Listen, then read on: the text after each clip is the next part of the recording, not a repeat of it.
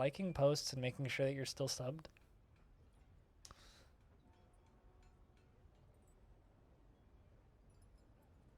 I suppose so.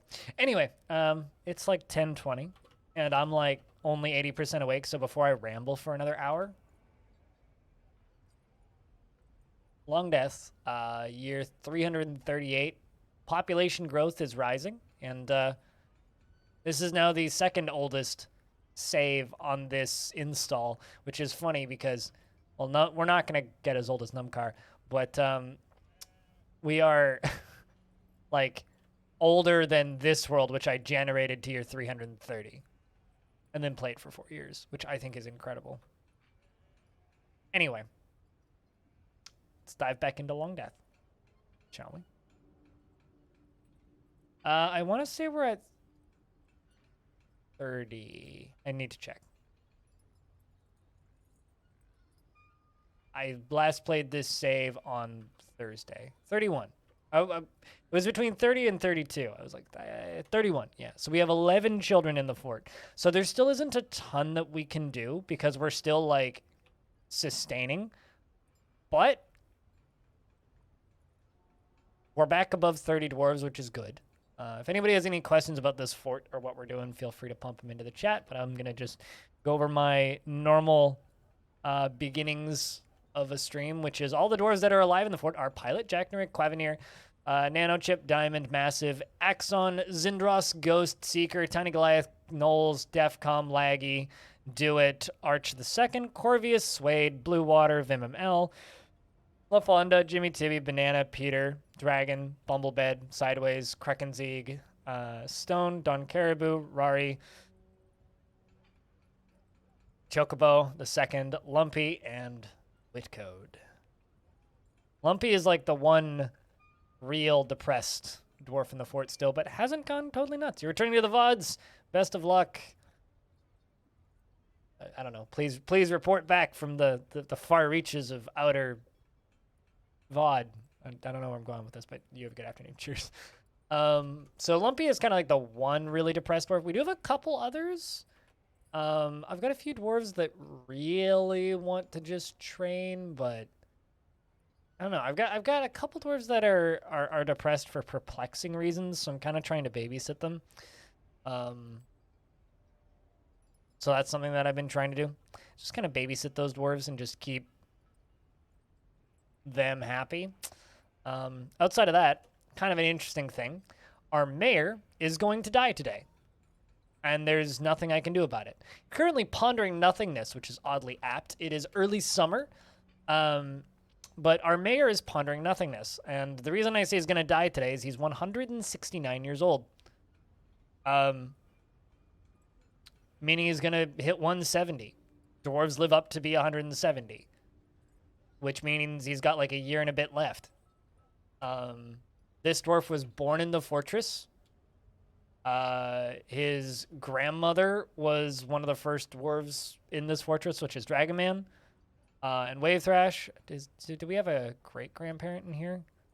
Let's see. There was Hot Cup of Tea, who was another child who was born in the fortress, and Sui, are the marital grandparents.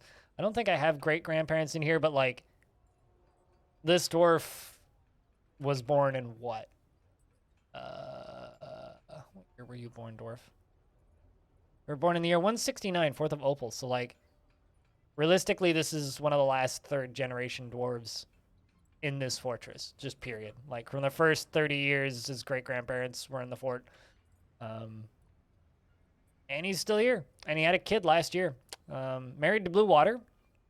And has 12 children with Blue Water, so maybe we can get one more child, but till then,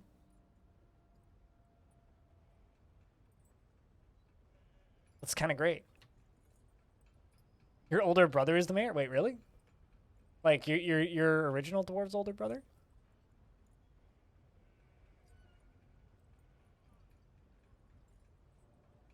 Oh yeah, there you go. The original Aquafunkalistic Booty Wap's younger sister. Yeah, who's been dead for a while. You made it to 125 years old. You were born in the year 213. Daughter of Apostle and Sparkly. Yeah, the Aqua the First. Yeah.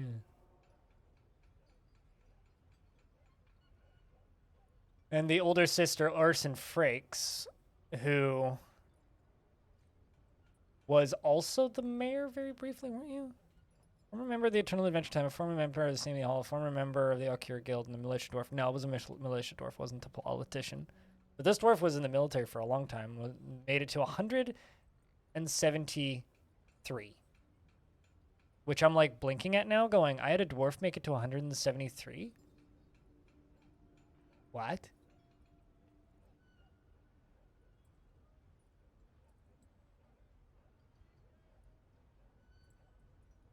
I had no idea. So maybe our mayor's not going to die today? Huh. Interesting. I remember when that dwarf died. They died of natural causes, old age.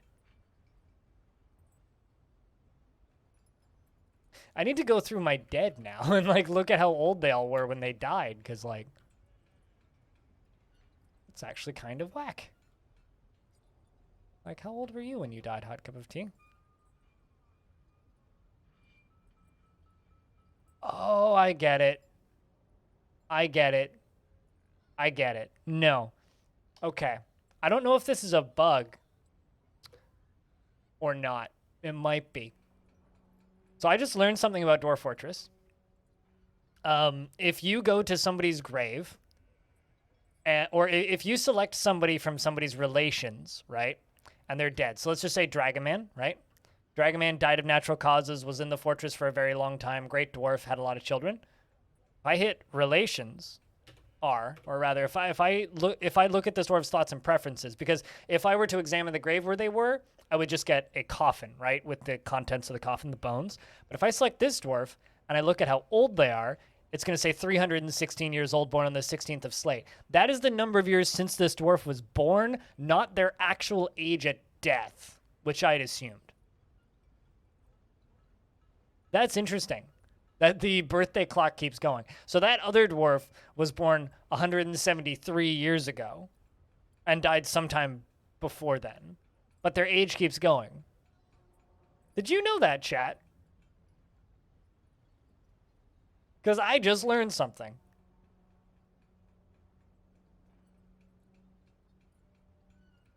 Anyway, the more you know about Dwarford. I wonder if that's intended or if that is a bug. Giant cave rat is fighting. That's fine.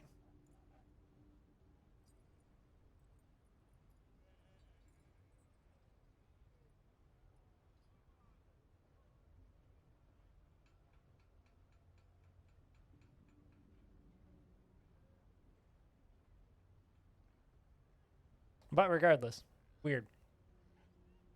It's actually like completely and totally and utterly impossible for that to happen, Kelly's. Because of how vampires work. Because they would be discovered the second they became a vampire if they became a vampire in this fortress. And because I don't get migrants, it's not possible for a migrant to actually migrate here. So the only way for me to actually get a vampire is for a dwarf to tantrum and punch a statue in a temple. It's the only way to do that. It's the only way for that to happen. I'm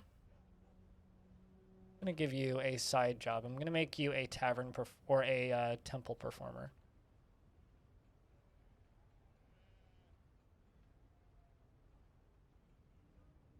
What's the name of this temple? A remarkable temple. I make you into it because this dwarf seems to want to be a performer. So I'm gonna let you go be a performer with wit code. And also because then it'll make you stand in the temple, which would probably be good for allowing you to wander.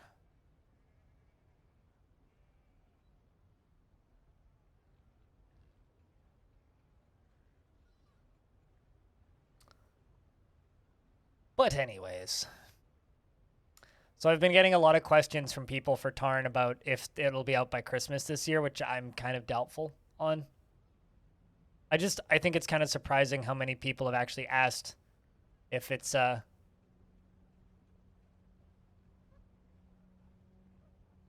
be out by Christmas.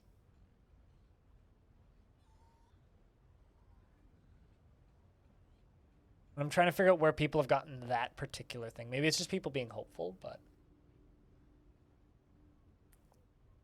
I personally see that as unlikely. I've heard through the grapevine, though, that supposedly right now Tarn is working on... there you go. Fondness after talking with a friend and enjoyment while performing. I've heard through the grapevine that right now Tarn is working on the wagon placement screen and embark screens. So like the 3 maps screen with the more and more zoomed in screens. I'm really curious as to what that screen ends up looking like. I'm kind of just hoping it's one big map that you can just zoom in on and select where to go, instead of having like the previous 3 map things with maybe filters over on the right side or something. I really hope that they completely redo that screen, but even if it stays similar, I don't really mind. Do you guys have any kind of hopes for that screen? Because that's one of the ones that I think kind of scares people off initially, actually. When they land in that screen, not Legends Viewer, no, like when you're embarking, you know? Because, like, he's not even working on Legends yet. He's working on, well, apparently he's done some work on Legends, but currently he's working on, oh, you mean like zoom in? I mean like any modern video game. I mean like a game that's been made in the last couple decades, you know? Humans have arrived to trade. Took you so many hours to figure out the embark screen. I think the embark screen was one of the easier ones for me because I just kind of ignored it. I would just, like, when I started, I would just go somewhere random. And then, like, eventually stared at some, like, YouTube videos and read the wiki a little closer. And at that point kind of figured out how, like, to figure out where aquifers were and shit like that, and what the different biomes meant, but I don't know. I kind of hope that they have, like, some sort of recommendations for where new players should start. It's like, new players should start in this biome, far away from this, but I also am not going to hold out hope on that.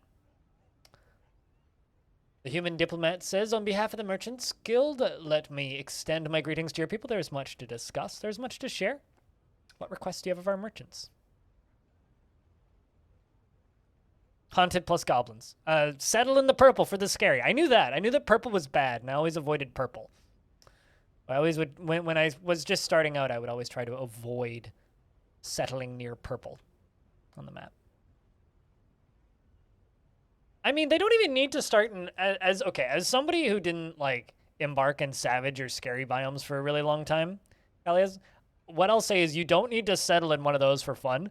One of the first embarks I had after not really playing the game for like 5 years was just a normal tropical forest, right? Just a plain-ass tropical forest, right? Settle, and there's like a pretty big river right next to us, a nice little waterfall. I spent some time finding one, and I felt pretty good about it. We had 7 dwarves. I unpaused the game. I just finished reading all their descriptions, and then a giant a giant alligator came out of the water, bit one of their legs and dragged him into the water and drowned one. And then a giant snapping turtle bit another one and dragged him into the water. The dwarves all kind of panicked and ran around. And then there was a dog that was bonded, because I brought a dog with, and it was automatically bonded to one of the dwarves who died, which was the expedition leader. And then the dog went berserk. And then 2 of the dwarves fought with the dog and killed the dog. And that made the other 3 dwarves, like, kill each other. So I had a dwarf on the ground bleeding and 4 bodies, like, 5 minutes into a fort. So, like, you don't need to start somewhere scary for that to happen. Like, that could just happen. But it was a very entertaining fort, even though it lasted for under 10 minutes. It was very entertaining, but I could see that being extremely frustrating to any, I guess, normal person trying to play the game. You love how the weather changes from tile to tile and biome and multi-biome embark? Yeah, no, absolutely. I mean, the snow melts on the right half of the map for this map Because we are in a multi-biome embark, if I go down here, this half, the snow melts later on this half than it does on this half. Because this half over here is like swamp, right? And then this half is alpine. So we're like right on the edge of like a mountain that's starting to go up. So this is like sand and just like rocks and like no trees grow here. And then over here is just like super lush jungle, which is kind of neat. I don't know. I've always liked Longdeath's embark.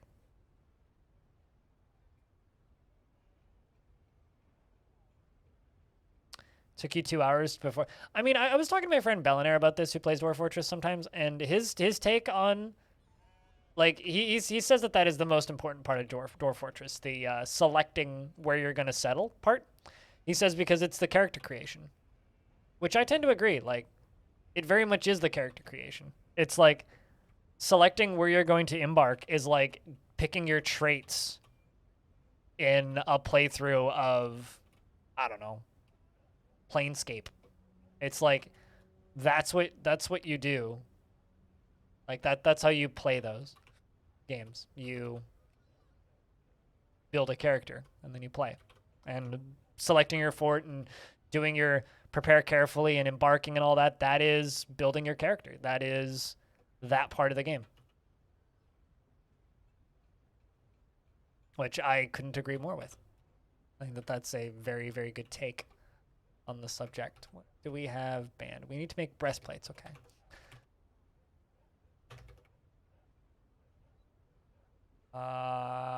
Toys, or maybe not toys. Let's do crafts. Don't need those extracts either.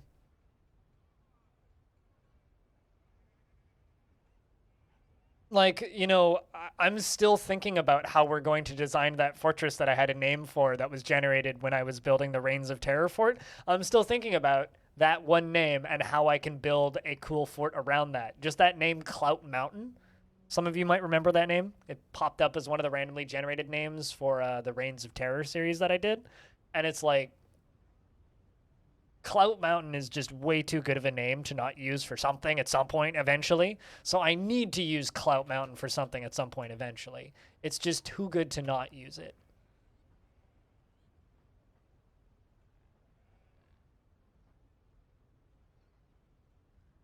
You know, and whenever I hear people say that, I just like facepalm and go, but you could have just made them booze.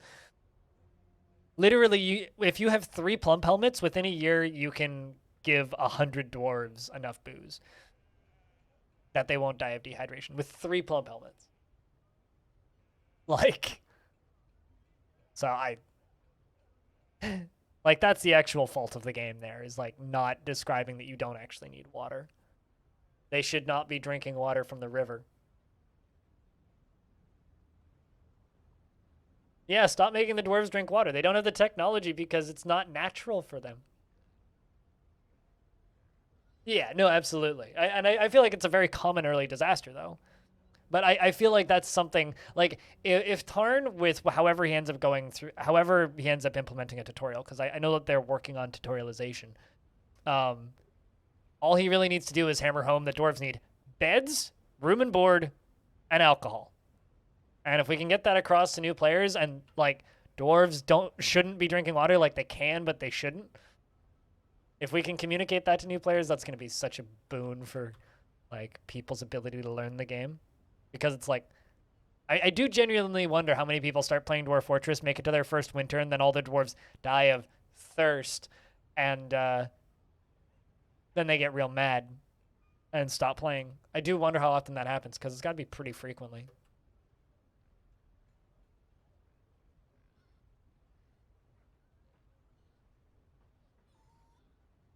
Only on the map, the item and trait part took you only 20 minutes. Oh, really? You had an idea of what you wanted to do from watching YouTube and being sure that that you had no idea how to optimize doors. I mean, definitely what you want to do is put all of your points into musical instruments and speech.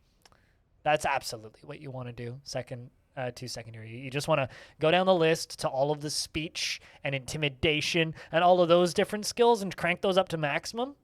Yes, absolutely. That's what you want. You'll start off with a bunch of frickin' scholars that don't want to do actual labor.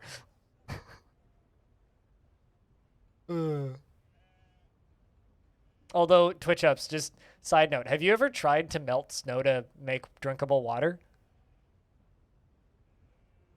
Like, genuine question, like in real life. Have you ever done that? Because I've done that. The amount of water you actually get from a shockingly large amount of snow is very small. Like, it's very minimal, the amount of water you get from that.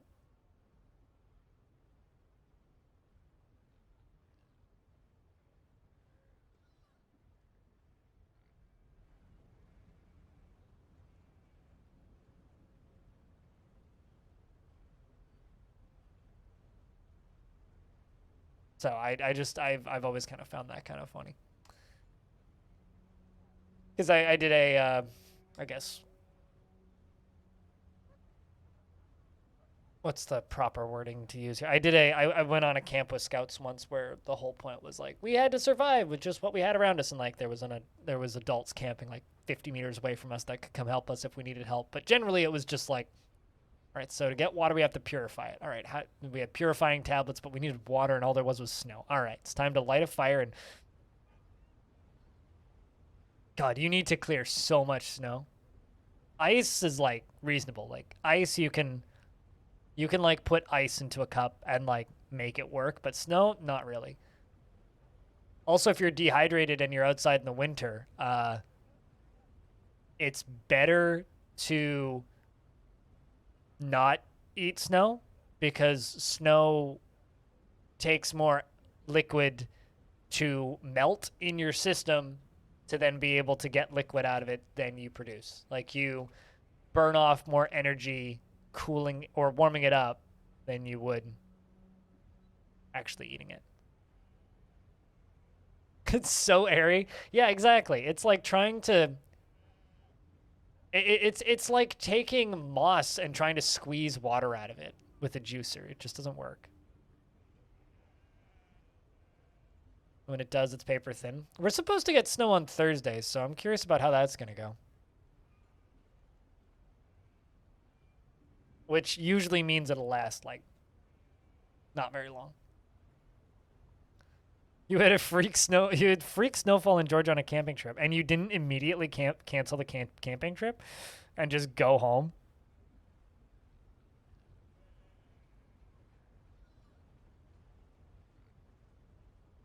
There was one year I went on a camping trip in Scouts, and it was just freakishly cold that day. Like, just ridiculously cold that day for, like, no reason. Like, way colder than it ever reasonably should have been for that time of year. Like, it was just fall, but it was, like, there was ice on the ground every morning and stuff. And nobody was, like, no one was even remotely close to being properly prepared for that amount of cold. And after like a day of it, it was supposed to be a 5-day trip. After about a day of it, we were just like, yeah, nope, fuck this shit. And we all just went home. So.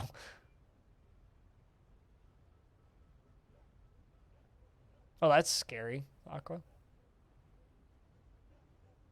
Also, it was supposed to snow yesterday. Let's see if that's changed. Yesterday, we also were having landslides, and multiple cities around here were in state of emergency because of weather. Although it's kind of funny because I wanted like up to date what the fuck was going on, and like weather apps are useful. Yeah, it's still supposed to snow on Thursday. We'll see. Weather apps are pretty useful, but they don't really give you kind of like what's actually going on in the world. It's just like, here's like the most distilled down information of what is happening currently, minus like the news. So I actually while I was cooking dinner last night, I was listening to News 1130, which is kind of like our local news and traffic radio here. It's just the AM radio station that you listen to when you need to know if there's a traffic jam in the greater Vancouver area and you're driving. But it's also like an all-right radio station to listen to just like figure out what's happening right now. So I was listening to that to try and like figure out what was going on with these like alarm notices that kept going off, and it's just like we've got more rain in the last like 3 days in the Greater Vancouver area than we normally get in like 3 months in this area. My where I am didn't actually get hit so bad. We were in like one of the better areas, but it's actually kind of shocking the amount of water that came down yesterday in this area.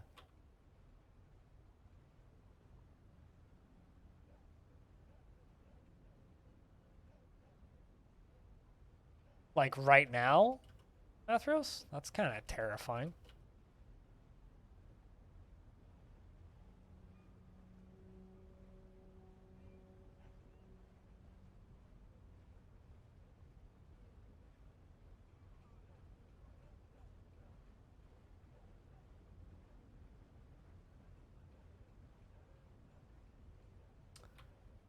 I am partial to artichoke hearts, so I'm gonna buy those. And cheese.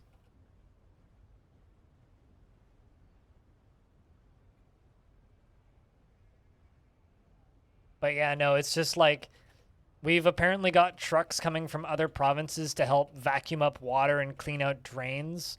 We've got we've had to block off roads. There was a whole chunk of highway around here that was closed at risk of landslide. Like, it's kind of crazy. And reading local news, they're just like, yeah, it's like with the way the climate's been going, this is kind of gonna be the normal. So I guess maybe Vancouver is gonna become the new Florida, and we're gonna have an actual storm season, because that's kind of what it's looking like it's gonna turn into.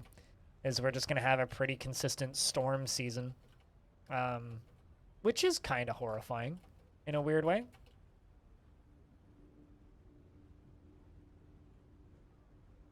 Like actually having a full-blown storm season.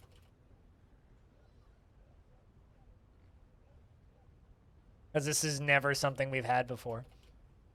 It's always just been like we've had 2 seasons. We've had like summer, which is like dryish and warmish and sometimes hot for a brief like week or two.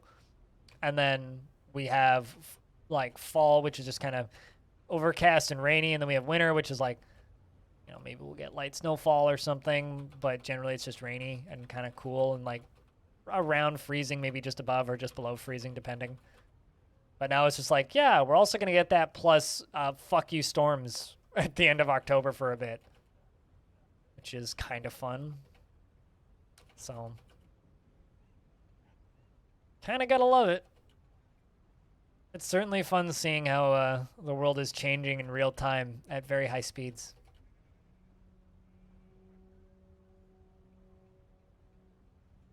I say fun in kind of a tongue-in-cheek way, I suppose. Hopefully nobody's been hurt, Athros.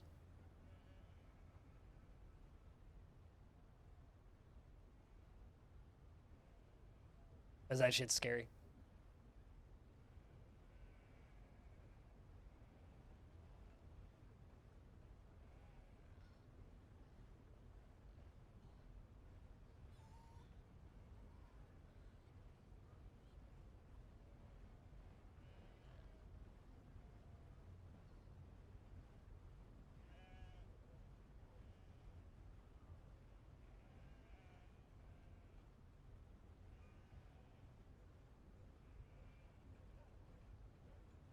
But fortunately, like most of the really scary areas were pretty far away from me. But it was like still kind of nerve-wracking enough that for me, at the very least, that it was worth it to not go outside for a bit. So I just kind of stayed inside and was like, I'm just gonna be safe. So they have a place to crash, really? Oh, like they're traveling up to stay with you, kind of deal. I mean, that's not a bad thing, I would say.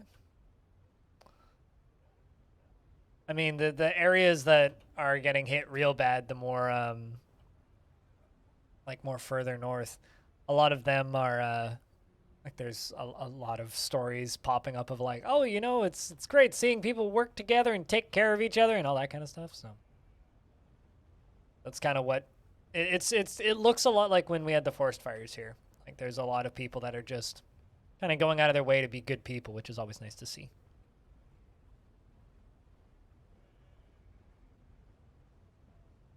You have a new appreciation for that scene in Bambi? I'll be honest, I never really think about Bambi.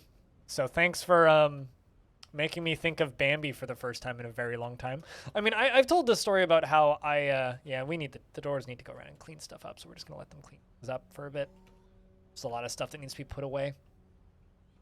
Like, I haven't thought about Bambi in a very long time, but when we have in this summer here, like when we have the forest when the forest fire smoke hits us, which is kind of just like an annual thing, at this point, the forest fire smoke is like, it's we become Silent Hill, like that's what it's like outside when the forest fires are at peak. It becomes Silent Hill, like because I on Friday is it Friday? No, Saturday. Saturday I went to the pub with Kevin, and we were talking about how like we have 3 seasons here. We used to have 2. We used to have like warm and rain, right? Those were the 2 seasons we used to have here. We had warm season where it was like warm to hot, and then rain where it was like rain and it could get a little cold sometimes. I mean, you can answer that question yourself one day if you want big words. And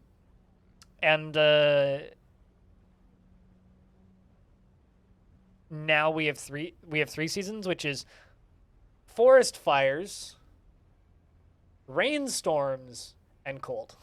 Summer's just been replaced with forest fires. But that's what it is. I really wish that there was a duck on screen right now so I could be sassy and be like, there's a duck right there, but there's no ducks on screen right now. How did you like your little tour through YouTube? Big words. You clearly missed the part of the show where I put the duck away, though. That's okay.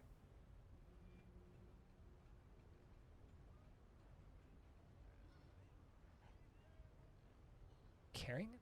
Doing up there, Dwarf? Get you a beverage. Thirsty. Going. Oh, I know where there's drinks. Where that merchant dropped all this stuff earlier. Well, if you missed the duck, you'll have to tune back in at 9 o'clock in the morning tomorrow, Pacific time. And there will be a duck on the record when somebody redeems it. We do that every day. Yeah. It's part of me waking up, drinking the first cup of coffee. I don't know if you noticed on the YouTube, but if you're interested in this game at all, on the 18th, I will have the programmer and creator of it on my channel, talking about things dwarfy, which is always fun. We do that like every 4 months. He pops in and we talk about dwarves, which is kind of crazy because I get to talk to a celebrity. It's funny, every now and again I have people try and convince me that I'm the one who's famous, and it's like, nah, not even close. Meditate on disease, good stuff. Maybe I'll make a discovery. I doubt it, though. The humans still here? Yep, they still here. One nice thing, though, about Longdeath is the frame rate got kind of bad for a little bit. Since then, it's gotten a lot better. How'd I land that gig? Do you want the sarcastic answer or the real answer? Because I got both.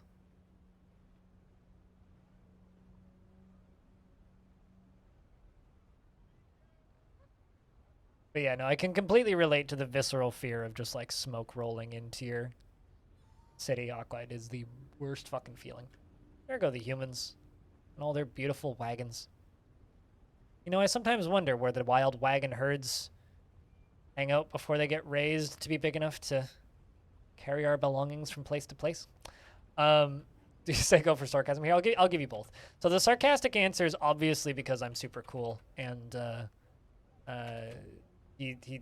creator of Dwarf Fortress is super kind, and there was sort of a need for it, and I was able to fill it. That's not really actually that sarcastic. The actual answer is I met him at PAX West. in 2019.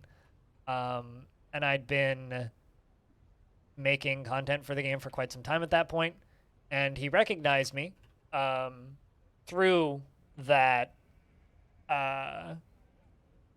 through the stuff that I'd made. So I'd tweeted at him a couple of times, and he'd like seen my name fly by. So when I gave my business card through streaming, he recognized me, and so I was like, we talked a little bit, and I asked him if that was something he'd be willing to do, and he said, yeah, sure, reach out to me in a couple months, because he was busy at the time.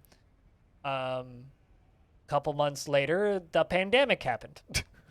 Around the time I was going to reach out to him, the pandemic happened, and I was locked inside and bored out of my mind, and so was everybody else. And then I ended up in the hospital, not related to the pandemic. And while I was in hospital, I was delirious on lack of sleep, and sent him an email at about 4 o'clock in the morning asking if he wanted to come onto my stream at some point, because I needed something to ask somebody to like give me some sort of hope for humanity and life and reason to continue existing, and inspiration while sitting in a hospital with 5 like people poking you with needles constantly. And he said, yeah, sure, just let me know when. So that's how I landed that gig. So I met him at PAX, and then I asked nicely.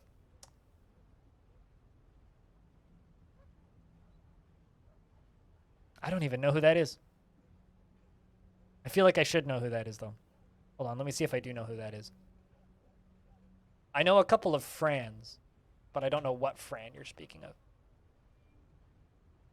Nope, not familiar with this person at all. Not at all.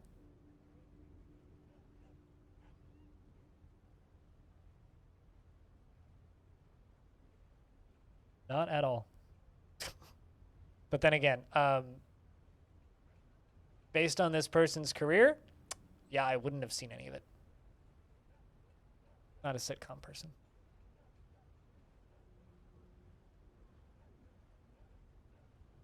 Yeah, I've never really watched like I've seen Seinfeld, but I've seen Seinfeld because it's on Netflix.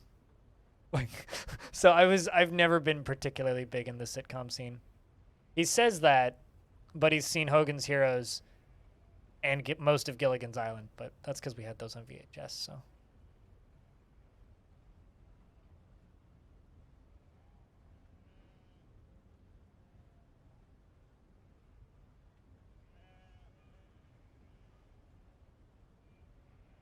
There's some pizza discourse going on one of the discords I'm in.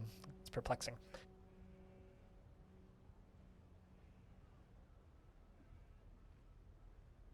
But yeah, no, I just play a lot of Dwarf Fortress and kind of got lucky, being totally honest with you. Pizza's good. I like pizza.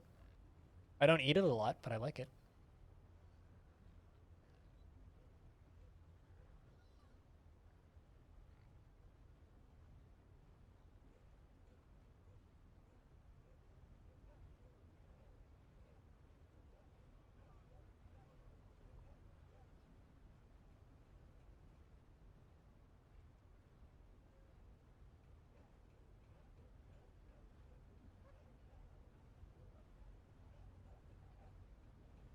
Ponder nothingness. That's so quaint. I have a feeling that this dwarf is going to die on the 1st of spring this year. It's just kind of neat. It's just like, you're going to die this year, and you're just sitting there pondering nothingness. Oddly enough, not that much stuff to put away. Kind of figured there'd be more. It's mostly just like caged animals. What do we have in our cages? Kangaroo, emu, buzzard, and a bunch of marmots. And just slaughter all of those. Train them first so we can get them out of cages. And also get better at training and taming. I'm in Canada, is my take on pineapple pizza. Althor. I have a more important question, though. What's your take on mayo, anchovies, and steamed corn pizza? Quite popular in Japan.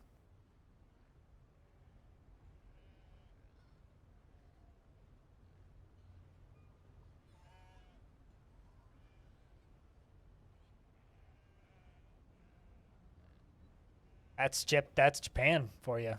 I'll say this. My actual take on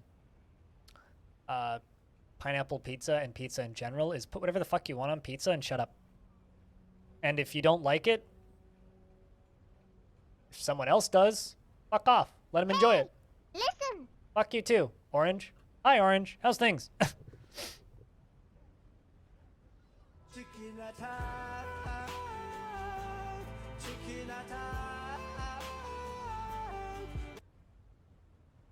I told you that literally if you make that your command, Orange, I will call you a cunt every time you tune into my stream from here then forward. But I would probably do that anyway. So anyways, what's up, Orange? How's things? Rari is basking in the sunlight of #1 spot because you weren't here earlier. Or so was the approximation of that quote. Slaughtering a bunch of trained animals. Let's just get all these slaughtered. Kind of little blue ball of bullshit. You know, honestly, the one time I played that game, I played it in an emulator with a mod that muted her. So the only like real recollection I have of that sound is the one time I watched my cousin play it on actual hardware. So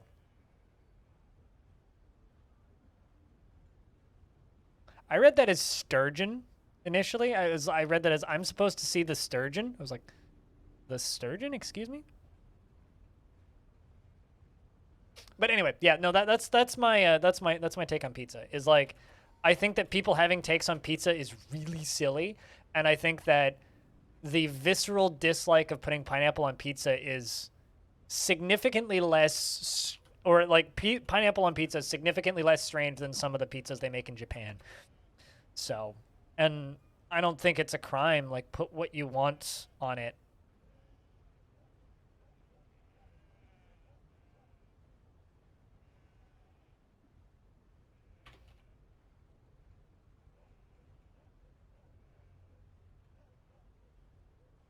You like omelets with whatever? You know, I have people telling I've had people tell me that the fact that I like avocado on sandwiches is a food crime. To which point I just look at them like,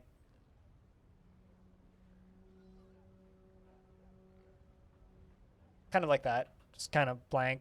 Just don't, my brain don't compute. It's like when people tell me that like squashes look disgusting. I'm like, all right, more butternut squash for me, I suppose. Less for you. Well, I mean, there kind of is, but there kind of is in specific instances, right, Calthor? It's like, if you want to make a pizza and call it Chicago style pizza, then there's rules on how the pizza has to be made, right? If you're going to make pizza and you're going to call it Italian style pizza, then there's some rules on how it needs to be made, because in order to make it in a proper like Sicilian or Italian style, you have to do it in specific ways. If you want to make a pizza and you call it something like, if you're making a pizza and you call it Chicago style pizza, and then you make a thin crust pizza, that's not a Chicago style pizza, that's a thin crust pizza. That's something different, right? So yeah, there are certain rules with if you're going to market it as something, but outside of that, yeah, no, you're right. There is absolutely no rules as to what the fuck you can put on a pizza. Like, one of the best pizzas I've ever had in my life was pesto, goat cheese, oregano and spinach, and a little bit of feta, sprinkled Parmesan, and fried eggs on each slice. So there was a fried egg on each slice. So you got like 3 eggs out of it. And it was a breakfast pizza. And it was kind of incredible. It was kind of incredible. It was very, very, very, very, very, very good.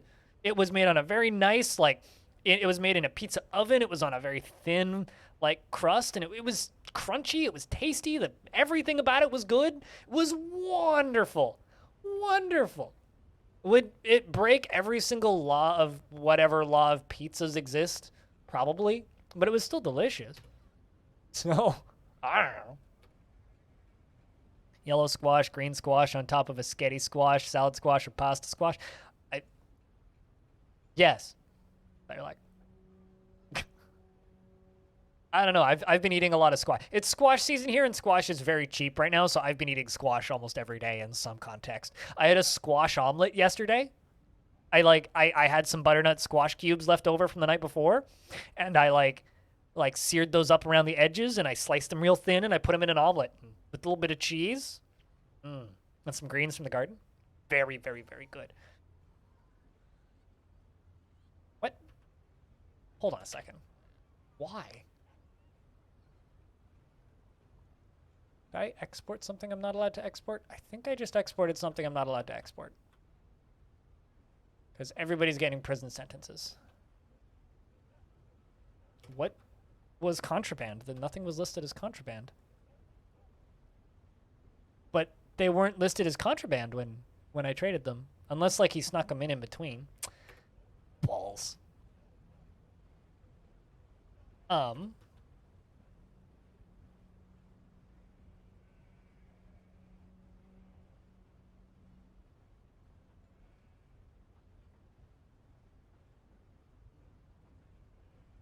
How strong are you?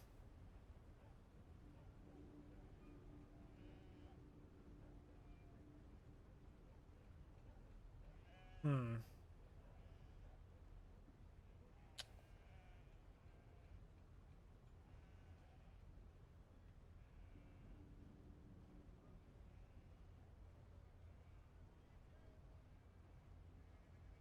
Mm-hmm. Totally Twitch ups that too.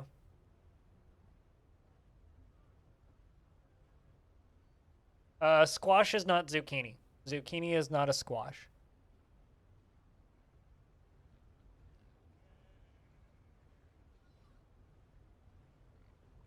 I mean, here, I'll show you some pictures of squashes that I was cooking recently. I'm trying to figure out what to do about this catastrophe, so I will sort that out later. But no, these are two roasted squashes that I made or a roasted squash cut in half that I made the other day. It's like a pumpkin, sort of. It's in that food family. Like these are acorn squashes. Butternut squashes are like long. I don't have any pictures of butternut squashes. I guess I can Google one. Butternut squashes look like this. This is a butternut squash. Like you can't eat the outside peel. It's not edible. You cut it in half and you roast it or you cube them like this. No, they're not a zucchini. They're in the gourd family. They're a fruit. They're like a pumpkin-like substance. And as far as I can tell, they do not eat them in Europe at all for some reason. Call them a peanut pumpkin? Yeah, that's a butternut squash. It's a squash. It's not a pumpkin. Squashes taste way better than pumpkin too. But they take way too much land mass to grow, so they're impractical in tiny European countries. They make no logical sense for you guys to grow them because you only get a small amount of food from them once a year. Here, like we have the land volume where it's logical where we can farm them because we have so much land, but in small countries it makes no sense. It just kind of doesn't make any logical sense. So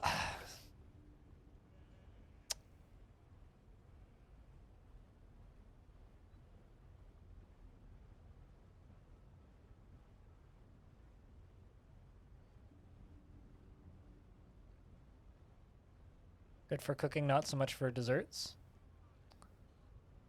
What, squash? I mean, you can make a dessert squash. I guess like my perplexation when it comes to whenever Europeans talk about squash is they always seem to think it's for this thing or this thing. It's like, well, pumpkins aren't good for desserts unless you're talking pumpkin pie. There's dozens, if not thousands, of uses for pumpkins in food, and only one of them is a dessert. But like, yes, there are sweeter pumpkins, and you could take like a butternut squash and put brown sugar in it and eat it kind of like a sweet meal. But like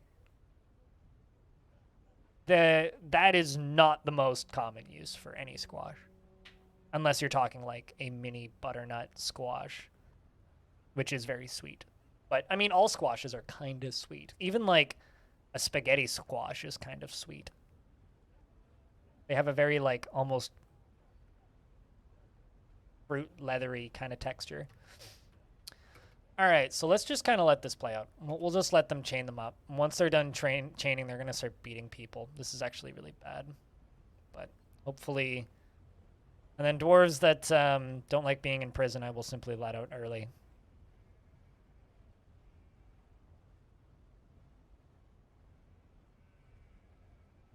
But yeah, when it comes to food culture stuffs, I will be honest, squash is like where I don't understand Europe at all. Like, I do not understand the way Europe operates when it comes to like different squashes, because it's the part of Europe that I don't get at all. Guilty after being confined. Guilty after being confined.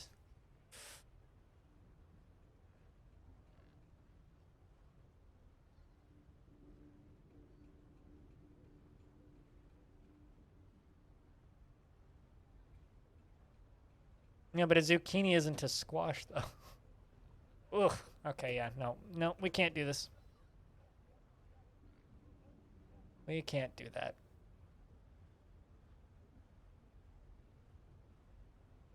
We're just gonna let them all have brief beatings.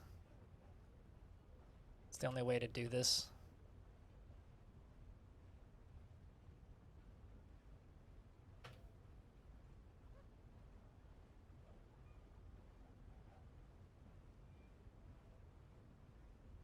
I mean, isn't most language full of loan words? Last I checked, Schadenfreude isn't an English word. So many languages use Schadenfreude now, it's not even funny. It turns out Germany has just better words for certain things.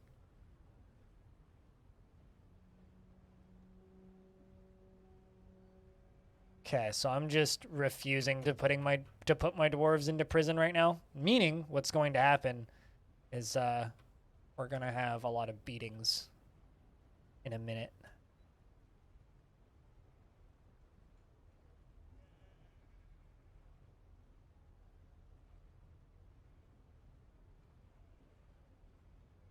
It's happening to French pretty heavily right now because they're refusing to add words to their dictionary, which I think is funny. What, English has crazy long words too? Wait, what do you mean? I'm not saying Schadenfreude is a crazy long word. That's not why I'm saying Schadenfreude's interesting. Schadenfreude is like getting entertainment from somebody else's suffering. But we don't really have a word for that in English. Okay, but like, where does the crazy long words part come in? That's the part that I don't really understand. Or the part that I don't get, I suppose. All right, I need somebody. It's very unlikely that you'll kill anybody, but possible.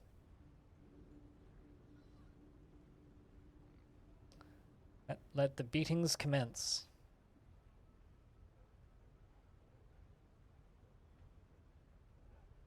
I'm gonna let this dwarf beat 1, and if this goes wrong... Okay. How many injuries did you get, Defcom? Bruising and a broken toe. I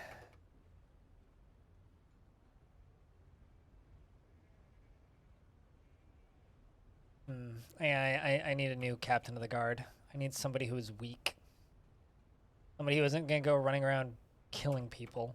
I need someone who is incredibly weak. What code? How weak are you? Unbelievably strong and basically unbreakable. Well, definitely not you. Zindros, how about you? 21 years old. Indefatigable. Rarely sick and tough. Not good. How about Axon? Quick to heal and very slow to tire, but quite clumsy.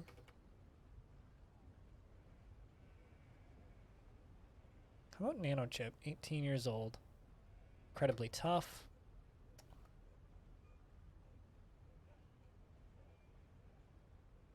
I mean, I could also make it one of the merchants temporarily.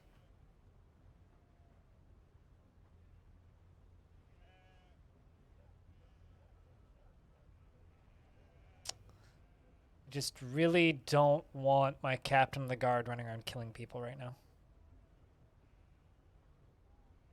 I need somebody who is, air quotes, incredibly weak. That'll probably do it. Flimsy, very quick to tire, and very slow to heal. My chicken's doing a thing again. Is it? Your chicken's doing a thing again? That's weird. Hey, cutest. How are you?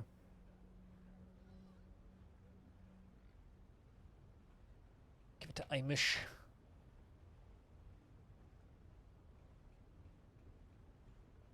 Imish.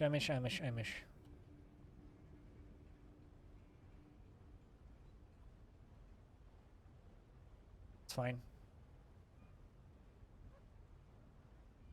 So Massive's gonna go beat another criminal.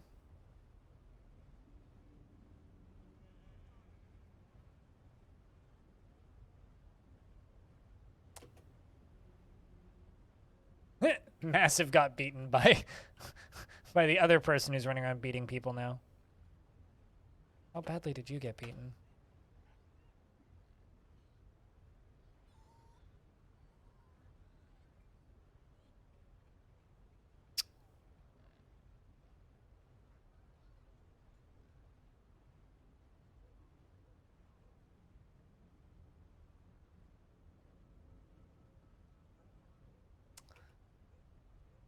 Beating criminals on repeat. Okay, cool. I'm seeing people recovering wounded. You want to go to bed, but you got things to do? Well, yeah, like watching my stream. Okay, it's not so bad. These beatings will go way quicker and be way easier to deal with.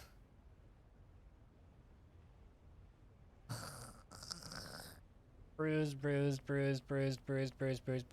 long as it's just bruising, we're okay. Bruising is fine. It's when there's blood coming out that's a problem.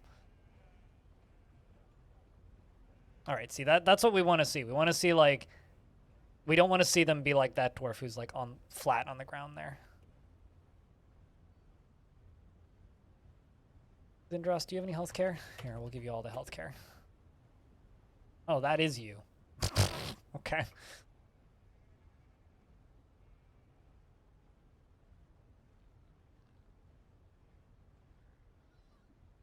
Has anybody died? Not yet. So far, so good.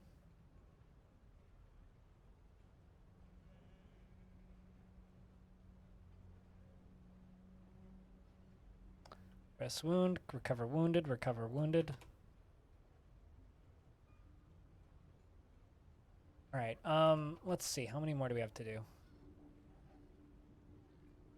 Basically everybody still. Great.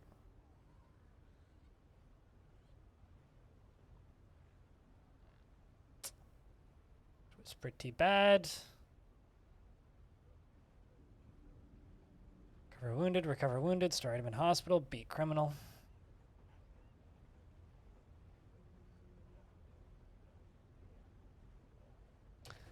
I'm gonna give all the healthcare jobs to a bunch of my merchants so that we have assistance. A lot of these people are fully unemployed.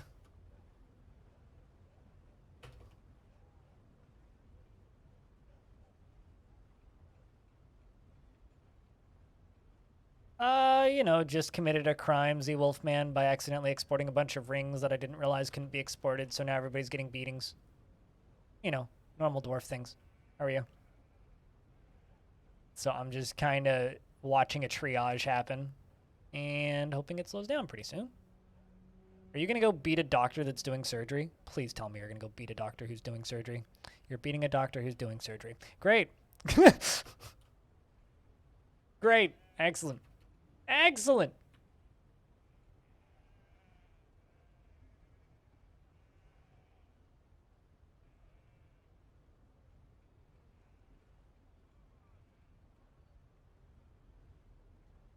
No, not against elves. We exported rings.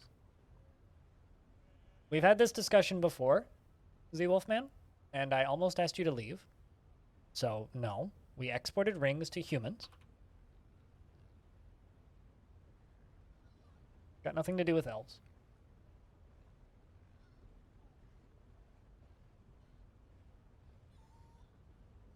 You haven't been around in a while. You got used to your new work enough that you can... Oh, that's good. Well, I hope that the new work has been good. Good to see you briefly, Robotic Ronald. You know, Z Wolfman, are we going to be friends, or am I going to ban you? I'm going to ask you real nicely right now. Because I'd love to be your friend. You seem cool. But I don't know if we can ever actually get along. I'll be honest with you. Like, I just... It's the...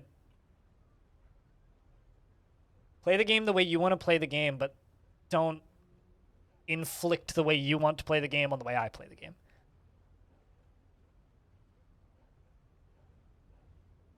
Because, like, if you come in and it's just like, g'day, and then immediately, like, restarting topics that I asked you to just stop it last time we spoke, means you don't really have much tact. Also, what Stone said.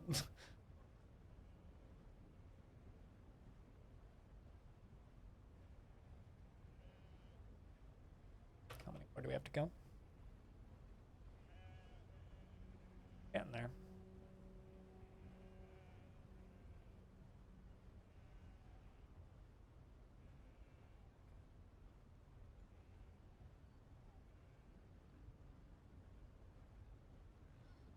If you want to be weirdly fetishistic about hating elves, then by all means do that, but do that far away from me.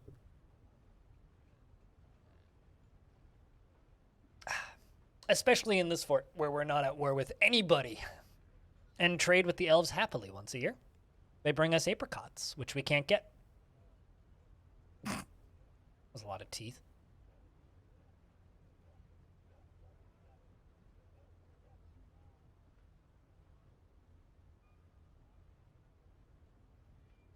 Well, in this case, unicorns.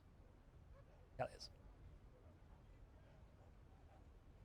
I mean, you can help it, and you will help it, or you won't speak in my chat anymore, Z Wolfman. All right?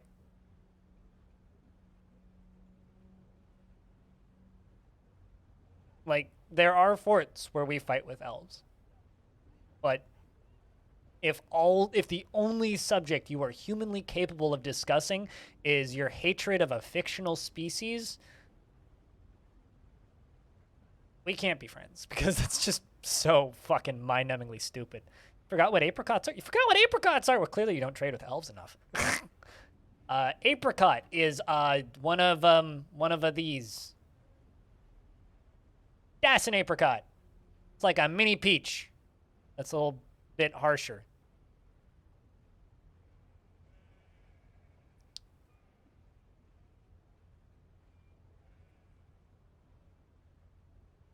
The fruits used to make Pokeballs? I think you just made me reconsider all of Pokemon. Ligma? Any construction projects? Yeah, reconstructing my fortress's population. I do have some long-term projects. I'm working on a obsidian printer, but I need to have about 35 dwarves before I can do that, so we need 4 more. Although me not paying attention, committing crimes against my own dwarven population accidentally is not really helping the process. It's giving everybody beatings. That's all it's really doing.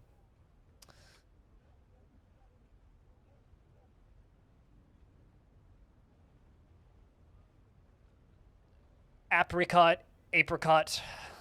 I know Canadians who say, here's the thing, Stone, don't assume that all Canadians speak the way I do, because I know Canadians who say apricot instead of apricot or apricot. Realize that my tiny portion of Canada probably speaks differently than the rest of Canada. And also, I am in the grand scheme of things, relatively recent family in this country because we only immigrated like in the last 80 to 100 years. So there are also some Canadians who have been here for like 200 plus years who speak differently. So, like, I am not a example pool of all Canadians, I guess.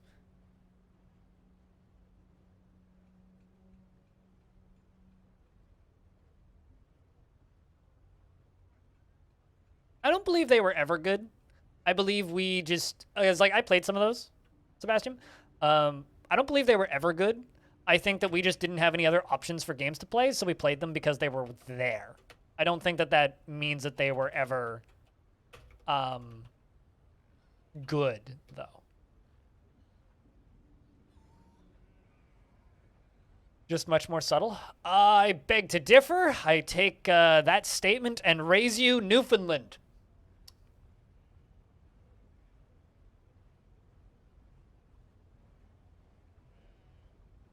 And your tiny portion of Canada is full of themselves, which is why everybody else dislikes your tiny portion of Canada.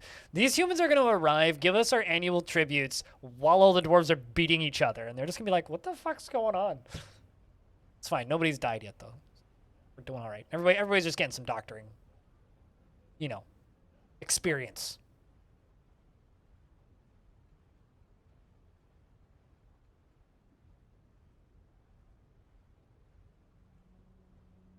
That is true.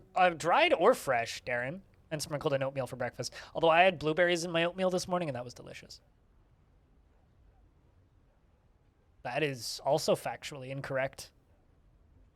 As a human who is watching Dwarven traditions, I know exactly what's going on, and it is just as stupid and folly as most human traditions, frankly. How's the population? 31. So we have 4 more to go before we can kind of get back to things. But the annual tributes have arrived.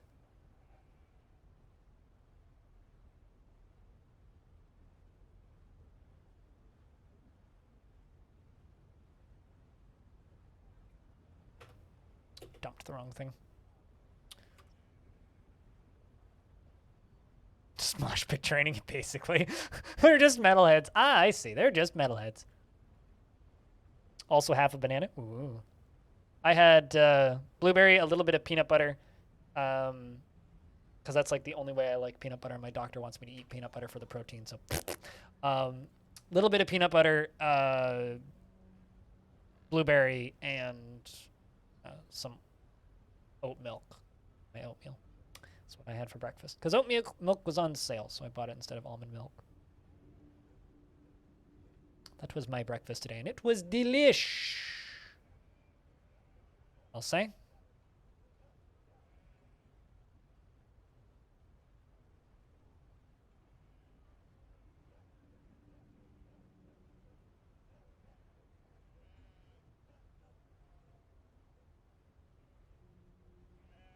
I mean, fair enough. I'm talking mechanically.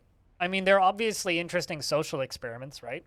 Like, the second you have multiple people, like I played a few of those browser-based city builders that weren't pay to win. Mechanically, they are boring as shit, which is why I didn't play them for very long. Is because mechanically they were not particularly interesting games, and I want to play games that are interesting mechanically. I never found those games to be particularly interesting mechanically, so I will concur with your statement that as social experiments, some of them were probably interesting, but as video games to play, they were just inferior content-wise versions of, like, you know, older PC games in a lot of cases where there was significantly better options around and available to play. It's just they were free. Right? So I completely disagree with you mechanically, but you're probably onto something with the, you know, when game has interesting community, obviously interesting things end up happening in it eventually, but you need a game with interesting communities first. So if there's an interesting community for a game, it doesn't matter how bad the game is, the community will still be interesting. And there actually are several games out there like that right now where you can go play those games that are not, like, pay to win particularly, that are pretty well designed, that are more interesting mechanically than some of those older games were.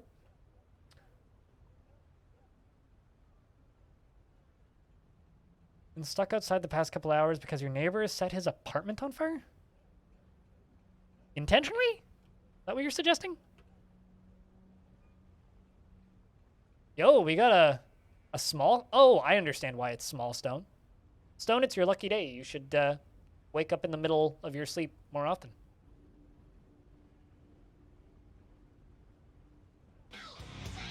Oh, that's kind of awesome, Stone.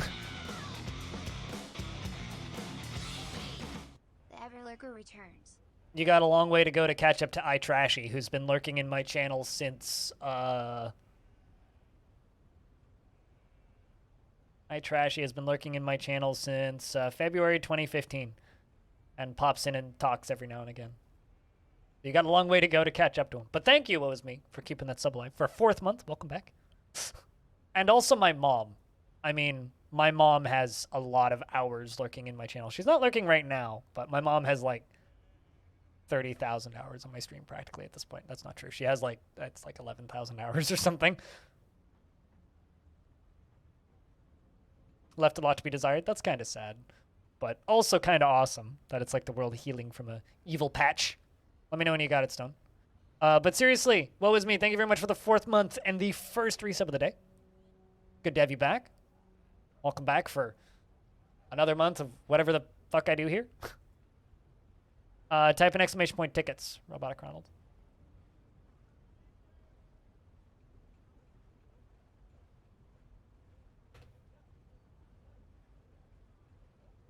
I mean, for reference, I have 13,531 because that's me sitting in my chat while the stream's live every day. So that is about the most you could possibly have.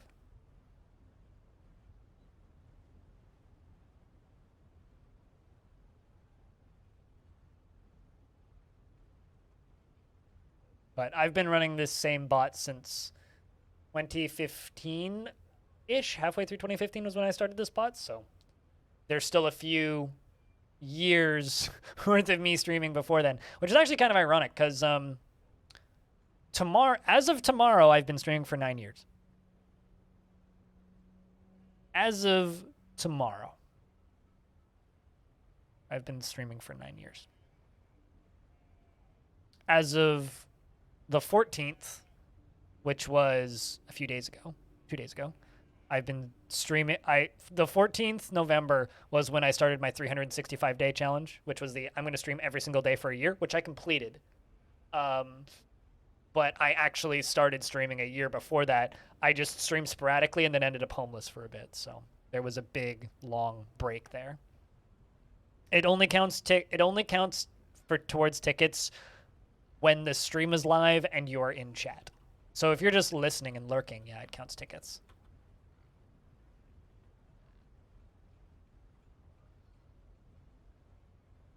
There's a few more beatings that need to go through. I think it's like Imush. Yeah, Imush needs a beating. But I should be able to swap it back over to Massive, which is the correct captain of the guard. Get it back to Massive. He'll go beat the last Dwarf, and then it's just a matter of them doctoring each other back to health.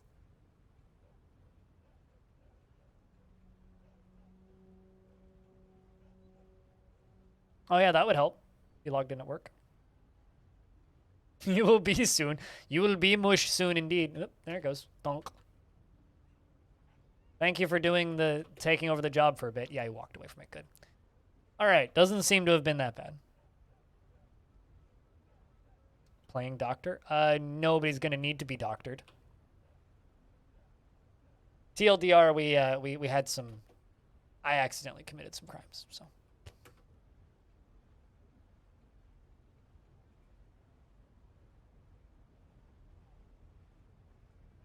I don't know if I agree with that. It is, however, good for dwarves to train. But no, it's generally not good for dwarves to beat each other up. Wrestle, for sure. Participate in sport, absolutely. Cause each other mental strain and injury? No, that doesn't help anybody. It does, however, teach the doctors how to, be doctors.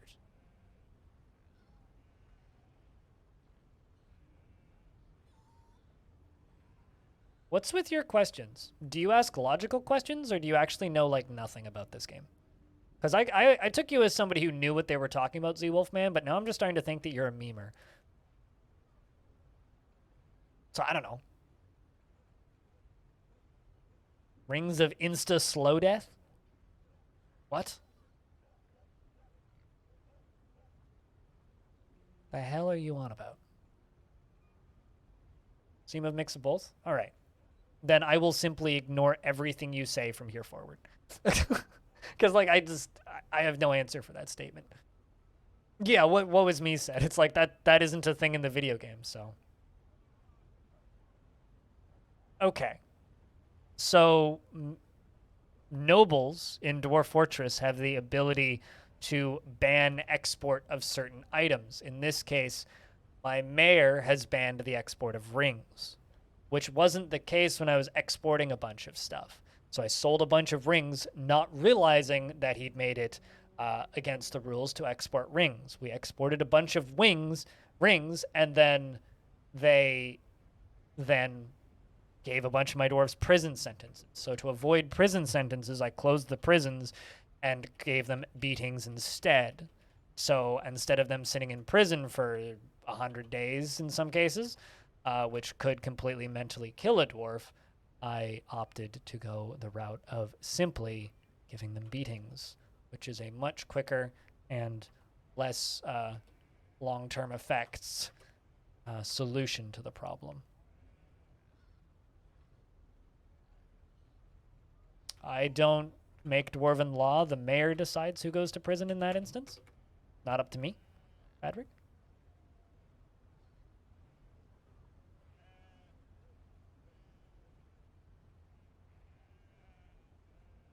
That's not how Dwarf Fortress works, Patrick.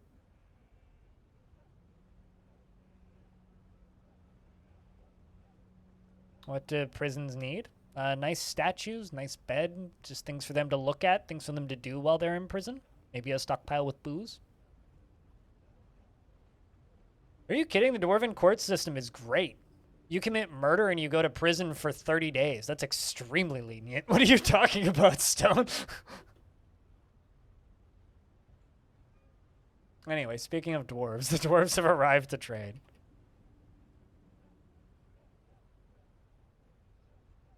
Yeah, that's also a really, really, really bad way to go about doing things because your dwarves need a mayor.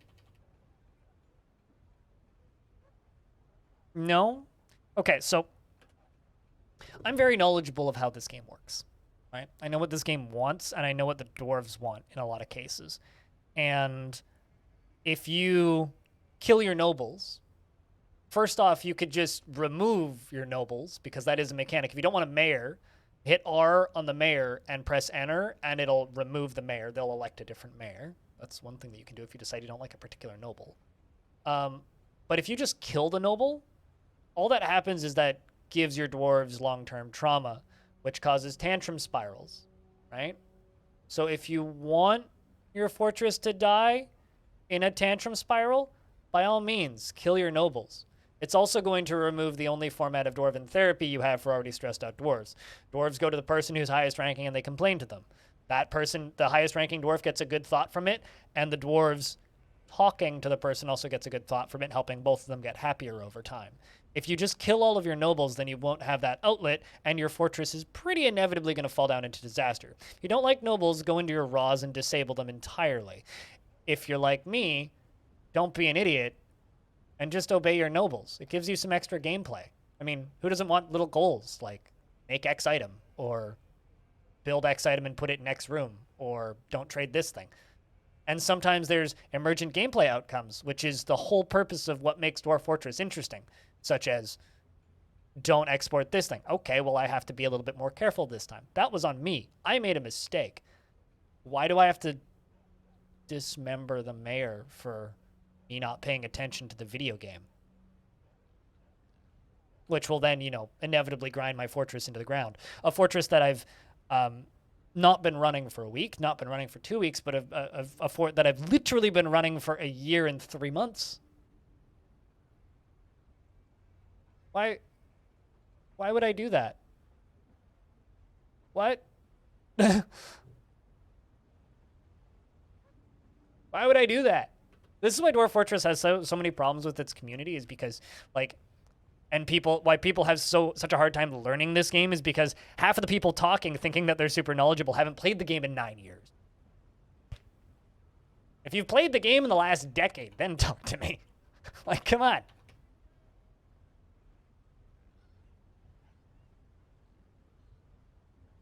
You've always been able to do that, Fadric.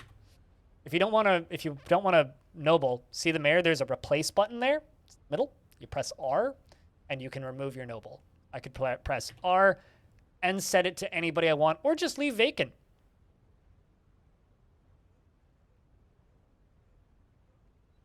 Like, literally, just one button, and I could just remove my mayor.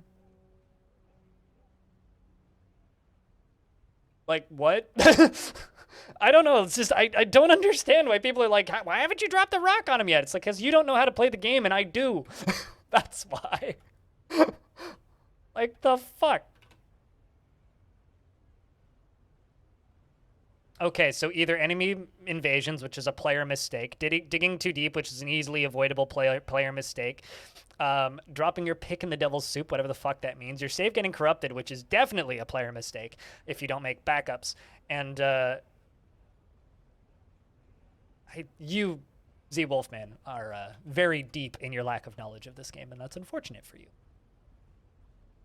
And like, there's a point with a lot of these things where it's just like, I can't do anything aside from just saying get good. Like, yeah, sure, individual dwarves die in weird ways all the time, but that doesn't kill a fort. As long as you know what you're doing, you can keep a fort going pretty much perpetually. Yeah, exactly. Well, what was me said? It's like, this game is only as difficult as you intentionally make it for yourself, and a lot of people, I guess, are working with odd difficulty buffs because they intentionally do silly things that you don't need to do. The hidden fun stuff. So demons underneath adamantine spires. Got it.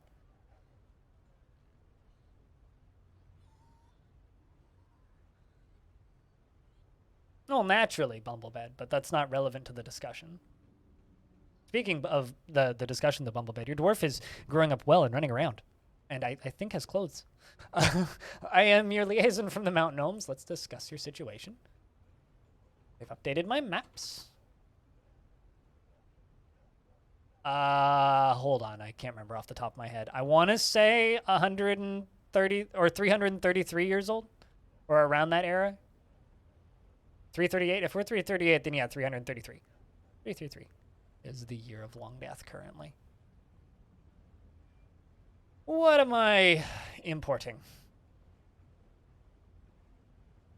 I kind of want to import Dwarven syrup. We never have Dwarven syrup, so let's try and import some Dwarven syrup. I don't have the stuff to make it. Or rather, I don't have the desire to make it, because it's tedious. These. You did, and that dwarf died of natural causes a long time ago. I think that's... well then, we have finalized the import agreement. Feel free to go over the documents. Was you a good dwarf? I'll be honest, it was a while ago. I seem to remember you were a minor and relatively unremarkable. Like, you didn't really cause any trouble. You were just kind of a dwarf. So I guess, yes, you were a good dwarf. No crazy stories or anything.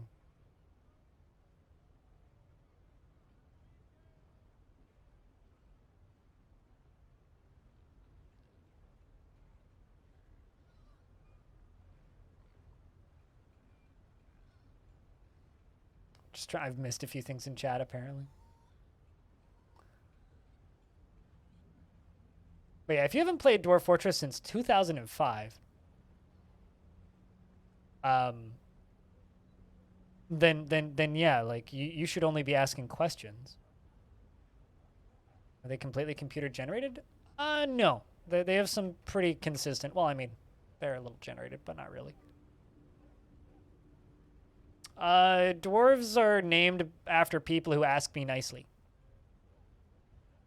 You are now, Fadric. You are now. That was more just a generalized statement after reading an old thing that you said 5 minutes ago.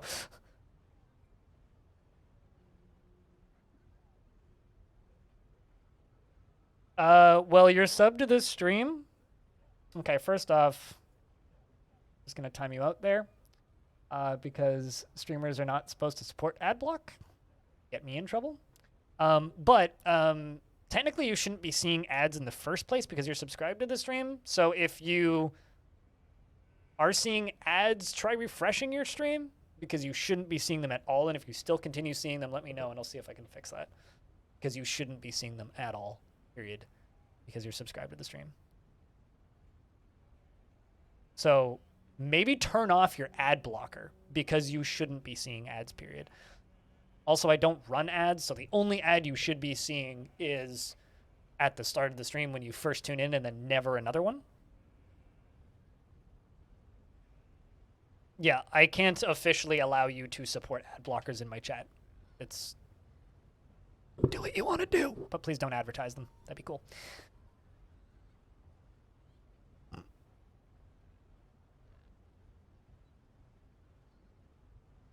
Where you can get an elf as a citizen, you'll get them. I don't think that that will ever happen. Like, I think that that's actually mechanically impossible for this fortress. Because you stop getting visitors at 3,000 dead, and we have 12,007 dead. I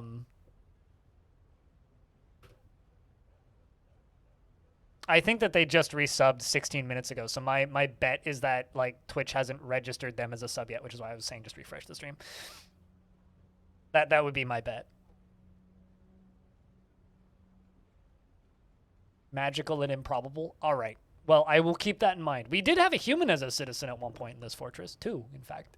Ages ago. I tried to get a line of humans going, but it wasn't meant to be. All right. What am I doing here? What am I trading to you guys? I wonder.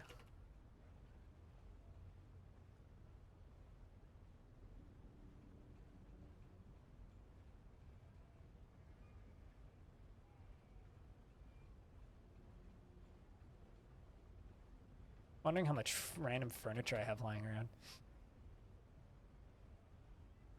that I don't need. Probably quite a bit.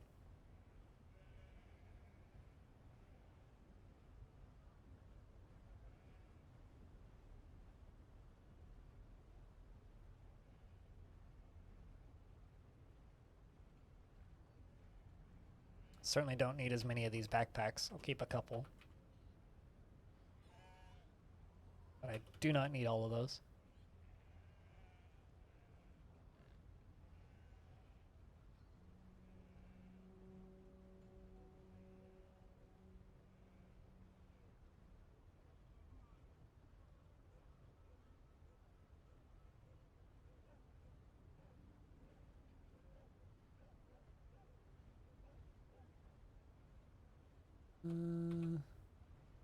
Yeah, I'll do.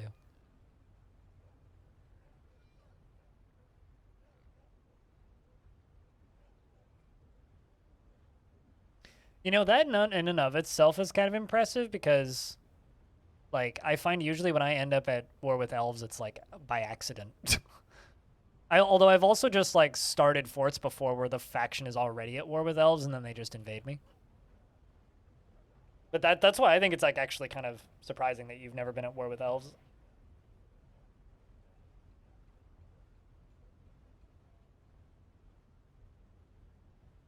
But yeah, building a fortress and telling a story is the way to get the most enjoyment out of Dwarf Fortress, in my opinion. Fighting with things is as interesting as the combat system is. Unless you're playing adventure mode, the combat system is not the most interesting part of Dwarf Fort. Which is going to be real fun explaining that to all of the people who pile onto the Steam version expecting RimWorld. It's going to be real interesting.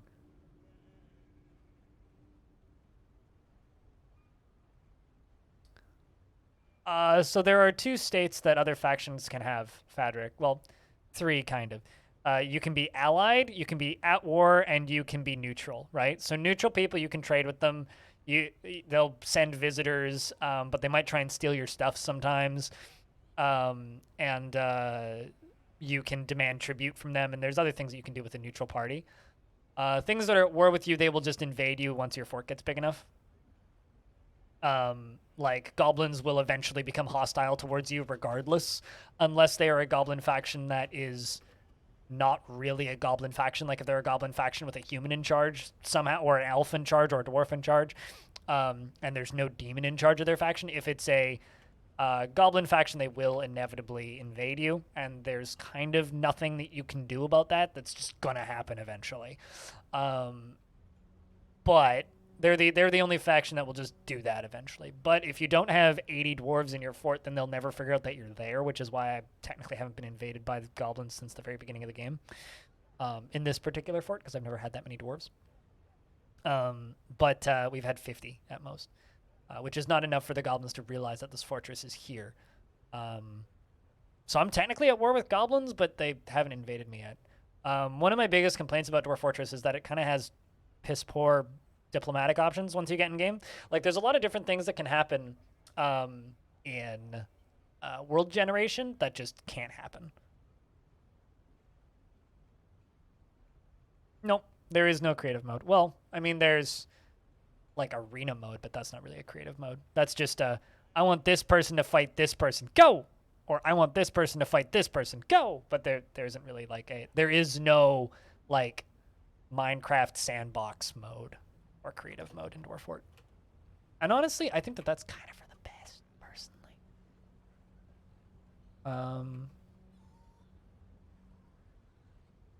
Unless you play Dwarf Fortress the way Cupo does, which is install DF hack, remove Dwarven stress, and then cheat in a bunch of materials and then build cool patterns. That's something that you can do. If you use DF hack, you can kind of cheat your way around the game's restrictions and just do whatever the fuck. Nope. You do not have the capacity to make peace and alliances, so once you're at war with somebody, you're at war with somebody until their faction is annihilated. But that is not the way the game is intended.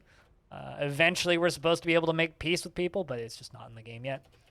That's something that, like, Tarn was talking about doing, and then the Steam version happened, which is, like, kind of funny, because, like, Dwarf Fortress updates realistically once a year, and then there will be a flurry of updates over a short period of time, and then it'll be, like, another year before another update, right? And there was a lot of things that were promised that were going to be done in 2019, and then the Steam version got announced, right?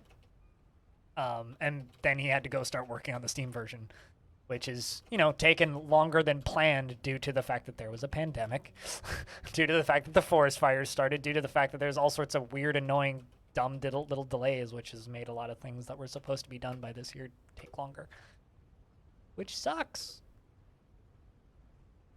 So I want the Steam version to be done, not because I want the Steam version to be done. I just want Tarn to go work on something interesting.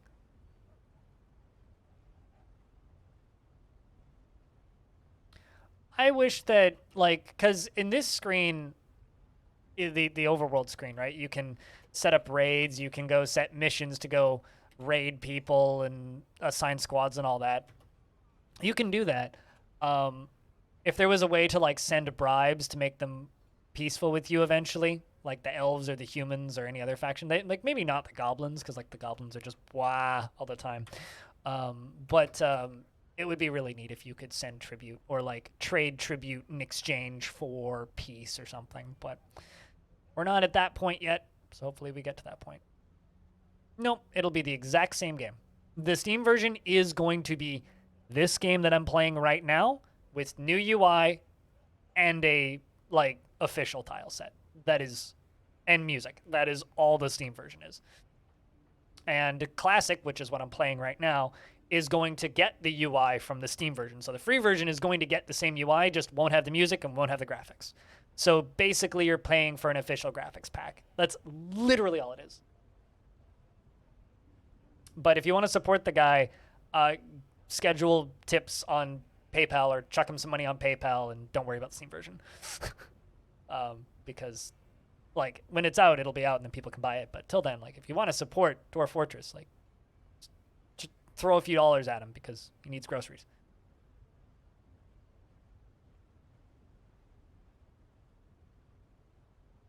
Chat, I'm just going to ask a genuine question. Are you guys as bothered by Z Wolfman as me?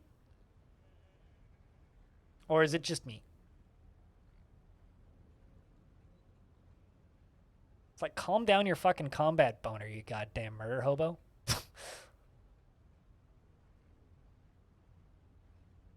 He does have a Patreon. I give him $5 a month on it. Sometimes it's 10. Right now it's 5 because money. But Patreon takes more of a cut than just sending somebody money directly on PayPal does. So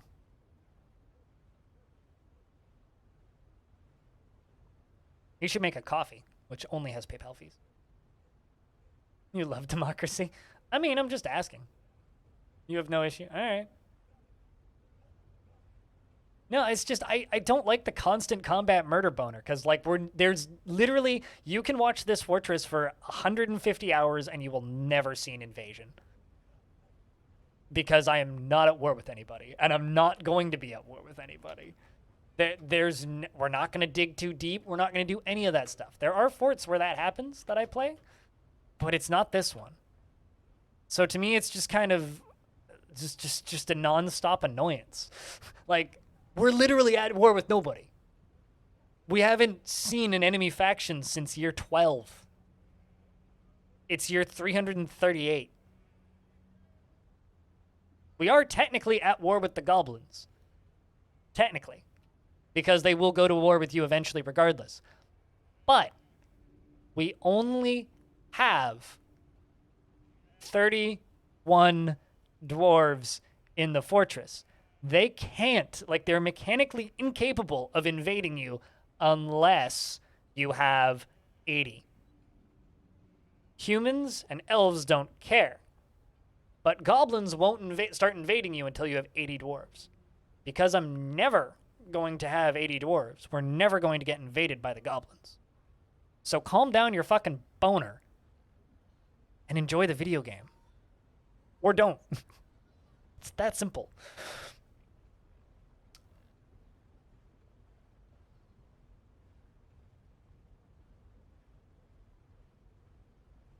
What Hot Cup of Tea said. This fortress is like your equivalent of a Dwarf Fortress soap opera. I do seasonal forts every other month or so, which usually last about 2 weeks, where we go to war with people, we fight people, we invade people, we take over things, we beat people up, and you can whip out your murder boner when we do that. But in this fort, it's just like, if the only subject you are capable of speaking with is war, go watch CNN and sod off, because that's what they're interested in. I'm interested in the family trees and the personal dynamics between dwarves. I'm interested in watching the mood system and the personality system and the visuals and the genetics of these dwarves. That's what I'm interested in. So if you want to hang around and take part in that, by all means. But sheesh, calm down. Calm down. There's no war. We might get to fight a forgotten beast and drop a rock on its head once every decade or so. That's about it. And I've done that a couple of times, actually. I've killed several forgotten beasts with boulders in this fort. And with spears. And we've got a child with a strange mood who claims a craft store shop. And enjoy your meeting, Balak Athros.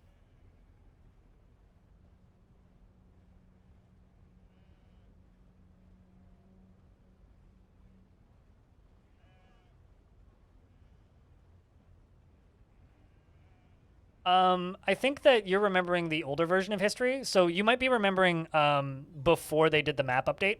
So before the map update, when you finish world generation, the world dies basically. When you finish world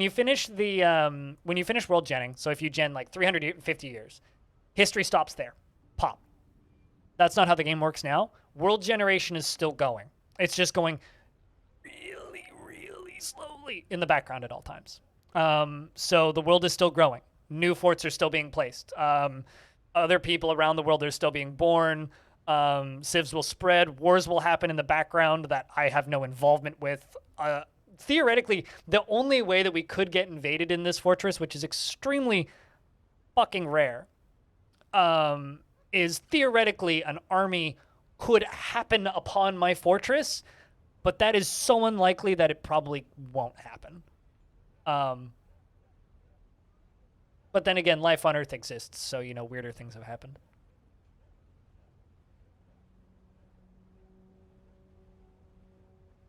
You found my stream, so yeah, weirder things have happened. But, yeah, essentially, like, the historic events do continue.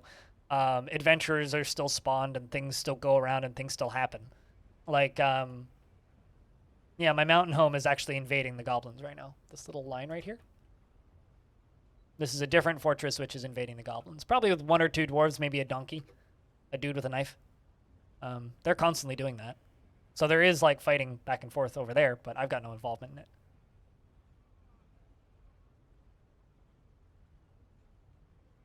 That's very unlikely because of how factions tend to naturally kill each other off. Usually what ends up happening, if you run World Gen long enough, usually what would end up happening is if one faction wins out and say like it's just humans or something, or it's just dwarves, or it's just goblins, then that faction could become impossibly overpopulated, theoretically, especially if it's a faction that doesn't naturally need food or drink, like goblins. You can keep asking questions. Like, I can talk about these kinds of questions all you want. It's just questions like, why haven't you killed your king yet, that I get annoyed by. Like, the only questions that, like, genuinely bother me are ones that are like, I'm going to regurgitate a meme and just ask the meme. Those are the questions that bother me, right? Like, have you made a danger room yet? Which is basically just regurgitating a meme, because that hasn't worked since, like, 2016. Or, like, when's the next cat explosion? Which is also something that never actually happened in, or not really, not the way people think it did. So you're welcome to ask questions. I mean, I can talk about random DF stuff all day. It's just don't regurgitate memes, I suppose, especially inaccurate ones, or regurgitate inaccurate information, which also happens a lot. It's like when there's a League of Legends streamer I watch pretty frequently, and somebody popped into his chat last night and asked a really dumb question from a very early season. And it's one of those questions where it's like, anybody who actively plays the game who knows about that situation from like 5, 6 years ago would know the answer to that question. And his response was literally just, stop reposting false information. Which is how I feel about a lot of Dwarf Fortress memes at this point. Just please stop reposting false information.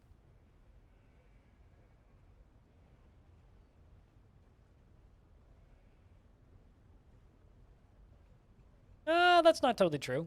Some do. But they also know that it's a meme, right? Like, I want people to learn how to play this game, and I want people to enjoy this game. And a lot of the things that people say are direct paths to not enjoying the game as much.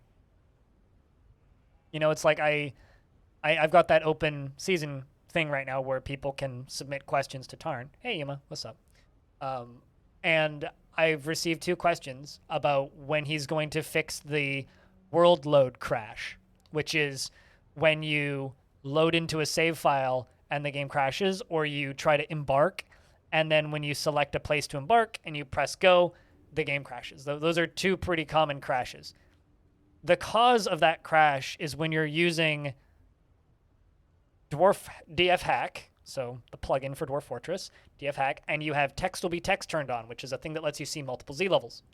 If you have text will be text turned on, it's like a 1 in 5 chance your game's going to crash when you try to load a save.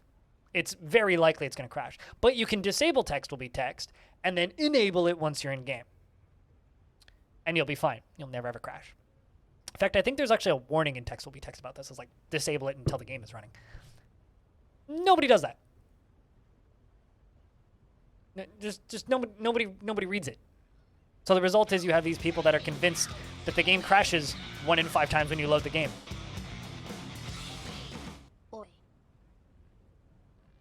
It's not true. Tygo, thank you very much for the 15 months. Welcome back.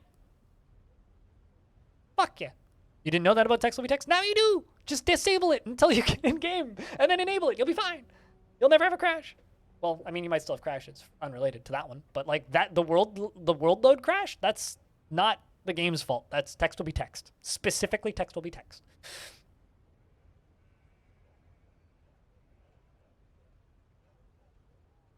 That I don't know. I don't know the exact commands for it. I did it once to test it, and that was like a 1.5 years ago, so I don't know the exact commands, but there's a command for it. It's like it's TWDP equal disable or equal enable or something. You'd have to look it up. I don't know it off by heart. No, I'm playing vanilla.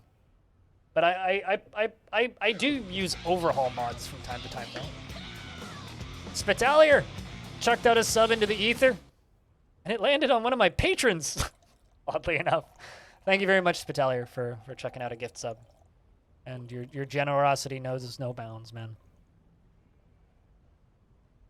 Patchwork, what up? It's good to see you. As I pour coffee. Because I always need more coffee. We know, Squirk. We know. And we accept you for who you are, the way you are.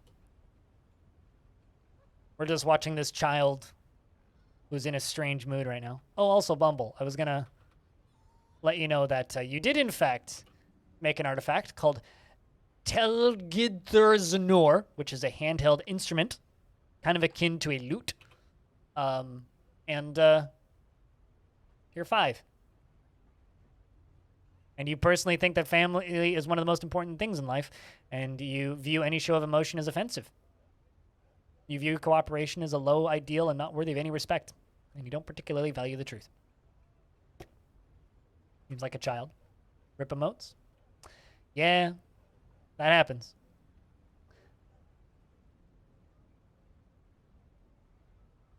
Yeah, you made a little a lute that I've actually seen dwarves playing. It's one of the more popular handheld instruments in the fort, which is neat. What sounds counterproductive? Orange.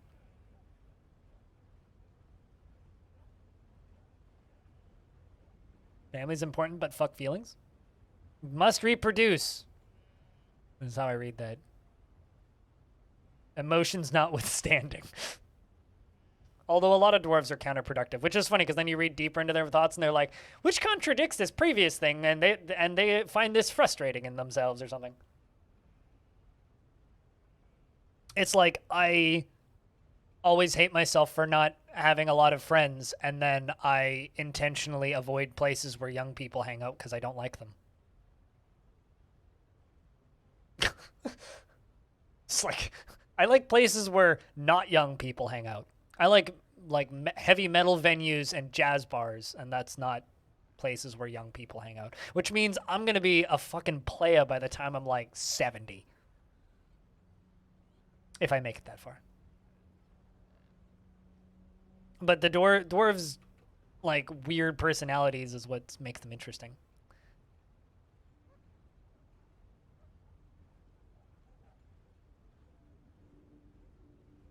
And that's why we're both single, Orange. Is nutrition a thing? You seem to remember that dwarves can just eat plump helmets all day. They do get bored, but there was a change made in the most recent patch to Dwarf Fortress where, because previously they didn't need specific nutrition, but they had favorite foods. And so they would want specific foods. So they could just subsist off of plump helmets and plump helmet wine for all eternity, but they would get bored of it. And so they would want variety. Now, but Tarn changed that in the most recent update. So now instead of them wanting variety, they want quality. So they don't really care what the ingredients are as long as it's prepared well.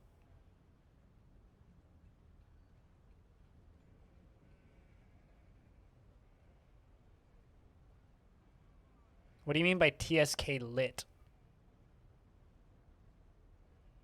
Oh, like there's a task there and it's infinitely canceling? Doesn't that happen if you don't have a bag for storage of instruments? Because I feel like I managed to fix that in this fort. Because, yeah, I've seen that happen. But I think you can fix that just by, like... Can't you? I thought you could. Anyway. I should have been encouraging resubs because there was a hype train that almost happened. Match. Ah, well. It is what it is. Thanks for the resub and the gift.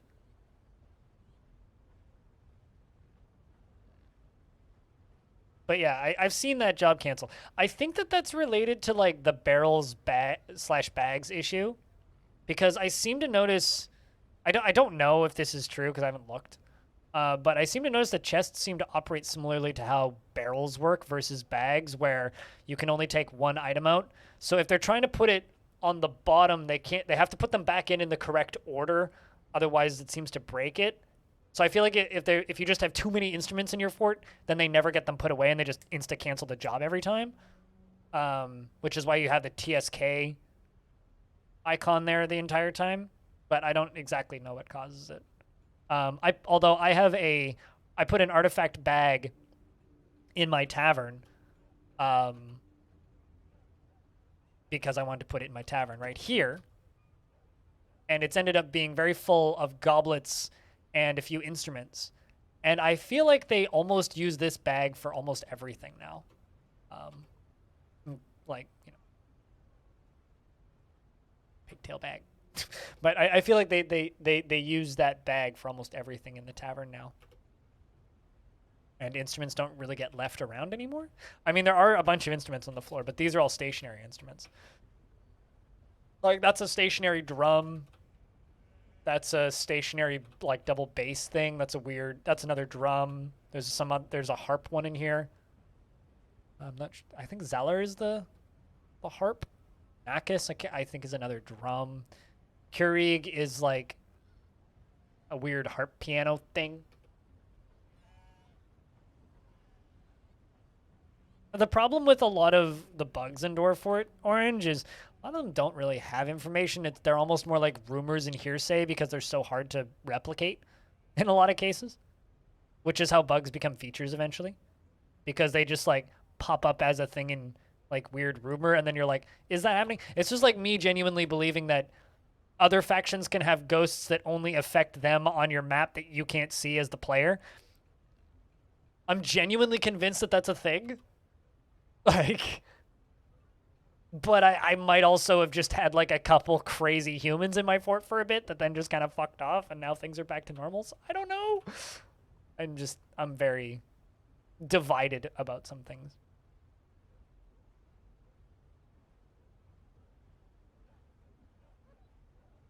Like, there was one rumor for a little bit there where people, and I've seen this one pop up. In fact, even Krug Smash responded or commented on it when I spoke with him in a video, about how there are urban legends and rumors of mothers in Dwarf Fortress losing their babies and then the baby's body being found in a barrel. Which I don't think is possible. However, it is possible for the mother to lose their baby and then them being found dead in a stockpile, which could be interpreted like that. But I've had some people ask me if they should make sure that there's no empty barrels in their fort so that their mothers don't kill their babies in barrels, which I don't think is a mechanic that's ever happened in Dwarf Fortress. Oh, the ghost problem?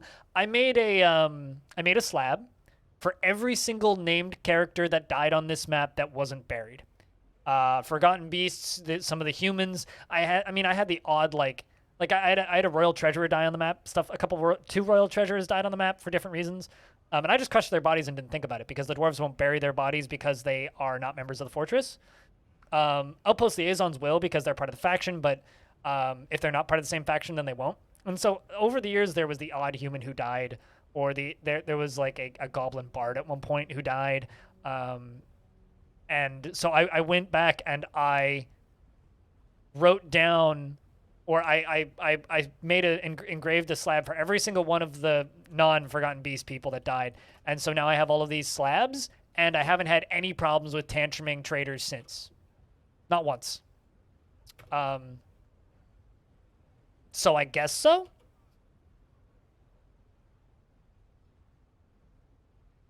A baby died on a stockpile zone. I've had babies die in weird ass places, so I wouldn't be too surprised if one died in a stockpile that was full of empty barrels. Like, that could happen.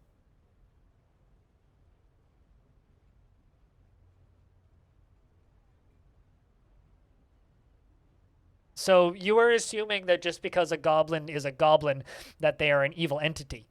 In Dwarf Fortress, their alignment is not based on their species. This is just me being sarcastic. That would be very racist. No, in Dwarf Fortress, their alignment is based on what faction they are part of, not their species. So if a bard exists, odds are pretty good a bard is not part of any particular faction. A group of bards could be like two jaguar people, a plump helmet man, an elf, and a goblin. And one of them might be a vampire. That could be a traveling band of musicians that shows up at your fortress.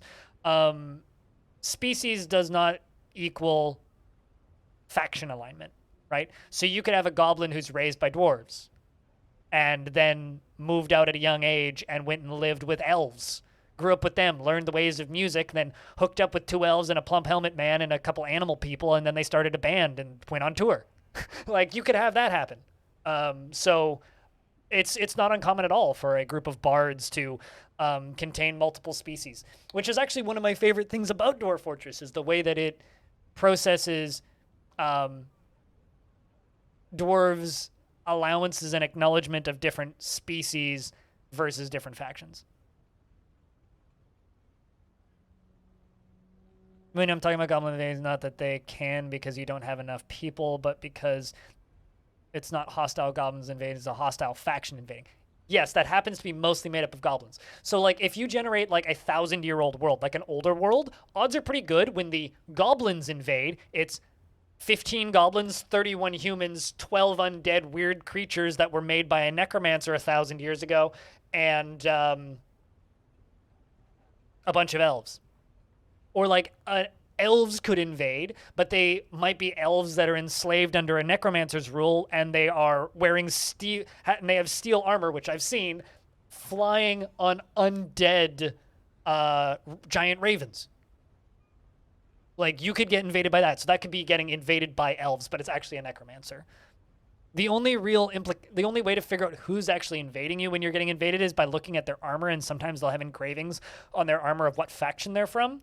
And also the pop-up at the start, if it's a necromancer faction, it'll say or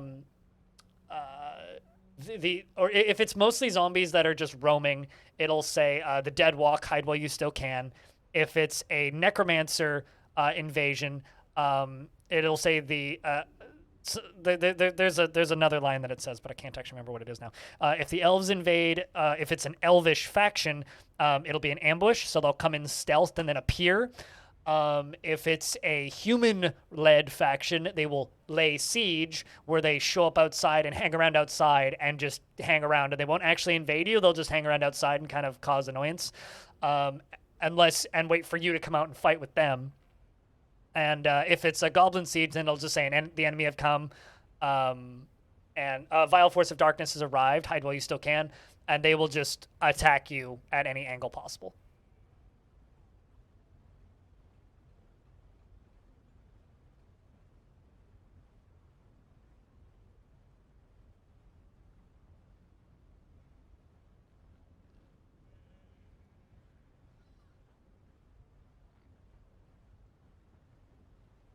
Scrolling up because I feel like I missed a few things. You would not know where to begin with even learning to play this. Listen to you appears like there is so much law, which is good for a game but difficult to learn. Here's the thing, Anglo-Saxon. I don't know what was said to you in chat since you said that, but you don't need to know any of this.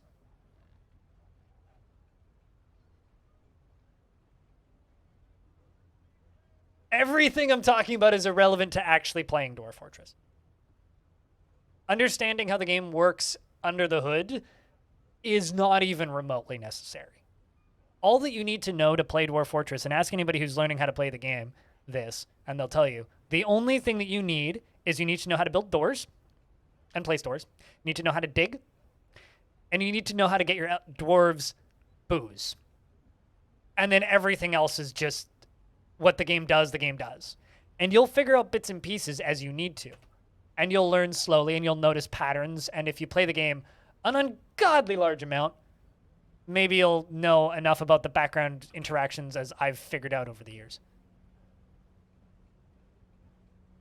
I mean, this screen is the most interesting screen in the game, in my opinion. This is the description of a character's mind, right?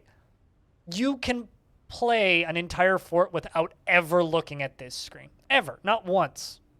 You might have some weird problems that you can't fully explain, but you can completely ignore this. Another screen that you can completely ignore is this screen. the health screen, which isn't that interesting on a dwarf with no health problems. But if I go to a dwarf with health problems, he has trouble breathing because he has an old lung injury.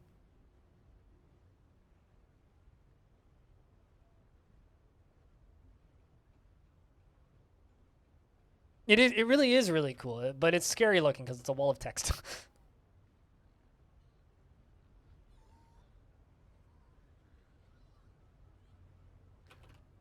But I think that like one of the biggest mistakes a lot of people go into Dwarf Fortress believing is that elf is automatically all elf, right? But like, I'll remind you that one of the coolest kings I ever had in a fort was from my Halloween fort, not this year but the year before, where we had a goblin king who was interesting as all hell because you'd look at his description. Every single thing about this goblin's description read like a dwarf, with the exception of their visual description, which is the white text. That bit looked like a goblin, and down at the very bottom in this white text, which is like their outlook on life, it said he is sometimes cruel because he's a goblin. But everything else looked like a dwarf, read like a dwarf, sounded like a dwarf, was raised with the dwarves, lived with the dwarves his whole life. His parents were raised by dwarves with dwarves. Every single thing read like a dwarf. Now, if you take a goblin fresh out of a goblin place and you look at their thought bubbles, it'll be completely different. Was he green? I actually can't remember. What color was that? What was that goblin? It was green, yeah. Your drawings are very useful in this instance, Stone. And like, that's cool as hell. Why is that a poor fate? That was a really fucking cool ass dwarf in that fort. And, you know, some of you will be proud to know that in that fort with that sometimes cruel warmonger king, we dropped elves and goblins and dwarves alike down a giant pit directly into the great lava sea from the surface. It was wonderful. For fantasy goblins? Yeah, well, in Dwarf Fortress, they can be gray. It's just as likely and sometimes more likely that they'll be gray, in fact. It's just like, you know, humans come in multiple colors, too. But, you know, generally in media, you see white humans.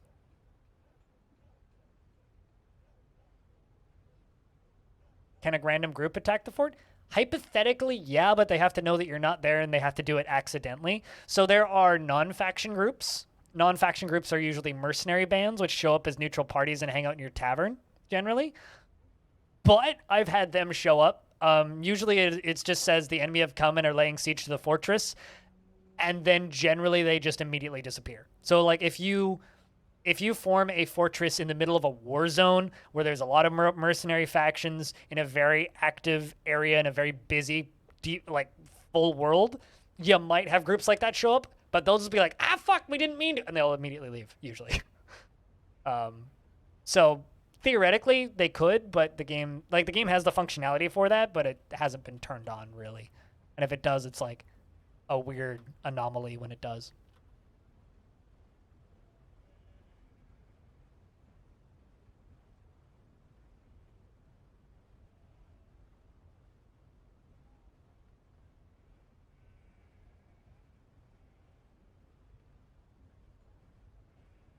Yeah. I was trying to read what you were saying the first time, Yuma.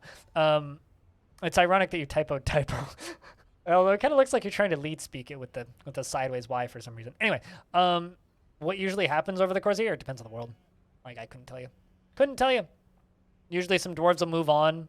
Sometimes they'll get invaded. Sometimes, like, there was one time I retired a fort and did an adventurer for a bit and then came back to that fort. I was like, did an adventurer, started another fort and then came back to that first fort.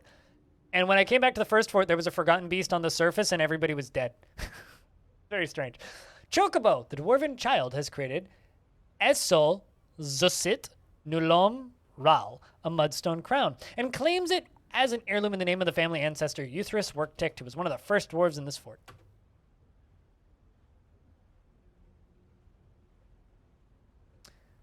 That is a long one. This is a Mudstone Crown. All craft worship is of the highest quality. It is decorated with yak bone and encircled with bands of table-cut tiger eyes. And on the item is an image of Nil, Conjure Rough, the dwarf, and bracelets in Mudstone. Nil, Conjure Rough, is admiring the bracelets. On the item is an image of a giant giraffe in almond wood. On the item is an image of Traded Rubs, the armor whips, and the iron cabinet in black zircon. On the item is an image of Petra, the dwarf, and a rope reed tunic in black zircon. Petra is raising the rope reed tunic. The artwork relates to the masterful rope reed tunic created by the dwarf Petra for the eternal adventure of time in Longdeath in the late winter of 96. On the item is an image of Dubar Gatebrush, the dwarf, in sheep's wool.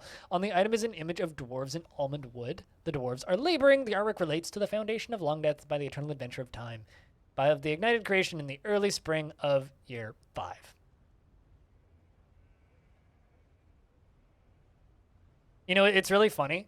So I've talked about this a couple times. This is a public talk that Tarn did. It's all on YouTube. It was at PAX 2019, the year that I met him. I was actually at the talk when he did this because it was one of the panels at the convention. But somebody asked him during the panel. It was just like an open Q&A session, right? They were just like, what is your dream feature for Dwarf Fortress if you could add a dream feature? Like, what is the most off the wall, this is probably impossible and you'll never be able to do it feature? And he said it would be to add a video editing scrub for World Gen. So at any point you could back out to World Gen and fast forward, rewind, and then go back to your same fort. So I completely agree, Twitch Ups. I think that's incredible. But even he said, like, he doesn't know if he can do that. Not with this level of absurd complexity.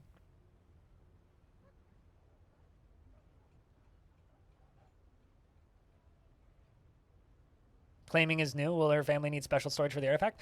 Artifacts are one of those very unfinished features that are promised to be made more complicated in the future. Currently, if a dwarf claims an artifact as theirs, they just want it kept in the fort, but they will usually ignore it. There is a DFAC fix that makes them put it away in their room, but they just kind of sit there usually and don't often get used.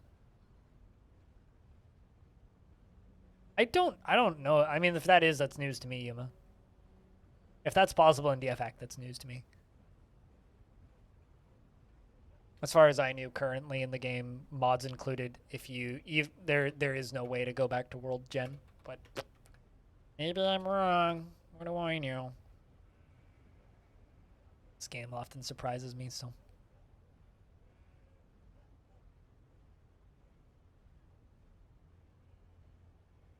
Sometimes they'll also donate it to the fortress, where they don't care if you sell it. Sometimes they will claim it as a personal treasure. Sometimes they'll wear it, but that's very rare. I know that you can force military dwarves to wear artifacts. Yeah, the unicorn bone artifact. Which one? The helm? I've got a few of those. Trying an ASCII art tool. Oh, that's cool. Oh, the weapon rack, right? Kind of what that looks like. I'm trying to think which unicorn bone artifact you're talking about, because I've got more than one. But yeah, because there's a weapon rack in there. Hold on. Where'd I put that?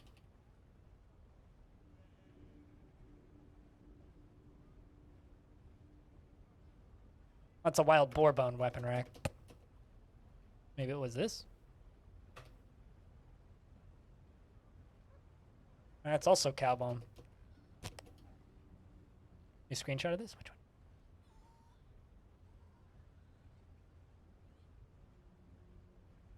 Control crackled. Okay, I know which one it is. I just have no idea where I put it.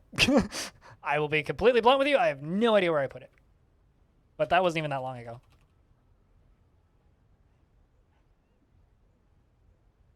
Trying to remember where I put it. There it is. Found it. Found it.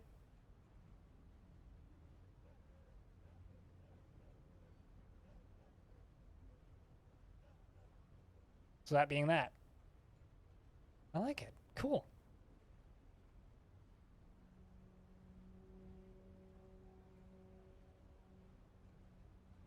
Also, chat, I have officially hit 90 questions for Tarn.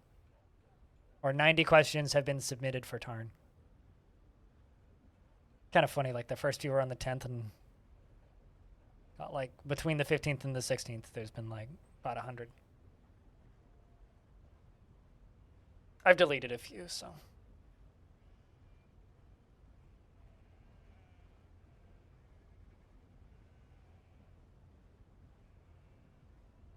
Real fun to use. That's something else you remember vaguely? You can make aquariums out of glass and apparently catch fish in traps and then cage them. I've never done that, but supposedly it's possible. You can. I have used small animal traps to catch vermin and put them into cages and keep them, but dwarves don't really acknowledge them. Caffaged fish? You mean caged fish? Well, you catch them in little traps, sort of like. I mean, we catch. What are they called? We, as humans, catch fish in traps. They're called nets. So, yes.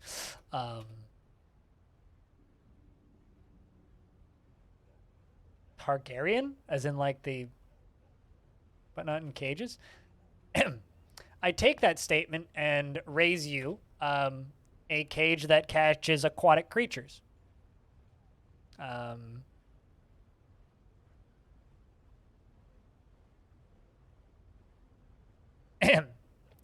I take that statement and raise you lobster traps.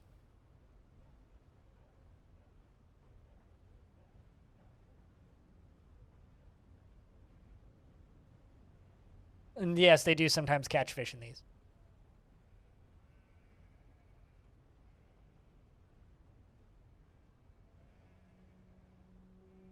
Crab traps as well. I mean, in Dwarf Fortress, dwarves catch fish. There's no fishing rods in Dwarf Fortress. My theory is they just dip their beer, or if they're a lady dwarf with no beard and have long hair, they just dip their hair into the water and use it like a net. That's always been my theory. But what if it's a bald dwarf with no beard, and are they using their hands? Like, it's okay. We're all still learning skills. Nope, they've never had beards. There is a option in the settings, like many things, where you could very easily make them have beards. But no, lady dwarves have never had beards. Like, let's find us a lady dwarf versus a male dwarf. I can read you their descriptions. So Tiny Goliath, who's my mayor, right? His very short sideburns are neatly combed. His very long mustache is neatly combed. His very long beard is arranged in double braids, and his very long hair is arranged in double braids. So that's a male dwarf. Then his wife, Bluewater, another one of my dwarves, she has sandy top skin. It's extremely wrinkled. Her nose bridge is concave, and her cobalt eyes have very thin irises. Her nose is slightly hooked, and her hair is white, and her medium-length hair is neatly combed. No beard.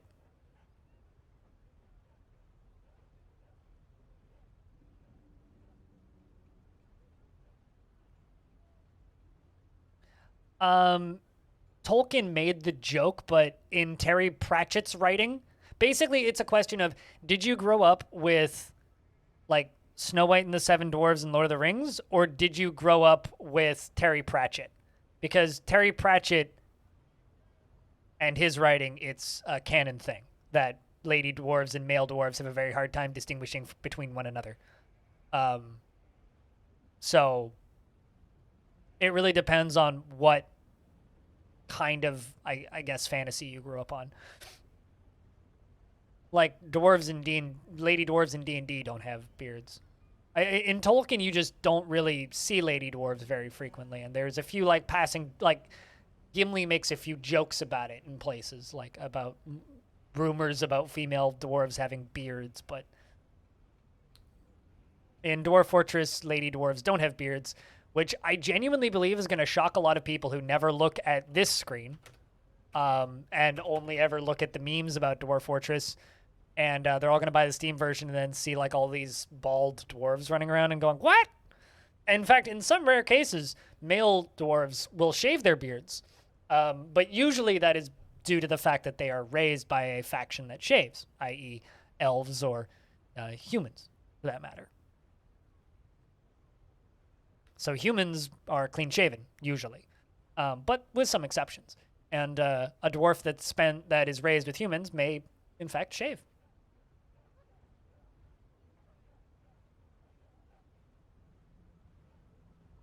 Will Steam DF have mouse support? Yes. Should I read that in the way you typed it or the way I'm reading it? Because the way I'm reading it is, what up?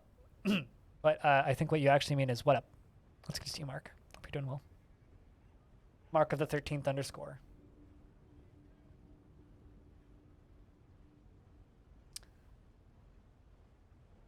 I have no idea about Warhammer Fantasy.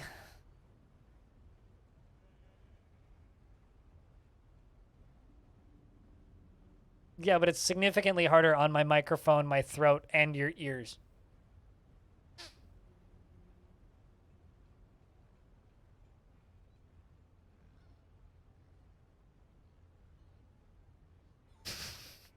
Thanks, I hate it, Orange. But sometimes it's very relevant. Is it 18? Okay. Mark of the 18th underscore. There we go. 18th of his name. The 17 before didn't have enough under to be scored. I don't know where I'm going with this. Hi, I hope you're doing well.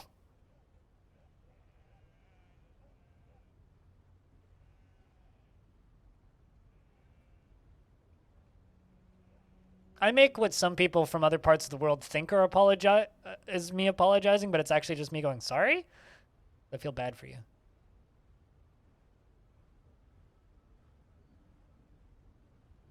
I am shocked by how many dwarves I've fixed the stress for by simply making them a bard. The more you know. Some dwarves just want to be a bard.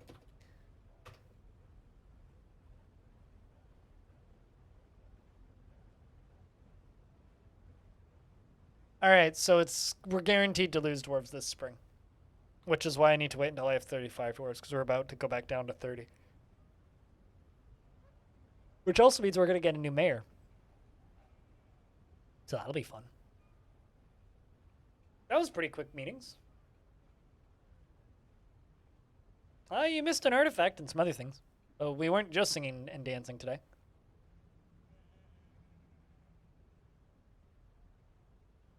Well, if you didn't eat a normal time lunch, then yeah. If you had an early lunch, maybe you shouldn't have a late lunch. But if you didn't have an early lunch and you didn't have any lunch, then yeah, you should probably go have a lunch, even if it's a late lunch. Or have an early dinner and then a snack. That's something that I'm pretty fond of. Also, if anybody hasn't done it yet, I'm having Tarn on the stream on Thursday at 3 p.m. Pacific. It'll be in the title of the stream tomorrow, because tomorrow will be the day before. But Thursday at 3 p.m. Pacific, Tarn Adams. Yeah, it could be a very late lunch, or a very late brunch, rather. There's the forum where you can submit questions if you'd like. There are just over 100 in there right now, and I need to trim it down. But if you have a question that you think might be unique or something that you just like to chuck in, I will look through and pick out my favorites.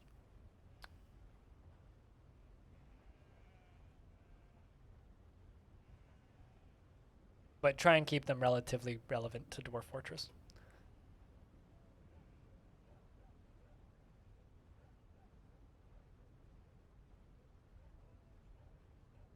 So that was adjourned, and the second was a one-on-one with the happiest employee, who I have to say was better at IT than I am as well. as an amazing teacher, so my goals there are to keep them happy and in motion and make sure that there isn't anything blocking them. I can't tell if that is actually just like really dark sarcasm about somebody complaining really loudly or if you're actually being genuine. Because like that's either you being 100% genuine or you just fired somebody. I can't tell which one is the truth in that instance. This is how like this just kind of describes how like you have two others who complain about everything. Okay. I mean, it could be a movie. Frankly, it could be. Also, side note, I've been streaming for 3 hours and 40 minutes, and I haven't stood up or taken a piss. So I'm going to go take a piss. I will be back in a minute.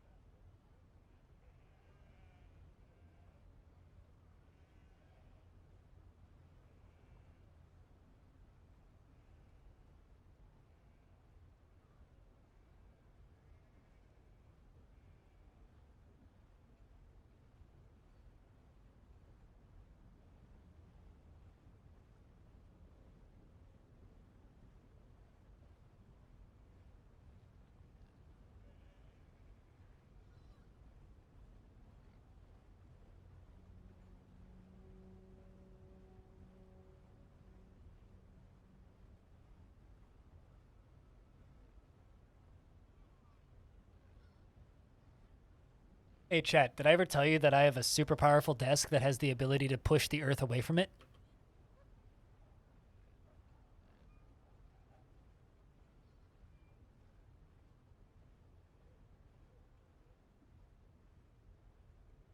Yeah, that's also part of it, Taiga. That's also part of it.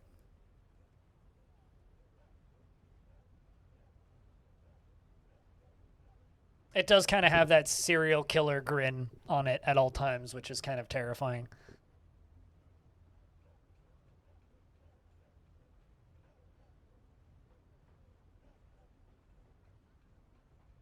Because the world doesn't begin when World Gen starts. They start recording history when World Gen starts. So odds are pretty good that there's like a few hundred years of history before that, where the gods created the world, which is what the Myths and Magic update is going to add in, is what goes on before World Gen. How did the gods make the world? Standing desk should be a right. They should rightfully be cheaper. Every time I change the height, what, like, so wait, hold on a second. What do I do when like I'm sitting down? Is that me getting crushed under the weight of gravity or something?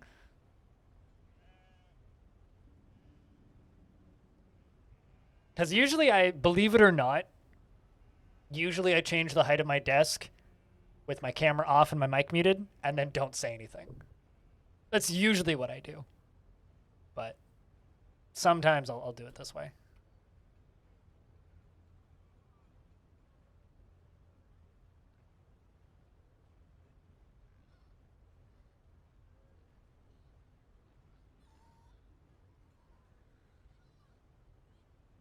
Some of your dwarves were there to witness the gods create the world. Potentially. Potentially. Mm-hmm. Because dwarves aren't all babies, right? The thing is, the dwarves just don't have the ability to say what happened beforehand. So the Myths and Magic update, the myths part of the Myths and Magic update is going to allow for the dwarves to be able to write the history beforehand. Like, I would pay too much money to be able to screw around with Tarn's myth generator that he has that's separate from Dwarf Fortress, which is his prototype of letting or making the dwarves like create a backstory, because there's a couple episodes of Dwarf Fortress Talk where which is his own podcast, which he hosts with two friends, and they put out an episode once a year sometimes. But there's a couple older episodes from like 2015, 16, 17 era where he talks about messing around with that myth generator, where he generates a world and then talks about how, oh yeah, well, this world has a creation theory where they're on the back of a giant floating in a void that got into a battle with a giant turtle with another world on its back, and then when the turtle died, it exploded, and the explosion of its world caused it to be littered down on our world, and that's where our life came from. And that was generated by the game. Stuff like that. So basically, we'll be able to generate Discworld, hopefully.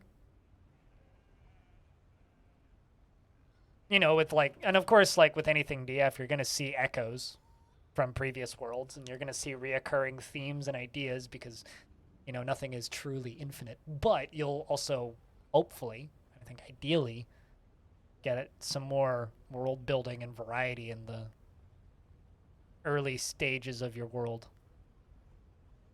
which is what makes it interesting, quite frankly.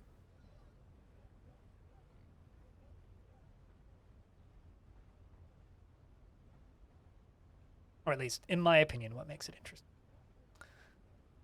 But yeah, I would kill to be able to mess around with that prototype.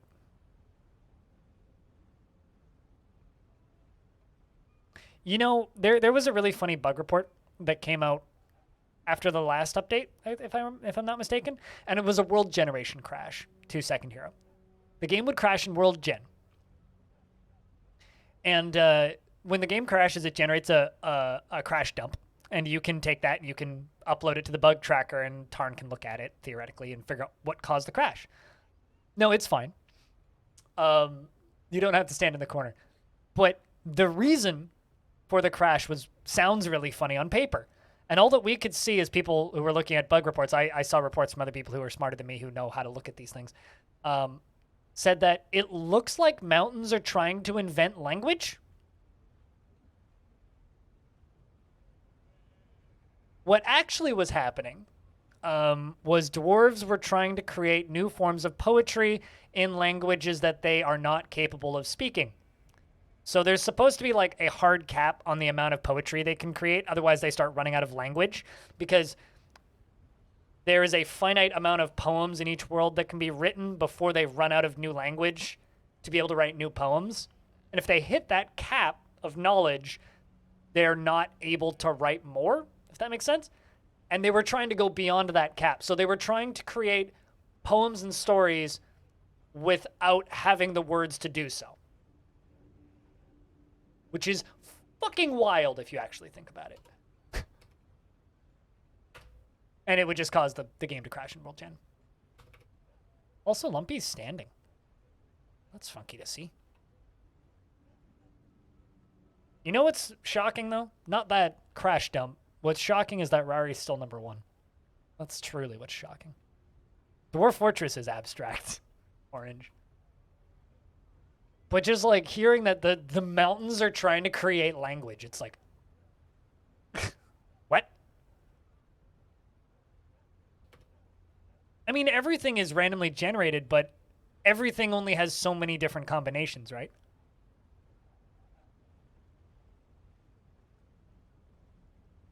Lost 11 times in the row? Really? God, that's rough. Don't worry, I lose about that often. I'll be honest. I very rarely win. This was an odd one for me to win. But like, to give you an idea, there's a dwarf telling a story right now. Do I have anybody telling poetry? I have to wait for them to sing a song or something. But there is only a finite number of possibilities that they could theoretically generate. But like, if you generate a really long world, it is possible for them to run out of poems eventually. No, but okay, so the Dwarven language doesn't have that many words. If you run out of words that they could tell, and every single possible combination of words has already been used, then theoretically, yes, there is a finite number of poems. Just like in the English language, which has what, like 41,000 words, there is a theoretical upper limit to the maximum amount of writing we could possibly do, right? But as humans, that mathematical number between every single different language we have and every single word in every single language, the odds of us actually running out of the ability to write more is no, right? But dwarves, their memory and their language and their ability to create stuff is very limited. There's what, like 120 something dwarven words. I think it's probably Stone could probably tell me how many dwarven words there are, but there is a finite number of words. So the number of sentences they can create is finite, so that the number of poems and poetry they can theoretically create is finite. Just like the amount of knowledge that they could theoretically discover is finite, and a lot of people have problems with getting their scholars to write books in libraries because all of the books have already been written. So all they can do is copy books because there is no more knowledge for them to discover because Tarn hasn't given it to them yet. Would you capture a giant snail on your surface with a cave trap? Is it hostile or is it just a wild animal? Soup knows. But a cage trap. Yeah, cage trap. Just place a cage trap. Just place cage traps everywhere, and eventually one will trip in it. If they're walking by relatively frequently, you'll catch one eventually. If they're trying to come into your fortress, put them around the front door. But yeah, just cage traps. B, just hit B. I can't type B, T, and then C. B capital T and then C. B capital T, C. Yep. B capital T, C. Cage trap and hope. Yep. Cage trap and pray. Or like you can try and place cage if you make your cages out of wood, which is pretty easy. They usually take the same path. So if it's like if you see them annually, just place them in the path that they use. I did that recently with, or not recently, maybe like a year ago, in a fort where I had elephants. At one time a year, elephants would walk across one corner of the map, and it was always the same corner of the map. You could make a choke point, yeah, and cage traps in it, absolutely. Another thing that you could do is build a long wall up around approximately where they walk, just like just a normal ass wall in the forest or wherever they walk through, and then put traps all the way around that wall because they'll path right up to the wall and then they'll walk along it and they'll get caught in a trap usually. Yeah, what 2 Second Hero says is just like force them to walk through a specific area. That's a pretty good way to go.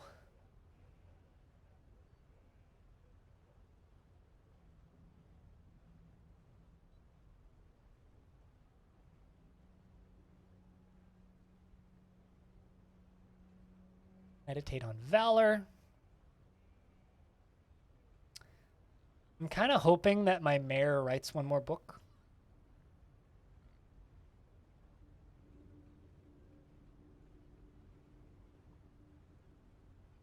That's how you catch most cave critters. Cave critters are a lot easier, though, because cave critters want to go from one side of the cave to the other side of the cave, and it's a lot easier to force pathing when they're in the cave than when they're above ground.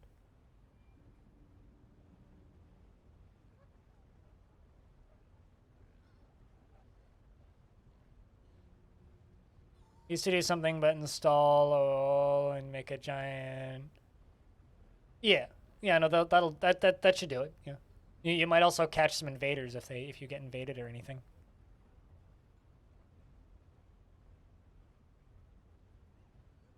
To the point where you never have enough cages. I mean, so with this fortress, I just have random little cage traps by the doors of my animal paddocks, and then just occasionally around the front doors because animals will try and walk through these upper walkways through my fortress and out the other side. I also have this row of them here, and these all have kangaroos in them right now. So it's like, which I usually just butcher and eat. But the one problem is traders can't walk across them. So if you're bringing traders into the fort, you need a way to get into the fort without any cage traps in the way. But animals won't usually try and walk into the fortress. They'll try and walk up from one side of the map to the other, taking the shortest route. That's kind of cool. Does she have any, or does the queen consort have any interesting memorabilia on her body? Any weird clothing bits? Might be able to find out some bits of your culture through that. One of the coolest outpost liaisons I ever had kind of freaked me out when I first saw it. We were in a pretty evil faction, admittedly, and the outpost liaison was a capital red H, or rather, would have been a red H, but they were actually a white H because they were the outpost liaison. And I did this this was a fortress that I did on my birthday 2 years ago, because it was part of a charity stream that I did. So I only played the fort for 1 day, and the outpost liaison, who I nicknamed Gargoyle, was a necromancer experiment that had wings and was covered from head to toe in feathers. So it was, from what I could tell, a tall dwarf with a beard, wings, and it had feathers all over its body. It flew into the fortress, spoke with the mayor, and then flew to the topmost portion of the map and sat in the very center of the map flying. And spotted a were creature once and told us about it, which was kind of awesome. Literally was just sitting there flying. Very high up. Got into a fight with a buzzard once. Just kind of crazy. Like, imagine just having a fucking ancient history necromancer experiment gargoyle flying above your fortress just indefinitely. Seems useful. You guys want to see a buzzard stealing my food? Look at this thief. The buzzard. It's got an apricot roast. 12 servings of it.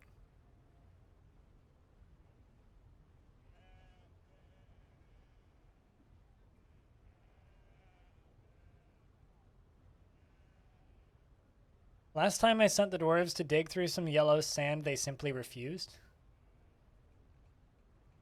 When was this? Did they have picks?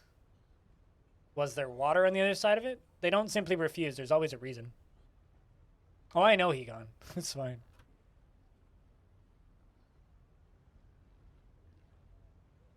It's a weird lag clunk.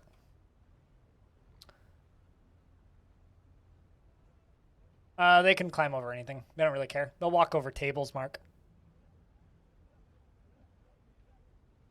Cursed map?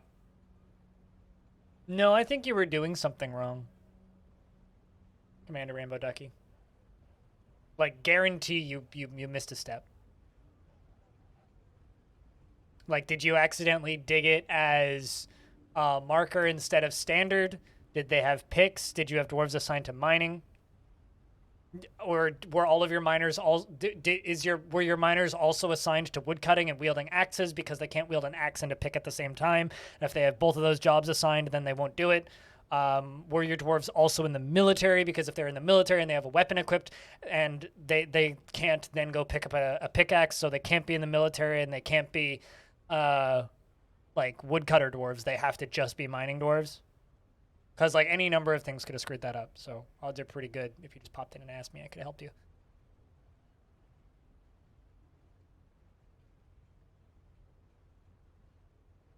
Greasy dark chestnut hair with some gray streaks and silver eyes. Silver? That's cool. I always imagine silver eyes as being like a really light gray eyes, which are hunting. Love light gray eyes. Whenever I find an unexecuted mining orders, turns out it was planning or designation. Yeah, usually that's the case. But like, I also know people, or like, it was just really low priority, super kooky, and there's just a higher priority dwarves. Like, if it's like priority 7 or priority 8, then odds are pretty good the dwarves have other jobs that need to be done first, like hauling things. Usually when I find unexecuted mining orders, it usually means that I fucked up somewhere. Also, shout outs to the Kit Fox community manager for trying this. But I'm just gonna show you this for a second. I'm not calling out Alexandra or anything on this. She's doing a good job, but I just think that this is a really funny little video that they put up on the Kit Fox Twitter, which is this, right? And it's just like New World of Dwarf Fortress Steam Edition, and we have it's her showing how you'll dig, right? in the Steam version of Dwarf Fortress. But I kind of wish she also said, commented on like the fact that they need to have pickaxes. If they don't have pickaxes, this won't work. So it's like that's the first thing you want to do, assuming you have pickaxes. That's me. But then again, I make things unnecessarily complicated and scare away people. Dig with your hands? They can't. They're dwarves. They need a pick. How can you dig without a pick? Nobody ever told dwarves that shovels exist, clearly. Or ladles. I could probably dig with a ladle if I tried hard enough. Iron dwarves. Yeah. How you doing, Xade? It's good to see you.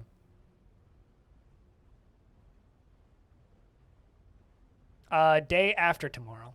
Tomorrow's the 17th. I'm having Tarn on the stream on the 18th. So Thursday at 3 p.m. Pacific. So Thursday, 2 hours from now. And then the next day it'll go up on YouTube. Because I have to edit it that night. So I'll edit it that night, and then the next day it'll go up.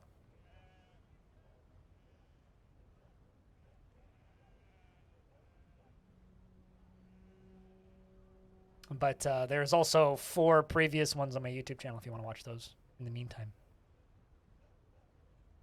You need a pickaxe? Alcatraz would disagree. I mean, like I said, I could probably dig a hole with a ladle if I tried hard enough.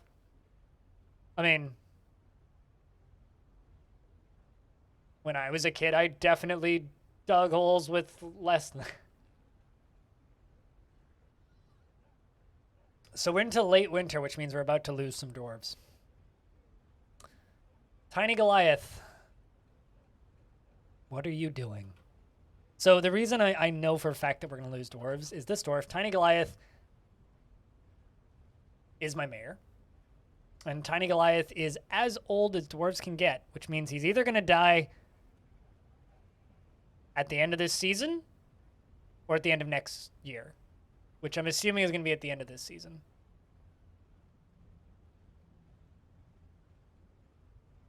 Your dwarf made a masterpiece dish? I mean, that's always a good thing. It means that you've got a good cook.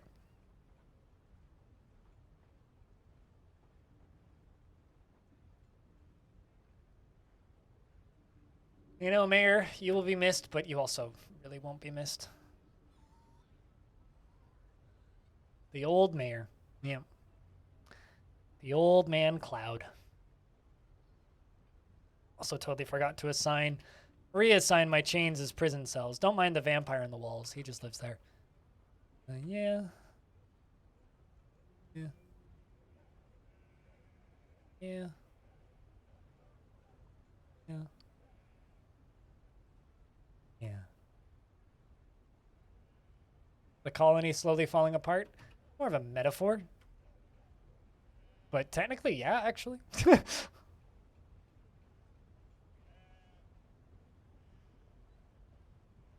We're keeping this fortress alive for 1,000 years.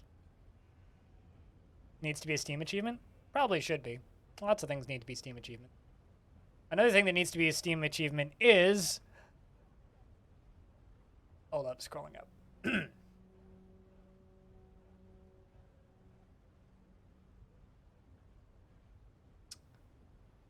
Travel fast to the zoo and run from boredom there. Building forests from sawdust made the trees poop squirrels.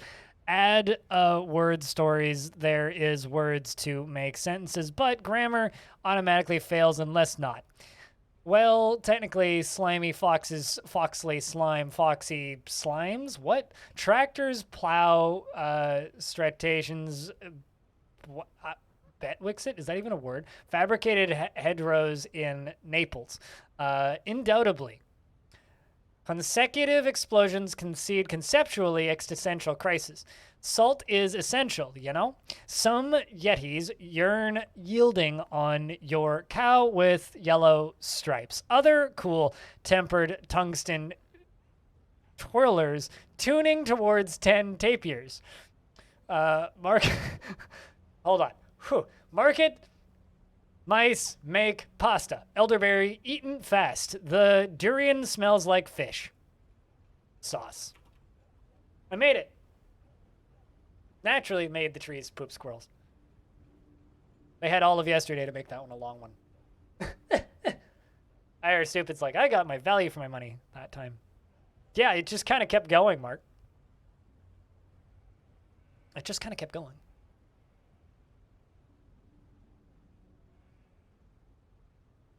Misidentifies your phone as a VR headset. Wow. That's, interesting. Why? What kind of phone do you have, Whiffle Force? I wonder if it's something related to that.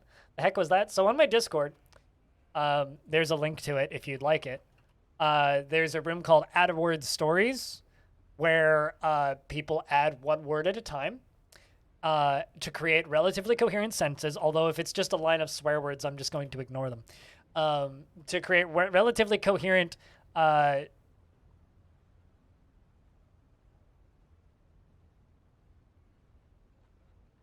I don't even know what that sentence means, Stone. And anyway, people add words one at a time, and then once every 2 hours, somebody can do the thing that IR Stupid did with 1,000 channel points and make me read it. Basically. It's me, to use crappy influencer terms, it's me forcing engagement on my Discord so that I maintain Discord partnerships so that they keep sending me free mugs and junk. And also get a better server and perks for the server.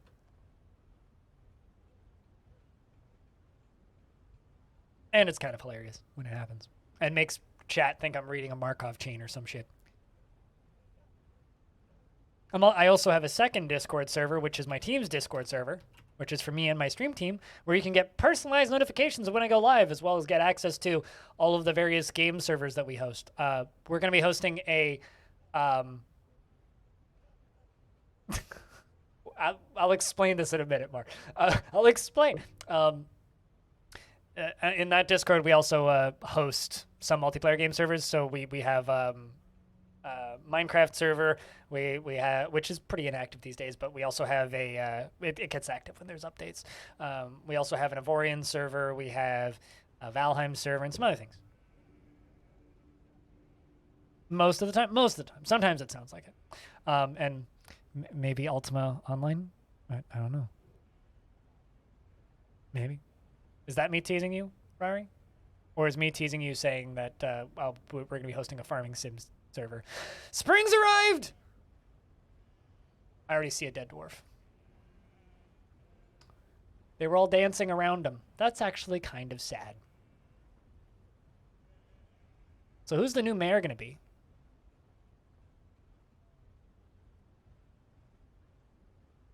Is just fancy between... from the olden days? Huh. You learn something new.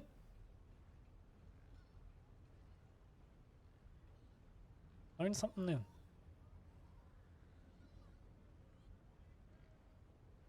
But the way that your words in counting gives you free stuff. So I was a Discord partner back when, or I got Discord partners shortly after Discord added their partner program. So quite a while ago, Mark. Because I was a Twitch partner, right? Tiny Goliath's mandate has ended. Tiny Goliath has been found dead. Rest in peace. Tiny Goliath and the humans have arrived with stuff to trade. Man. So there's something that I gotta do. Where's Blue Water? Blue Water. There you are.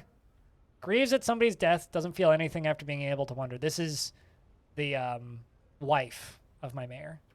Or Tiny's now no longer wife. And I'm kind of curious if she's going to get together with somebody else.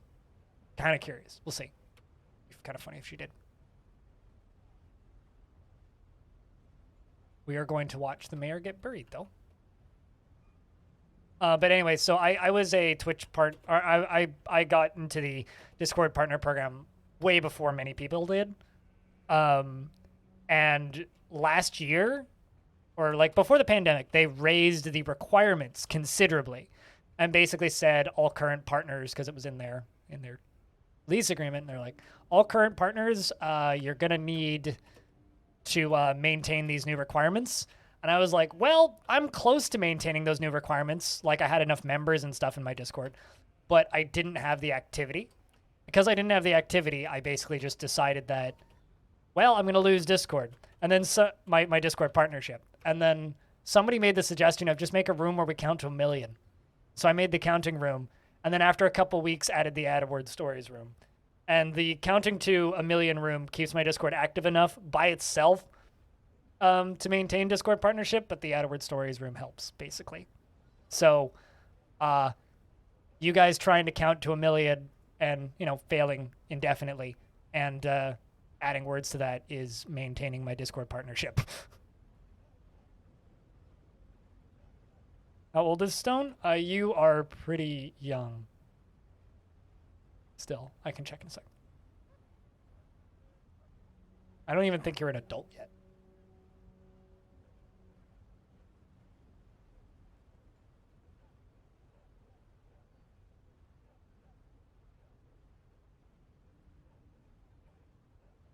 You don't know why counting is so hard? You should try and do it in Twitch chat. It's easier in Discord, to be fair.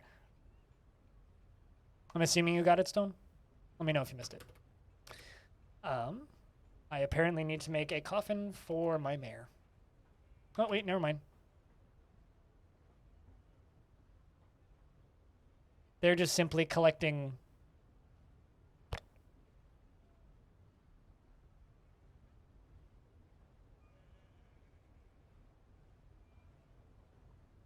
I bet you guys can't count to 10 without doing a double.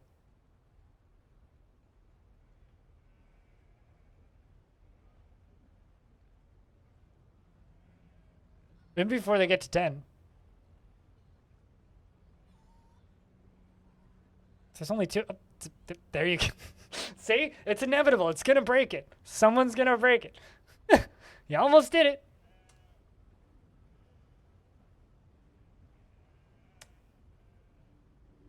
If you're trying to build a rooms above a tavern, you need to remove the walls first, or could I just put beds down with a single room tile designations? Assuming it's an enclosed space, a single bed is a room in one tile, yes. It's just a very small room. A very, very, very small room. So who's my new mayor? That's the fun question. Zas! The merchant? I think. Yeah, one of the merchants. Huh. Do you have any children in the fort? You do. Sideways is parent. Huh. Well, that's unexpected. Anybody want to be the merchant who's now my mayor, apparently?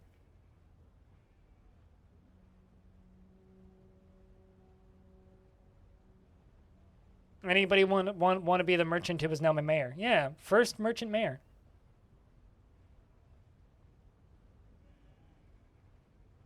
Yes, Rari. Apparently. Well, I mean, Orange asked first.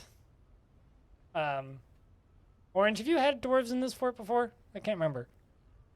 I genuinely can't remember. So I'm just kind of basing off of your honesty here. I think so. So in this case, I think I'm going to give it to Mark, because I don't think Mark's had one before.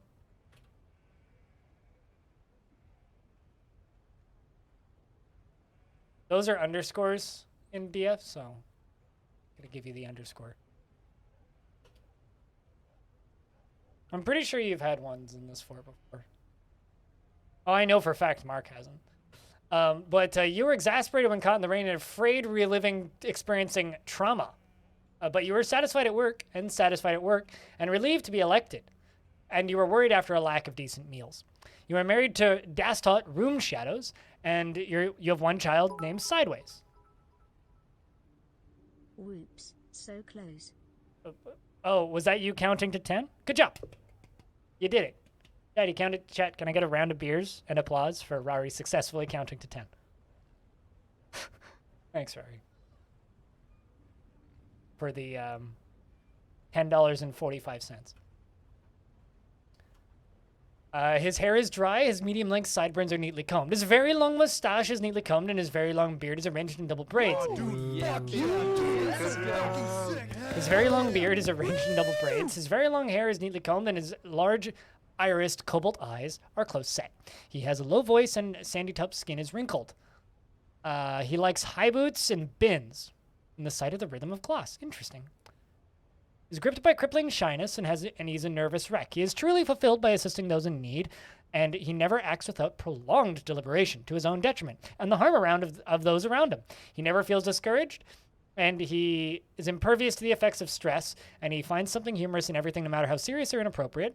He has a strong tendency towards privacy, though he is conflicted by this as he dislikes that sort of concealment in the abstract, and he is very quick to anger. He is polite and observes the appropriate rules of decorum. When possible, he is easily moved to mercy, and he is organized and neat. May or may not get elected a second time, but we'll see.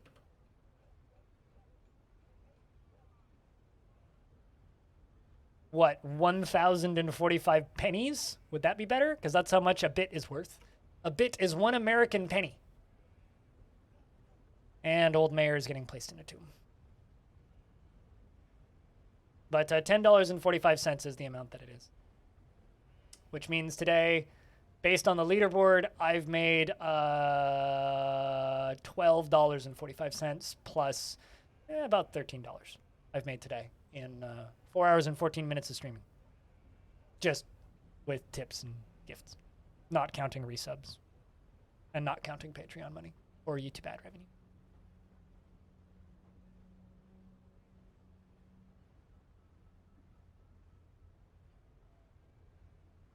I'm pretty sure the dollar isn't above the dollar, or do you mean from what you get? What? Oh, above euro? I don't know what euro's worth off the top of my head. I know what Canadian dollar's worth and American dollar's worth off the top of my head. I do not know what that is worth. Stone, you were wondering how old you are? You are 5. And Orange, you really wanted a dwarf, yeah? Yeah? Well, how's about this?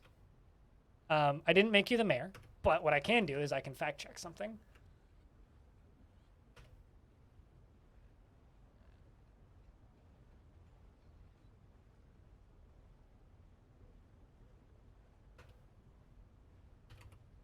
Orange, you've had 2 dwarves in this fort.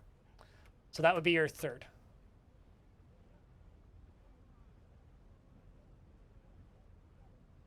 So that's versus the US dollar.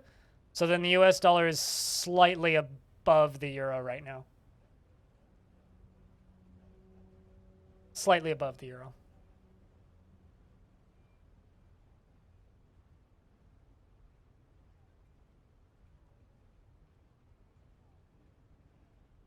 But I get paid in Canadian dollars. Or rather, I get paid in American dollars, but I am in Canada, so I use Canadian dollars.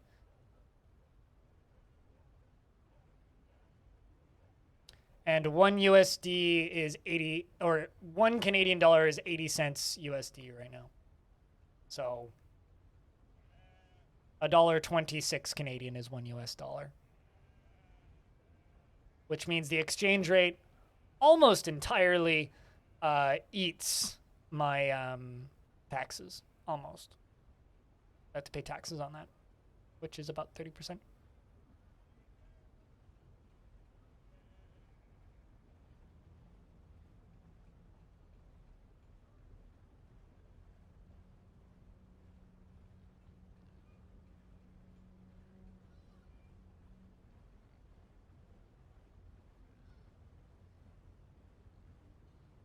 One USD is 74p. Yeah.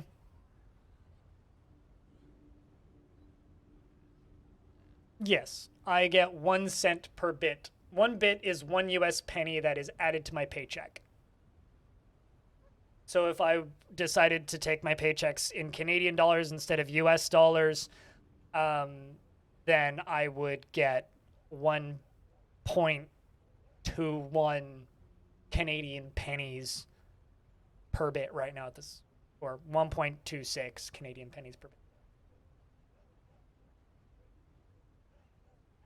Well, because you paid for the bits on top, right? So when you subscribe to a Twitch stream, Twitch takes a cut of that, right? But you pay a flat fee. If you cheer bits, I get the entirety of what you cheer, but you pay for them on top. So you pay 30% on top of whatever the value is. So if you're in, like for me in Canada, it's $2 for me to buy $1 worth of bits. So I pay $2 to cheer $1 American dollar worth of bits, right? I could tell you how much more of them are in Canadian dollars. If I were to buy bits, $5 in $5 American dollars in bits is $9.25 Canadian because it's the $5 value plus 30%. 1,500 bits is $26.35 Canadian with a 5% discount, all the way up to a 12% discount if you buy $250 in bits for $406.08 Canadian. And that varies from country to country based on your pricing. Bits are expensive, but the nice thing about bits is it gives me chargeback protection and it puts it in as part of my paycheck. It's impossible to give somebody on the internet 100% of the money unless you're using crypto, but even then there's still transfer fees. So, oh yeah, it's been that way for a while. Sorry, it's been that way for a while, like a long while. So generally what I say is like the best bang for your buck when it comes to supporting streams, if you want to get the highest value on your dollar, support on Patreon. Pretty much. Packs as well. Yep, it's fun. It costs even more on mobile because the mobile providers take 30% on top. So then you pay for the mobile providers percent as well. So you're paying an extra 30% on top if you're buying on mobile. So if you're looking on mobile, the prices might even be higher. Twitch stuff is not cheap. Although subscriptions got a lot cheaper for a lot of countries around the world, which also directly is causing me to lose like $150 a month in pay from what I was getting previously, which is fine, I guess. It's pretty small. It's pretty fucking small, the PayPal percentage. It's like, I think it's 3% up until $20, and then it's something else. But yeah, I need to look at what it actually is. Basically, like, if somebody tips me $100, I get like $96 or something.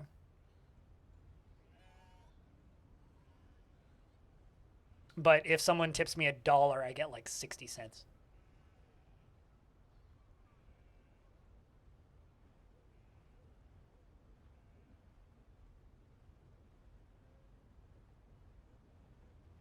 I don't even know what that is. Switch ups. As far as I know, Patreon is independent, but they do have a parent company which is founded by the founder of Patreon for reasons.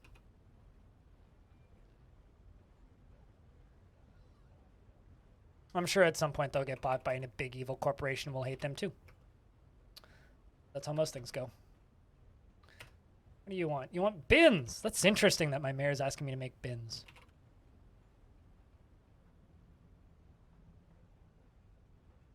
What was I gonna do? Yeah, right, my mayor needs his office.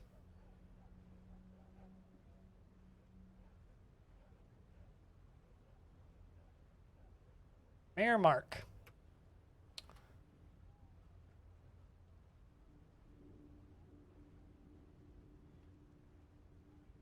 But with, no, not even remotely close to 21%. What?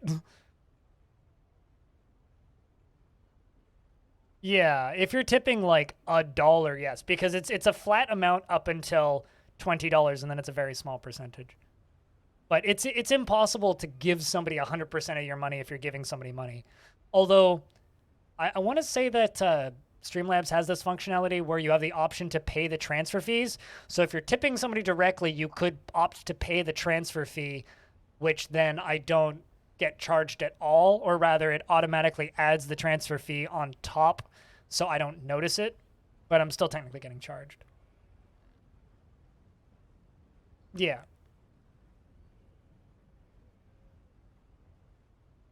Okay, well, it was such a hard to read pun that it went over my head.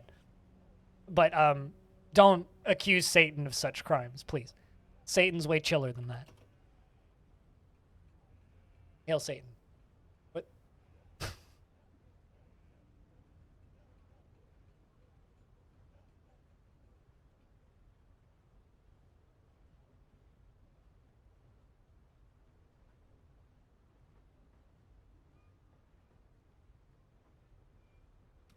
Yes, to both of those questions. That's a tube of lava going all the way down to the center of the earth. All the way down. To this, which is a reservoir. That comes from a pit that's underground, which goes all the way down to here. It was time consuming.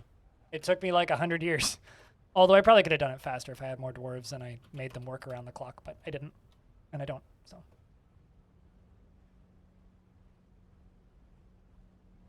And the water has been removed. How do you clean the floor? You rip up the tiles and replace them. In my headcanon, they're stained, but there is no way to clean dirt off of a tile once there's dirt on it. So my headcanon is they're stained. I don't know what Tarn's reasoning for it is, but you have to replace the tiles. Or put tiles over smoothed floor. One of the two. Or I think if you put down tiles, remove the tiles, and then re-smooth the floor, that'll fix it.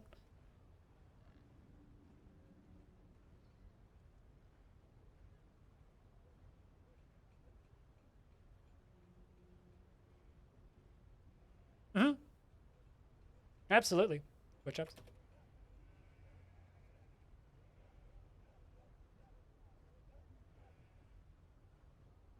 I mean, it shouldn't make you uncomfortable. The only person that it should make feel uncomfortable is me.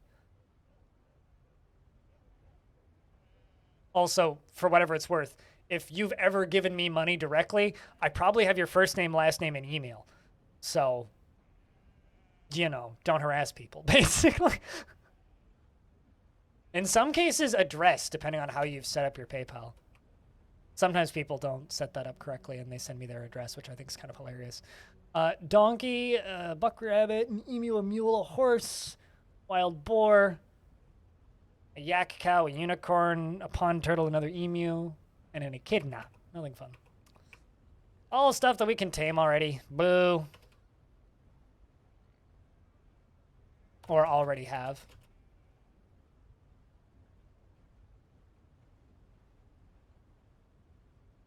But yeah, if you want to give me no information about yourself, you got to send me crypto. Or use bits and cheer them anonymously, because then Amazon sees that information. I don't. Or make a dummy account and use bits and cheer directly. Otherwise, or you could make, theoretically, you could also make a very anonymous Patreon account and give me that way. But if you're sending me money through PayPal, be via that through direct tips or something like coffee, I see whatever information you have put into your PayPal. But your engravings? Yeah, that you can't fix engravings. They should unless are the engravings on the floor? Israel? Because if they're on the floor, you're kind of SOL. But if they're on the walls, they should clean the mud off the walls.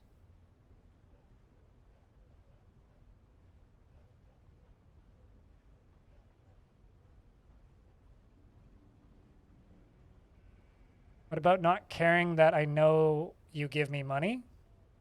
I mean, generally that's the, like, if you're saying what I think you're saying, that's usually the strat there is just don't care. Oh, absolutely. 1000%, absolutely. That's actually how most people get there. That's usually how people identify people to harass. Is they will find somebody with their first name, last name, and address hooked in.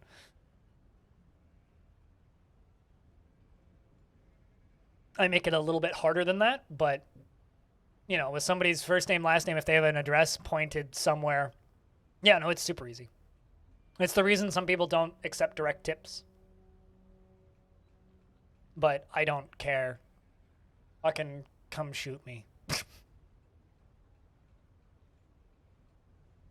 Which is why things like bits are a good thing, because unfortunately you have to pay the middleman through the nose.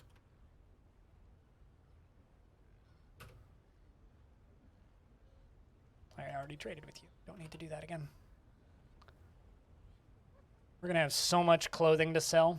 It's gonna be ridiculous. How's Blue Water getting along? She seems to be getting over the death of her husband pretty well. Yeah. Which is good. She did grieve, and she was afraid after experiencing trauma, but she's not like getting reoccurring grievings, which is good.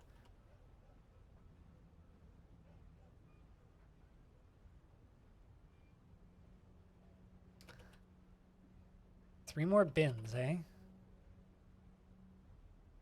Is my mayor just gonna like fast track me making bins? Is that how this is gonna work now? I guess we're gonna make a lot of iron bins, chat.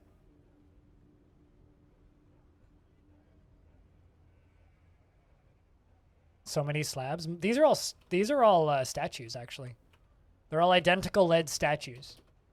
These are all slabs up here, guys.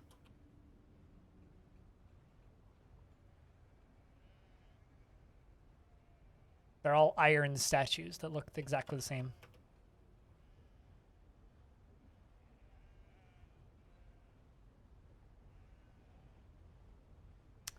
Since we're all outside for a little bit, we should do some slaughtering of our animals.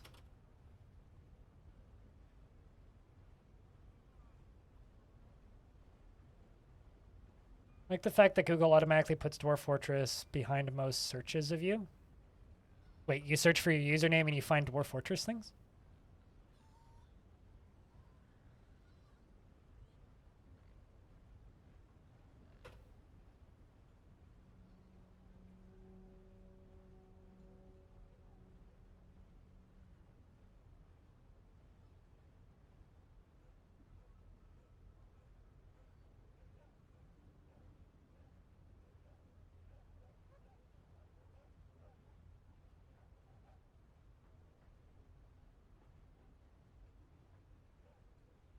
There we go, that'll do.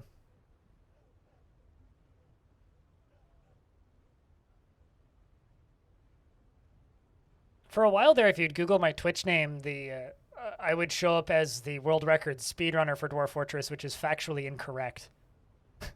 Which I think is funny because of an old clip that I used to have on my channel, but I had to delete it because it had copyrighted music in it, and it was before the great DMCAs.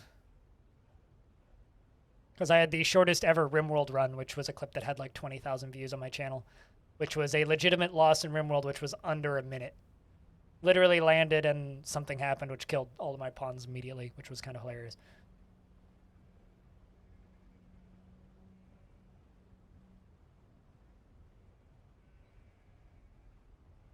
Well, it's basically a terracotta army, 2-second heroes. So like those statues are all just, it's a statue of a military dwarf holding a spear and admiring the spear and making a triumphant pose. And so whenever you see those walls of statues, they're all the same statue because I had a shit ton of lead in this fortress and still do, I think. This is going to lag a bit, but I could show you how much lead I have. Yeah, 797. I used to have like 5,000 lead bars in this fortress. And because I had so much lead, I was like, well, what do I do with all of this lead? And my final decision was simply doing that.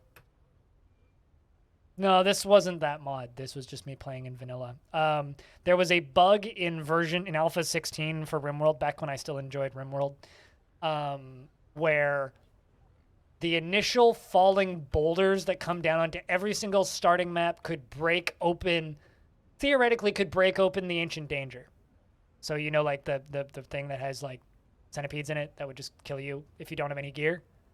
So I started a new map. It broke open the Ancient Danger, and a bunch of centipedes and scythers came out and one-tapped all my dwarves because that was back when they were aimbots and could just, like, dwarves. One-tapped all my pawns because that was back when they could just do that. They would just look at you and you would just die. Hazazah, what's up? It's good to see you. So I spawned on the map. Ancient Danger immediately opened, and they came and killed me. It was the shortest, like, official vanilla loss for a very long time. But it's lost to time now. I have it on a hard drive downloaded, but it was pretty funny, yeah. It was also during a, like, 24-hour stream, and I was, like, 17 hours in, so I just, like, laughed hysterically for an hour after that. Made it significantly funnier. Let this dwarf make a bin. I'm gonna go do something real quick. Back in a moment.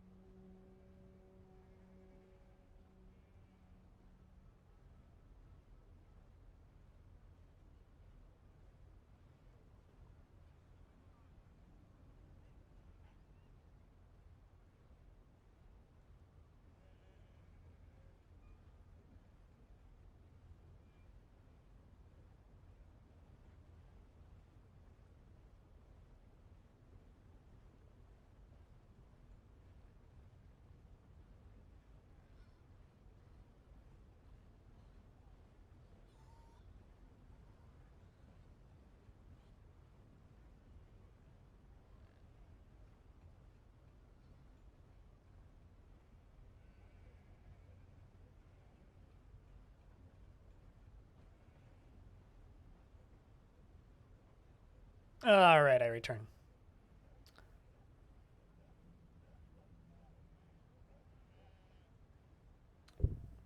But that sounds good, Haz. I gather you've been well. What you been up to recently, mate? Smacking metal, I hope.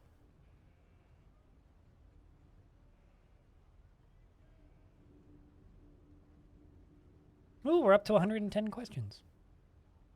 Cool.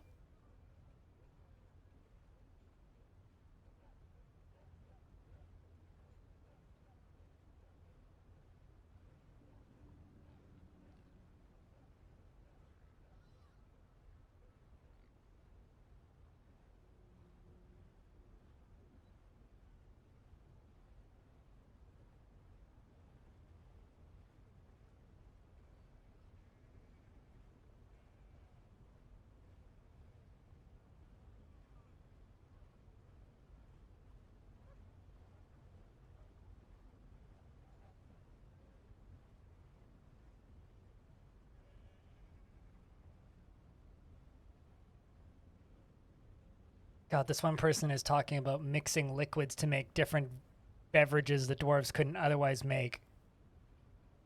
That's an interesting question. I think that one's getting asked.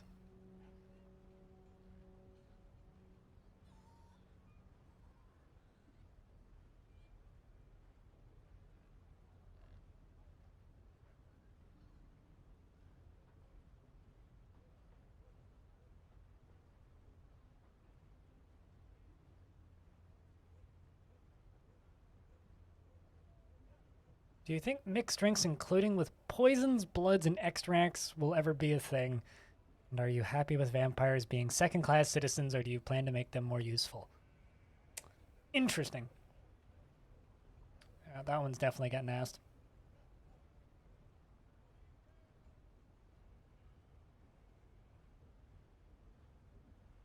Also, investments are open if you want to invest your tickets, chat.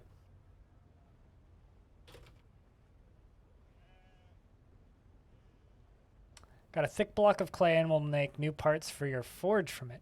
Ooh. Good shit.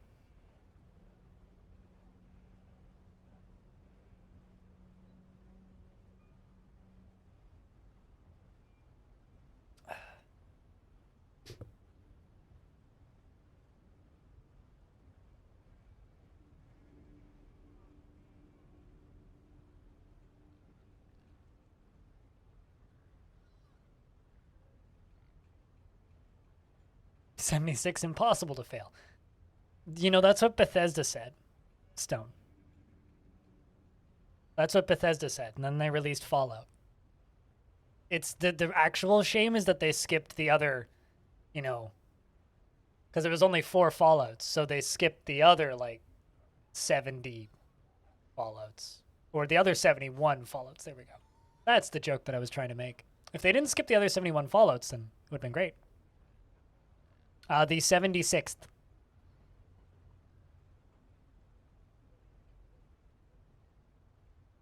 No. There are only 4 Fallouts, and then there's Fallout Tactics. 76 is a nightmare clusterfuck that shouldn't be acknowledged. Although I would also argue that there's Fallout. I'm not counting Fallout New Vegas because it's technically a standalone expansion for Fallout 3. Spin-off game. So here's how I classify Fallout. There's Fallout and Fallout 2 and Fallout Tactics. That's their own franchise of games. Okay? Great. Brilliant games. Wonderful. Then there's Bethesda's Fallout 3, which is dog shit. Bethesda's Fallout 4, which is dog shit. And then Bethesda's Obsidian's Fallout New Vegas spin-off game, McThingamabob, which is dog shit because of how poorly it runs, but with mods you can make it one of the better RPGs of the era. And then there's Fallout 76, which is dog shit once again. So that's how I classify Fallout.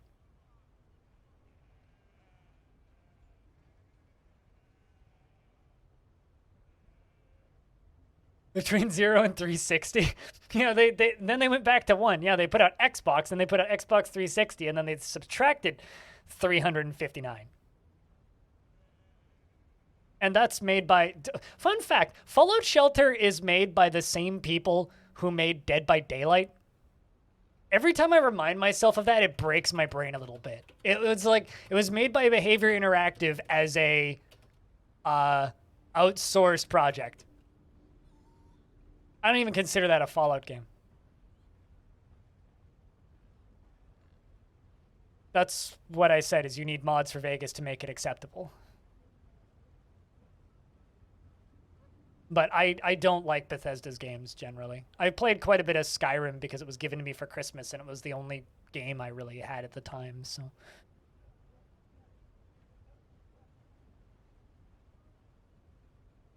But yeah, I don't really like Bethesda's games. Or more accurately, I don't really like creation engine games.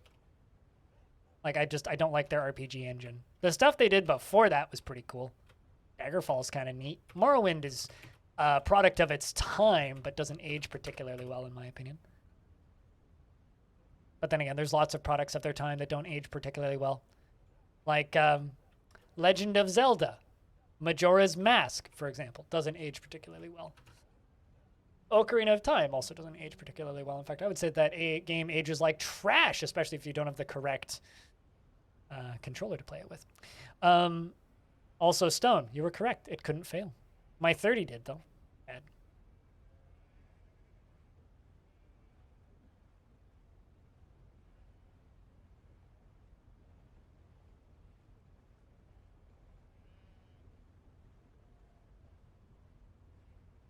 You know what's hilarious is I completely agree with you, but I have exceptions to that rule. Because I guess I'm just like a hypocrite or something. I completely agree with you that the current style of open world games is terrible. However, it works exceptionally well for things like Forza Horizon, which is just a very generic open world video game. but you're also in a car. And it's like, drive down this beautiful street for a bit and hit a bunch of billboards and go off jumps and feel awesome. Then event in the middle of the road. Click that. Now you're on a street course. Now drive in a straight line for 5 minutes. All right, cool. Now drive around at random for a little bit. Hey, look, another event. Drive in a straight line for a couple of minutes racing against other cars. I don't know. I find Forza Horizon to be very entertaining. And I'm not normally that kind of person. But there's like exceptions to every rule. And I'm just sitting here and hoping, please don't let the new Stalker just be a terrible Ubisoft kind of open world, go grab towers game. Blah. But then at the same time, there's like, there's absolutely problems with current modern open world stuff. I mean, let me present to you Exhibit A. Did you guys know that Far Cry 6? Fuck, which one was it? Hold up. Pause that thought. What was the Far Cry that just came out? Was it 6? Far Cry 6 just came out. Who remembers that? Exactly. Moving on. Legit proved my own point by forgetting what number it was. Actually, here's a very good video on Far Cry 6. I haven't played Outer Wilds, but the thing that I know about Outer Wilds is that it is more akin to something like Myst than most open world games. It's more like Myst, right? Because it's an enclosed clockwork area that you traverse to solve puzzles in that clockwork area. So in my brain, I would tie it more to Myst. I really liked the first 6 hours of Far Cry 3, and then the cool villain died, and the rest of it was boring as fuck. Far Cry 2 was the best Far Cry. Changed my mind.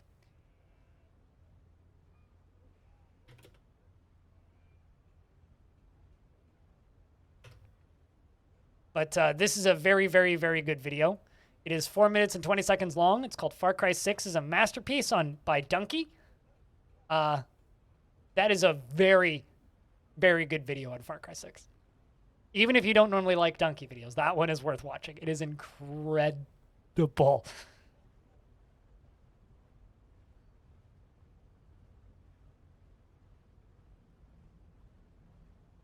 The only Far Cry I've finished, and I've played 1, 2, 3, 4.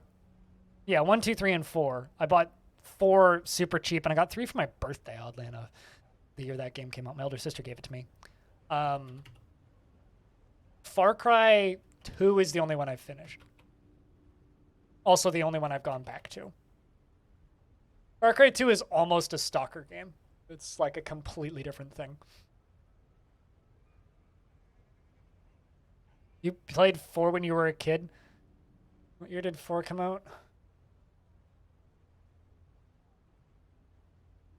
Just wondering what I was doing when Far Cry 4 came out. Far Cry 4 came out in 2014 in November.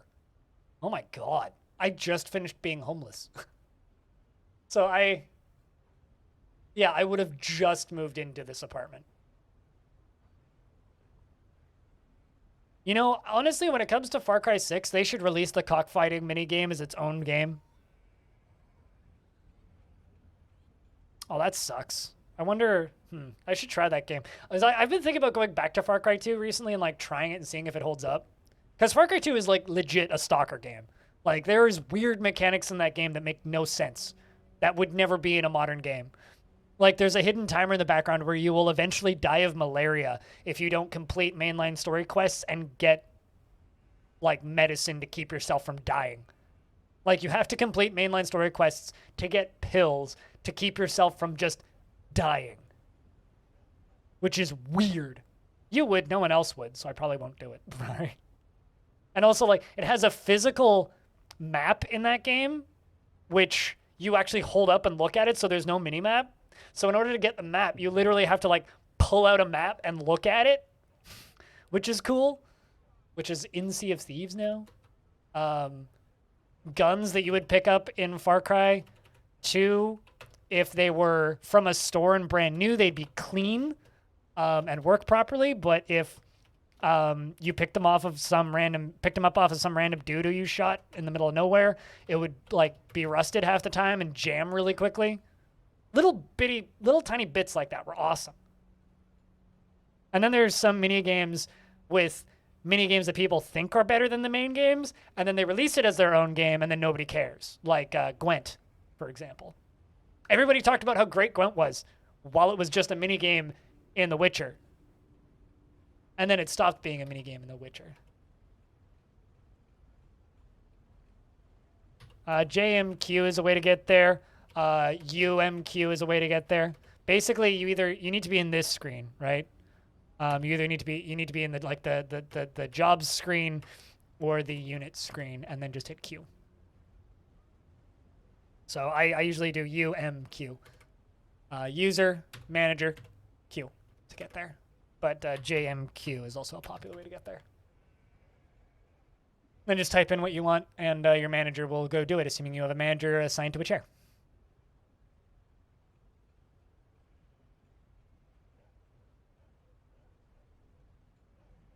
So, you know. If I were to do that, Rari, it would be an evening game similarly to how I'm doing Caves of Cud right now.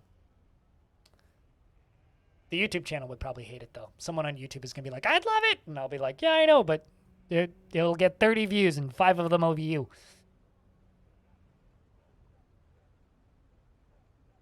Nobody gives a shit about Far Cry 2. Like, at all. Although, then again, I have weird opinions about shooters. I like Crysis. I go back and play Crysis like once a year. I just don't stream it. I really like the original Crysis. Crysis is a fun fucking game, okay? Such a fun game. It's such a dumb game, but it's so fun. It's the only game where you can, like, turn on turbo jump across a map, grab a dude, throw him across the map, and then jump after him and punch him, and then in midair pull out a gun and shoot him.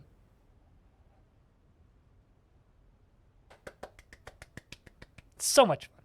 It's so much fun. Crysis is such a fun game.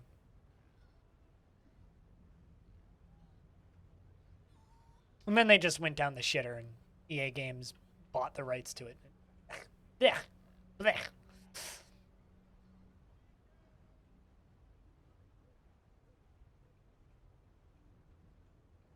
But yeah, the more you type, the more it filters. Yeah. Yeah, you have to type in here. So it'll be like, I want to make meal. Lav. Or, as chat loves, is BALASS. Assemble a ballista arrow. Ball ass. Naturally. Or I could type in assemble ballista arrow.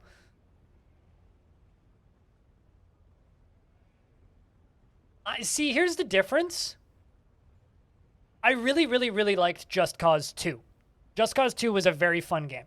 I don't like the rest of the Just Cause games, but I would actually say that personally I have more fun with the chaos I can cause in the original Crysis than in Just Cause, just because it's a first-person game instead of a third-person game, and there is way more tactical options in Crysis than Just Cause. Like, Just Cause was really good at the guns blazing, blow shit up way of being silly, Von Roland. But the original Crysis, like, you can play that entire game as a stealth game and not actually kill anybody until you run into the aliens. Spoilers. You can actually, like, play that game as a stealth game. But you can also, like, be a fucking superhero and fly through the sky and, like, pick up a... You can kill an entire, like, army of the Korean soldiers with a barrel. Just pick up the barrel and just bonk in the head. Like, it's... I don't know. It's like it's got a bit of Hitman in there. You know how, like, that legendary scene in Hitman when they throw the briefcase and it follows the guy all the way around there. Like, I'd probably really like Hitman if I actually just sat down and played it. But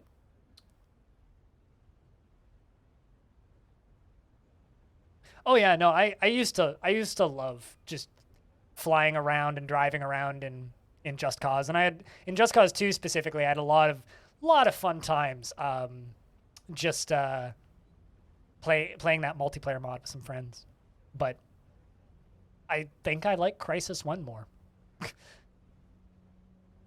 Which is weird, because, like, Crysis is, like, the benchmark game. It's a game that people all stole. They would torrent it, and they would play it, just to see if their computer could run it. And that was like the only thing people actually did with Crysis, which I think is kind of a shame.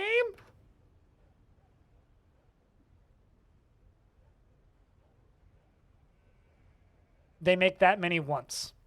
If you get now, so I'm not very good at this, but if you say Q, brew drink from plant 10, right? So brew drink from plant 10, brew 10 drinks from plant.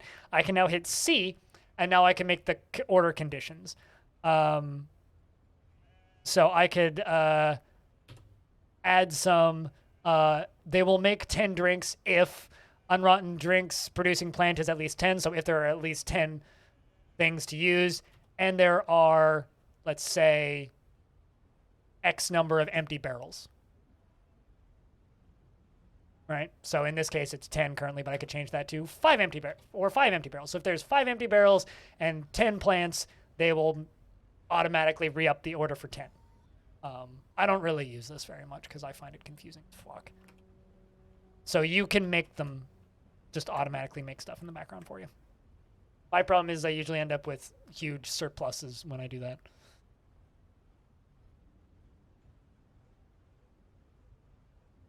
But can it run Crysis? I mean, you want to know what's still hilarious about that question, Mark? Is there's some things that Crysis 1 and Crysis Warhead, the first two Crysis games, Crysis 1 and the expansion Crysis Warhead do.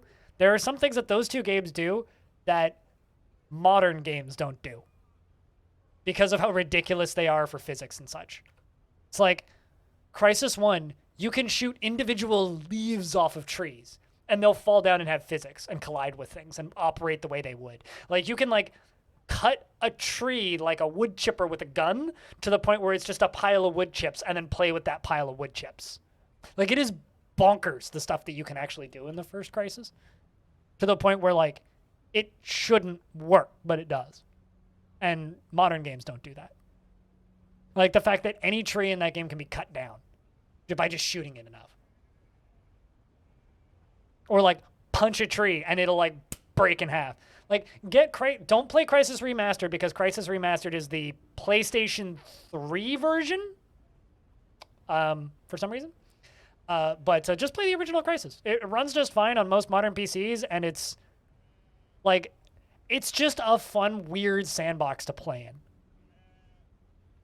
Like, and it goes on sale pretty frequently for very cheap.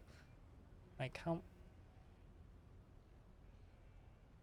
Never mind. At request of the publisher, Crysis is no longer available on Steam. So you have to buy the... Oh, I see. You have to buy the Maximum Edition, which comes with Crysis and Crysis Warhead. Oh, which is $40. Don't buy that. Wait until they put that on sale. Although they might never now, because they want you to buy Crysis Remastered, which is a like full price game again. So good luck. Maybe find an old key for it. I hate it when publishers do that. They did that with Fear a while ago, where you can't just buy Fear. You have to buy Fear 2 and Fear 3 with it.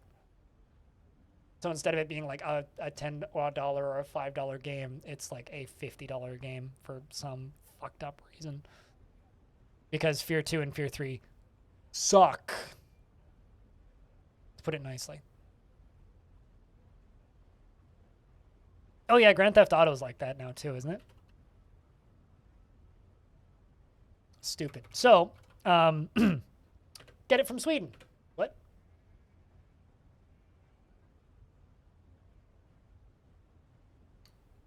Whatever that means.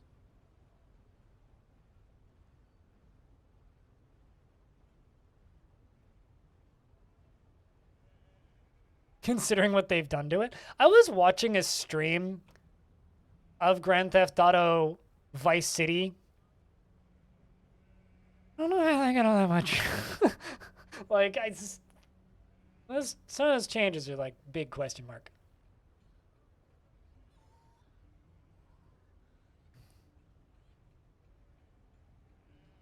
But then you're giving money to crappy people.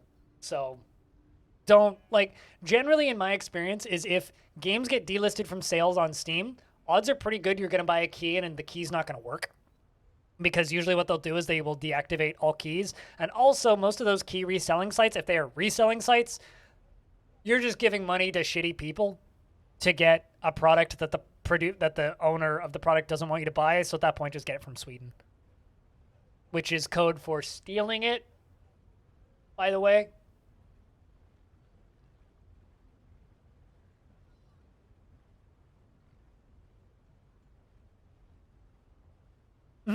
I mean, all game, like, you know, I don't really like the investors in SNK, but you kind of got to go hats off to SNK for doing an excellent job of being able to buy those games. You want to play Metal Slug? Every single Metal Slug is available on every single platform in a billion different versions. They're available in collections. They're available standalone. They're available, like, they're all over the place.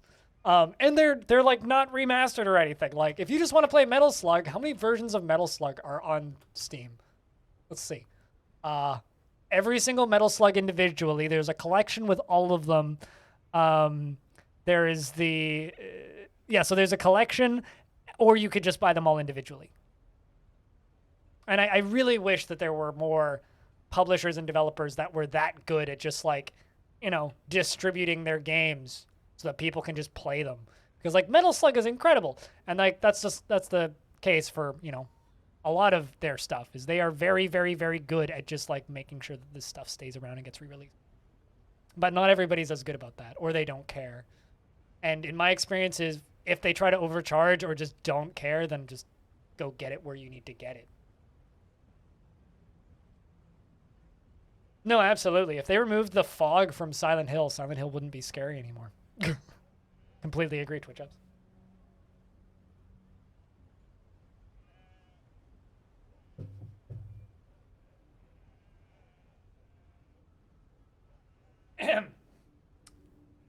It's time for me to get taller, chat.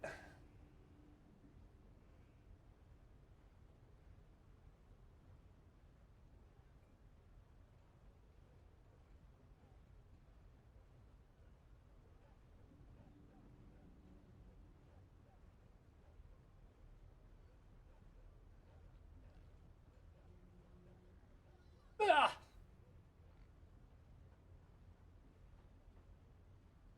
The important question, chat, is do you cut your life into pizzas with a plastic fork? That's the important question that I'm sure everybody here's one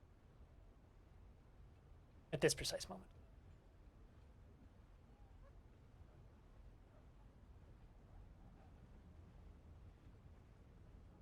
You haven't really mentioned it? I'm just curious now. What's your hate?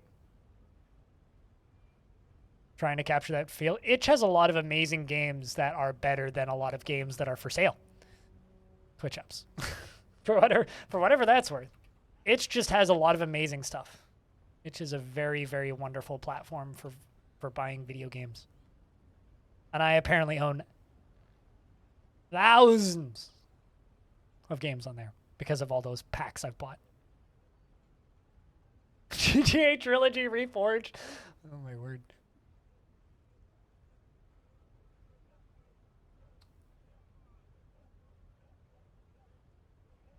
I usually just make more barrels when they ask me to make more barrels. So I don't know, Mark. I'm probably not a person to talk to about automating Dwarf Fortress because I play Dwarf Fortress. I don't automate Dwarf Fortress. So when a thing needs to be done, I just do the thing. And I don't really automate it, so I don't know. Generally. How many barrels do you need? As many as you need. But, like, I usually start by making, like, 20, and then when they ask for more barrels, I'll make another 20, and then eventually they just kind of stop asking for barrels because they just have enough barrels, and then we're just good. Is that on Steam? GTA Trilogy Reforged? I mean, I know it's not called that.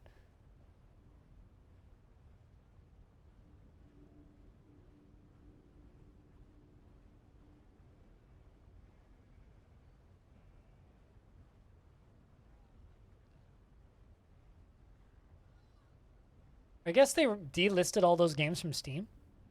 Yeah, it seems like it. Where is it then? It's not on Steam. Is it on Epic or something? Or is it just on their launcher? Only on their own launcher? Okay, so then what you're telling me is it doesn't exist. The Royal Treasurer from Pastor Ol has arrived. The humans are here to sell stuff. Cool.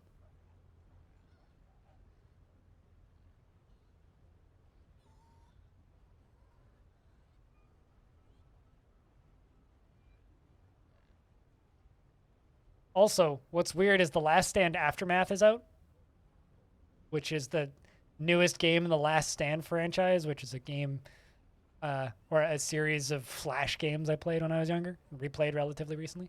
Oh shit, they released the Pathless. A bunch of games came out today, apparently. A whole bunch of games came out today. Neat.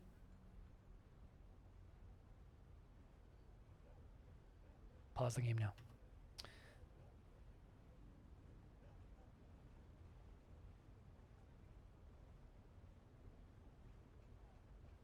And tools from Itch. Lots of interesting ideas and lots of short games. Thanks for the short games. I really like short games. Like, yeah, basically. I mean, Twitch ups. If you like that sort of thing, I recommend the Patreon for Sock Pop Games. SOKPOP. They're a collective of people. There's not that many of them. I think there's like 4 or 5 of them. And they make a game every 2 weeks. They release a game every 2 weeks. Neat, Anthros. And they're all like short, little, interesting, weird experiences. Also, neat thing about this human, this instrument they're carrying, this guinea fowl leather maben, was made by one of my dwarves. If I'm not mistaken. That or it was made by a human and we stole it from them. One of the two. But this human stole it from the fort and brings it back every year to use it, which I think is neat. The games are badly remastered, to say the least. It looks like that. If only it didn't. I wonder if SA security guard pad still has the typo that means you cannot speak. So basically, you're just saying that they were remastered poorly, which certainly seems to be the case. I mean, I definitely had mods for San Andreas back in the day that made it look nicer than their remaster job looks. The thing is, I kind of just hate Rockstar, so I just expect everything that they do to suck, so I'm just kind of not shocked when they do weird, dumb, bad things. Othroar says, on behalf of the Merchants Guild, let me extend my greetings to people. There's much to discuss. World the same as ever. What request do you have of our merchants? Same as usual. Although this time I think I'm just going to request gold. Thank you.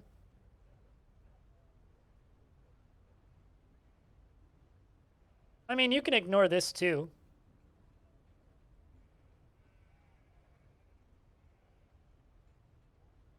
In on it, which is hilarious. All of the podcasts I listen to haven't caught up to that release yet because they all update on Tuesday and Wednesday. And because it came out last week, they haven't recorded yet. So I'm curious to hear what people have to say about it once those release. Author says, on behalf of the Merchants Guild, let me bid farewell to you and your stout dwarves. What does the mayor want right now? Just bins. I can't export bins. I mean, that makes my life really easy, actually.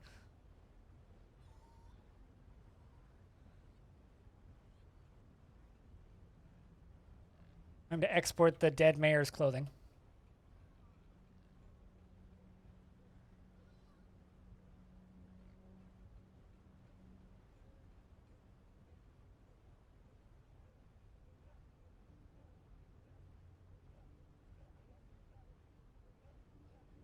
Sure. I mean, that'll do.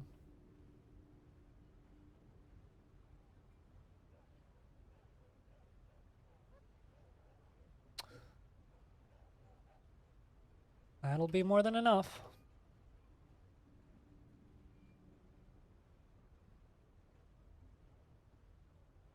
I get you. Athros. One of these days, me and my team will start a podcast and we can just... And then you guys can be like, yo, I was listening to your podcast yesterday and you talked about this thing. Then you can hear me complain again in another format. One day.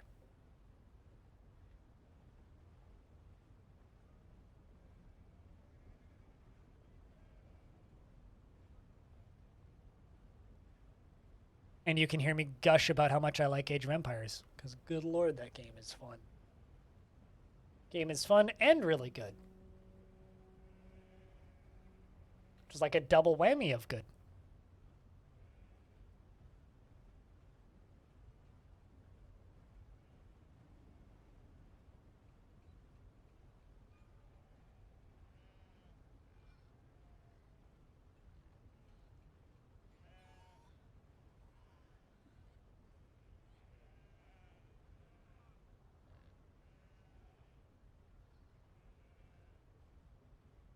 Watch the unpacking video aside from what a good idea and delivery it has, ... Okay, where are you going with that?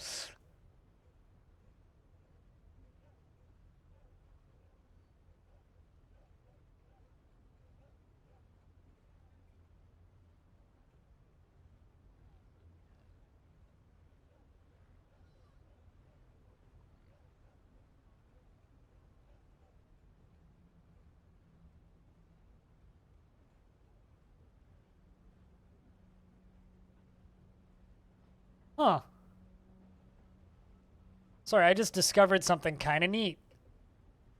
Although it's a Kickstarter, which means it's probably not kind of neat.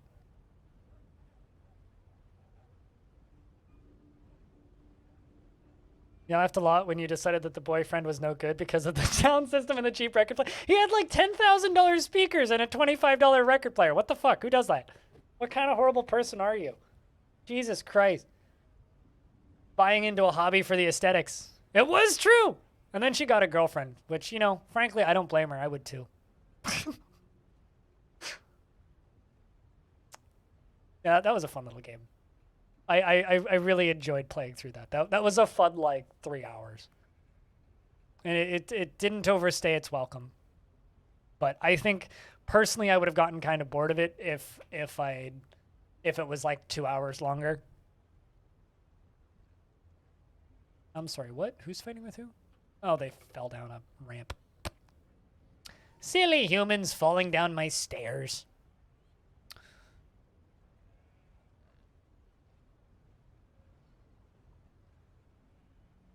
Although, I listened to the Giant Bombcast, and one of the hosts on the Giant Bombcast said that he played through Unpacking, and then finished Unpacking, and that his daughter played through Unpacking, and says that his daughter is now on her 5th or 6th playthrough of Unpacking, which is kind of amazing. She's just playing like room organizing simulator,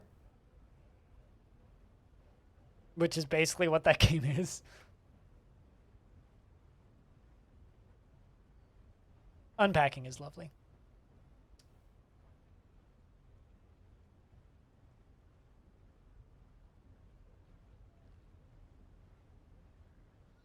So it's so good that you love that game. Sadly, your reflex for RTS have rested. Yeah, but you can still play casually and have fun with it. And that's I think like the point. A well-made RTS game is fun for people who suck at RTS games, and also fun for people who are good at RTS games, right? Which is why I like Age of Empires so much more than StarCraft, in my opinion, because StarCraft is fun if you're good at RTS but kind of sucks if you suck at RTS games. Whereas like Age of Empires is fun even if you suck. We were talking about Unpacking, but we're also talking about Age of Empires. We're talking about a few different games right now. But the thing that I was going to say that I discovered that's really cool. So apparently there's an unreleased Game Boy Advanced game, which was originally called, let me see if I can find the original title here. Which was originally called Dune Ornithopter Assault. So it was originally a Dune game, but they're re-releasing it as Alien the Crystal Wars, and I guess stripping the Dune IP out of it, which is actually kind of neat. So they're taking the source code from a canceled Dune game and making a modern version of it. That's actually super cool. Not something I would ever play, but I'm really happy that this exists. Oh, it's all good. Yeah, if you hit up arrow, it retypes in the same thing. I get you. That is really neat.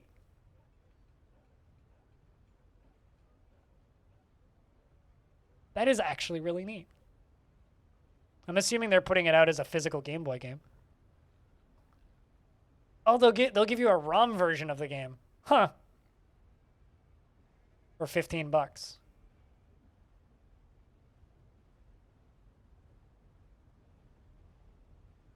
And they will send you a physical copy of the game for $45. That's really fucking neat. I wouldn't back that, but that's really cool. Not a game for me, but that is really neat. I'm really, really happy that that exists. That is cool. Canceled Dune game is getting re-released. Speaking of, can someone please remaster Dune? And Dune 2? That'd be cool. But yeah, that's what I was rambling about initially.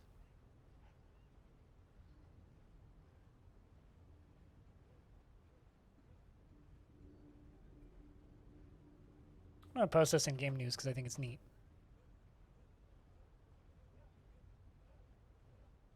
Like I would never play a. I mean, I do actually have a functioning Game Boy Advance SP, so I could theoretically play it, but. What, to do like first-person 3D games? I had several 3D first-person games. I never figured out how to play Dune 1. I had it, but I just had the disc and I didn't have the manual, and that game was kind of esoteric to figure out if you just had the manual. I played it in DOSBox on Windows 98. Or just in DOS, I guess, not DOSBox. On a Windows 98 computer. I played the first little bit, but I always would lose out pretty quickly because it was more of a grand strategy game than and like adventure game RPG thing. They should remake that game.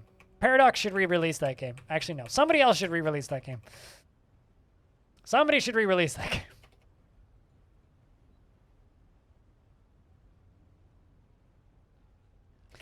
That would actually probably be the best Dune game that we'll never get. Would be Paradox making Crusader Kings, but Dune. Could you imagine if they made Crusader Dune? That would be so cool. I mean, all RTS games were reskins of other RTS games at the time.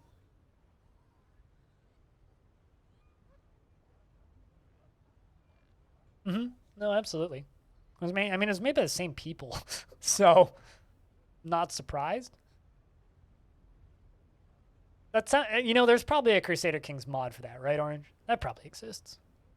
That probably exists. Probably. Although, that being said, can somebody please go get started on a Dwarf Fortress overhaul mod to make it into Dune?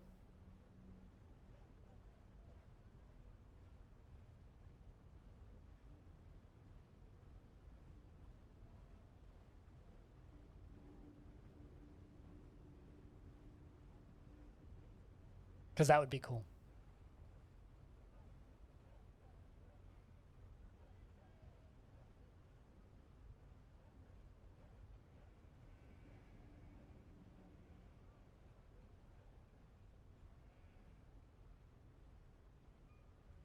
Along with ground control and you don't harvest. Yeah. I think the earliest RTS I've actually played would probably be Total Annihilation. Welcome back, Dragonman. Which is a game that was quite fond of back in the day. Although admittedly my love for my love for Total Annihilation kind of got ruined by Planetary Annihilation and its tackiness.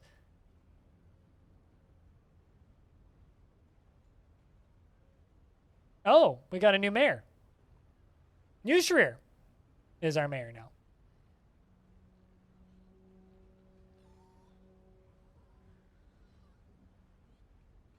the mother of Dun Caribou. All right, Madame New Mayor.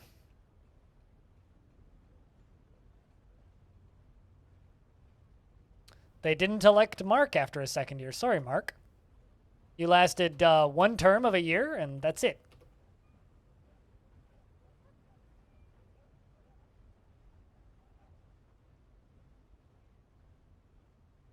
Also, let's see how Blue Water's doing after your husband dying.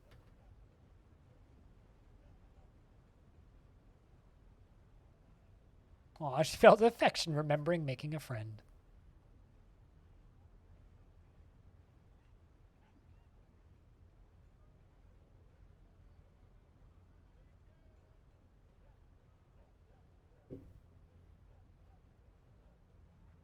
Yeah, I know the history of RTS games. Well, I know. If you could even call MOBA a genre. But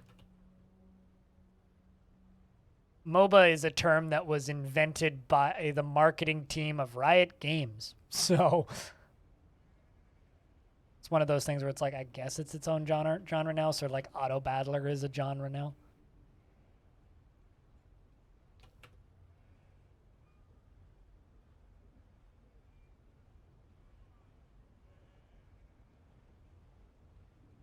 Like, oh fuck, what was the name of that game? I'm imagining this one MOBA that predates League of Legends. And just because it had a very striking box art, and I remember seeing it all over the place. I think it's on Steam. Like Colossal or something?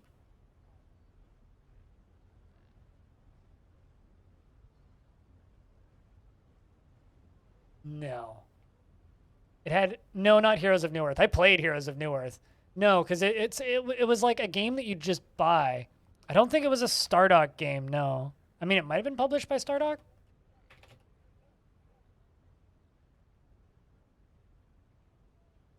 Let's see. Man, I completely forgot about Fallen Enchantress Legendary Heroes, which is the first thing I see under Stardock. Demigod, that was it. You're not wrong. Yeah, made by Gas Powered Games. Demigod. This game. This is kind of a MOBA that, like, I guess came out when League of Legends was blowing up. This is kind of a MOBA. Fucking weird one. Demigod, yeah. I remember buying this with like 2 or 3 of my friends after it was dead in air quotes and actually really enjoying it. Weird fucking game, that. But it had such a striking art style. I mean, look at that. Like, imagine seeing that on a box art. Like, there's no way in hell you wouldn't want that as a kid. It was the first commercial MOBA. Yeah, it was released on Steam in 2011, but that's not when it came out. I don't know when it originally released. Hold on, let me double check. When did that game originally release?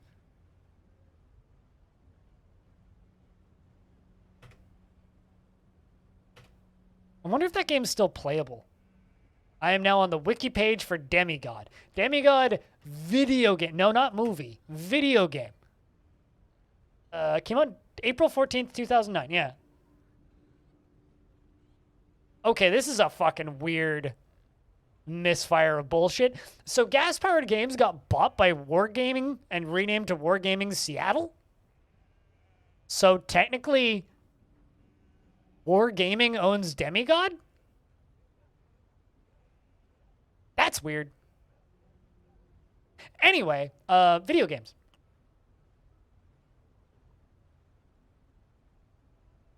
Only 2 times in multiplayer? Yeah.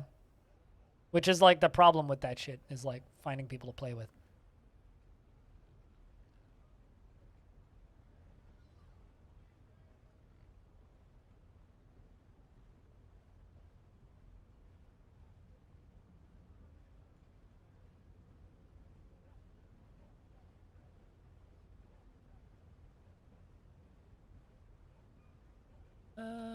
We're just gonna finish slaughtering the animals and then putting them back in the tavern.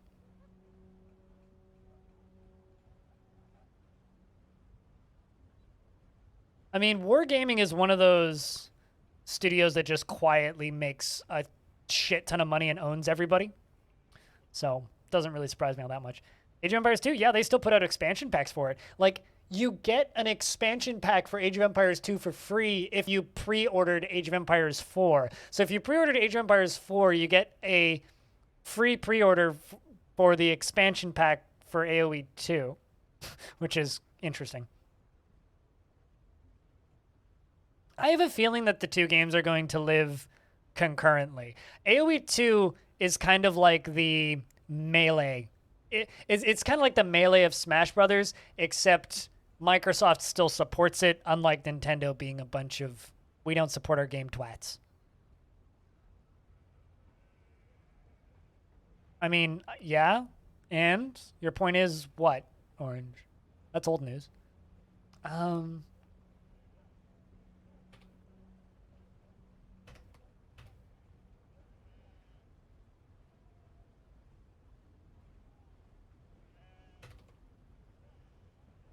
Let's quickly brew up some drinks.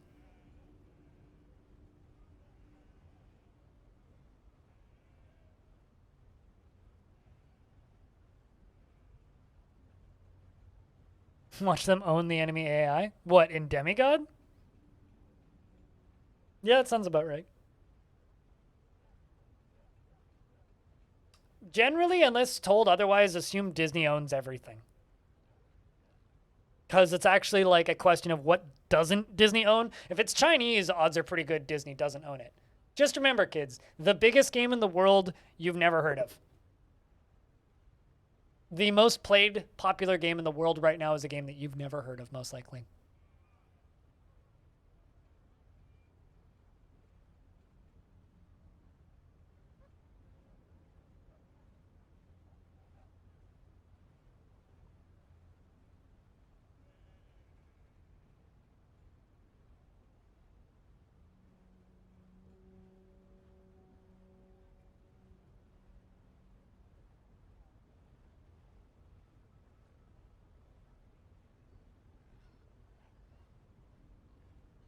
Yeah, I just found it. It's also, it sounds like it was like its name was come up with by a algorithm designed to make generic sounding video games. Freaknik 2, The Big Smalls Retribution is definitely the biggest game in the world, yeah. Now, the biggest game in the world is a game called Honor of Kings.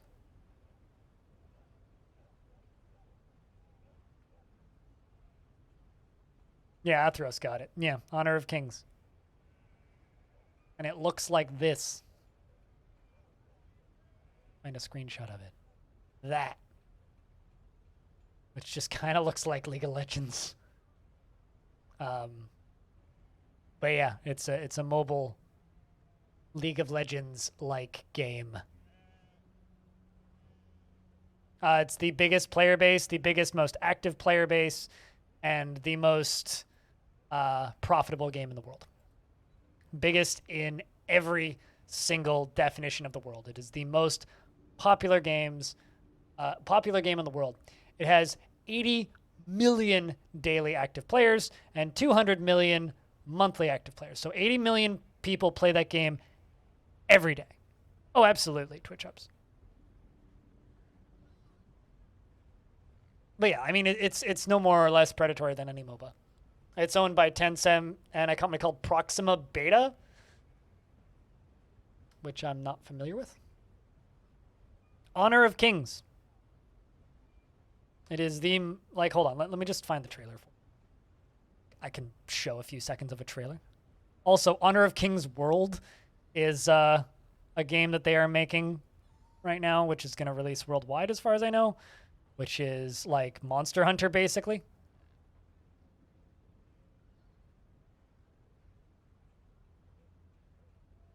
Dwarfs is pretty good. I can't even find the new one because all I'm finding is trailers for Honor of Kings World. I want the 2015 trailer. It's a cinematic trailer. That's no help. I can't even find it because I'm not on Chinese internet. But,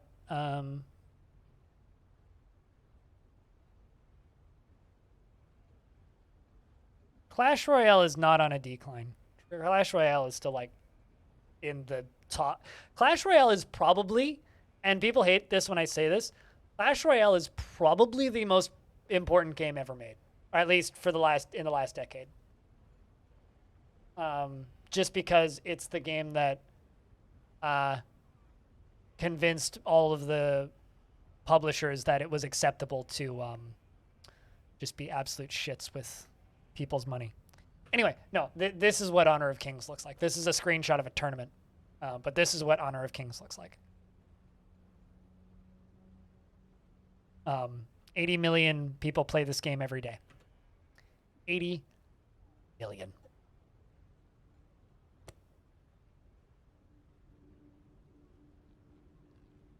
About what all the hubbub was about, and what was your take on it? Having played it, looks like League to you. Yep. Yep. I mean, they also own League. Well, Tencent wholly owns Riot Games, and that's a Tencent game.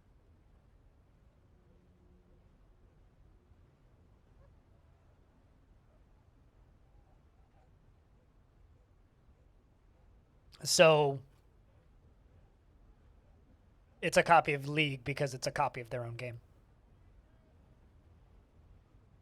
Also, you just reminded me that Vainglory exists. That's weird. I wonder how popular Vainglory is these days.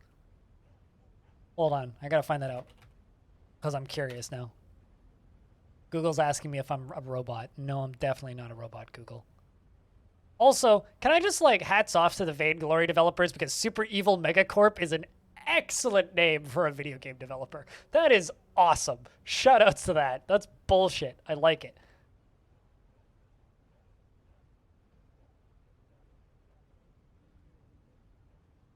Oh, okay, so they shut it down last year, Vainglory. So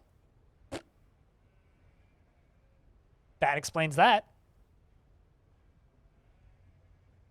I was like, what happened to Vainglory? I haven't heard about that game in a minute. Well, they shut it down. That's why. Super Evil Megacorp, though.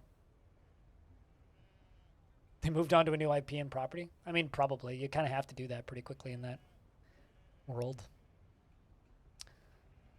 Less population worries. Some interesting mayoral disputes over who gets to be the maintained mayor because my mayor of 150 years finally died of old age, which is kind of crazy.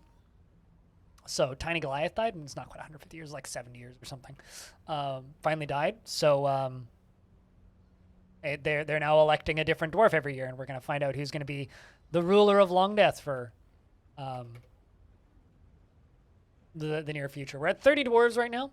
I still want to get up to 35 before I start working on mega projects again, so we're still just kind of sustaining. But we're in a better spot than we were a couple weeks ago.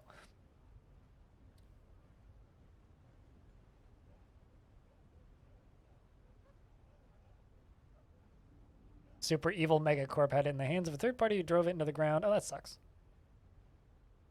That sucks.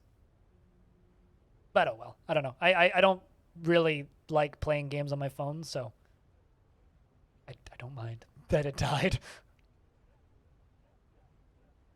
This is weird because like I was offered to get paid to play that game a couple of times. Also, investments are open. Heads up, chat.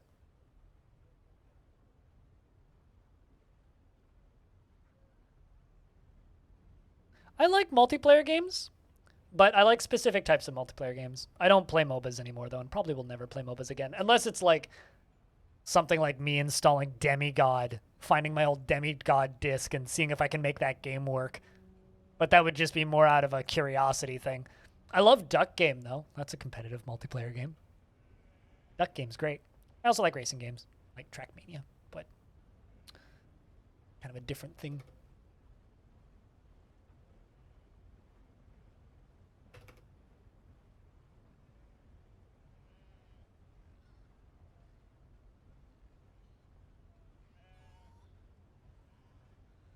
Hoplite's a great game. Isn't Hoplite on PC? I feel like I played that on PC. It's not.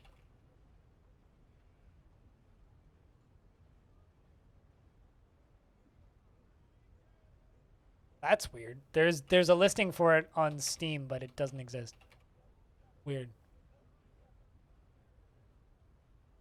There's also a really bad looking puzzle game called Legendary Hoplite, which has nothing to do with Hoplite. All right.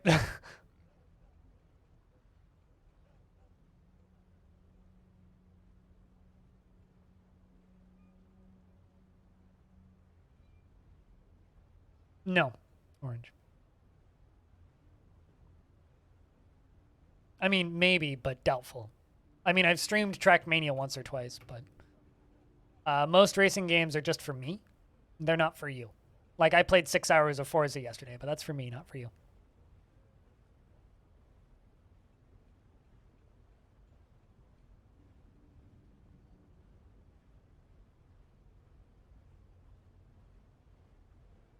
If I play a game on stream, it stops being fun to play off stream because I feel bad for not streaming it. Thus making games I've streamed less enjoyable to play off stream. So games that I play for my own personal enjoyment, I'm never going to stream because it turns it into part of work. The same reason I'm not going to stream Solitaire, because I unironically play Solitaire on a pretty frequent basis. And I wouldn't want you to ruin that for me.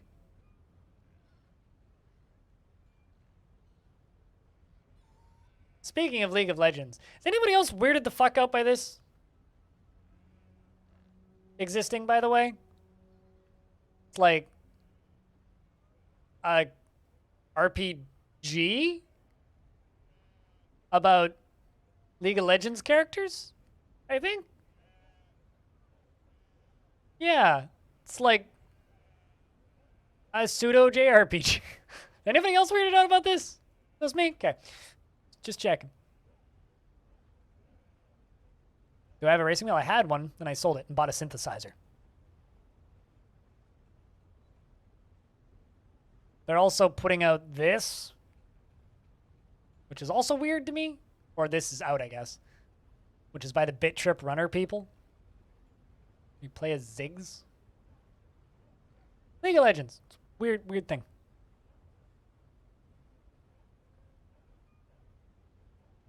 League of Legends was really cool and unique looking, and then everything else started looking like League of Legends. So League of Legends has retroactively become super generic. Although I will say that RPG, Ruined King, a League of Legends story, actually looks all right. People seem to like it. It's got good reviews, so.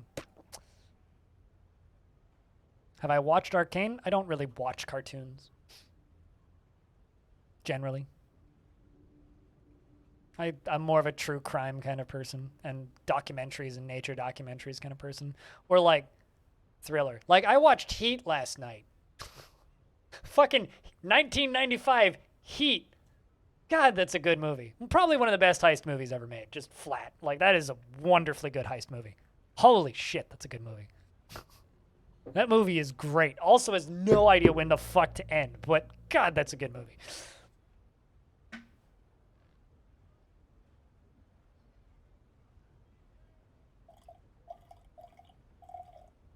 Yeah, I don't know. I don't really watch cartoons. And I have personal reasons for that.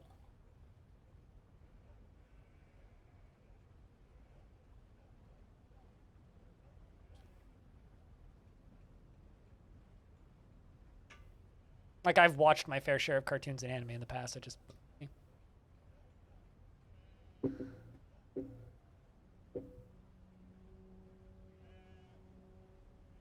They've been making that fighting game with that IP for a very long time, Athros.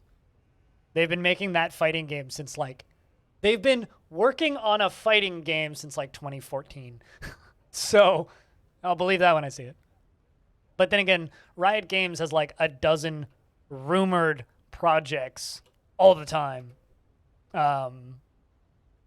which never actually come out. They're kind of like Valve in that way now, where it's like there's always rumors about Valve working on a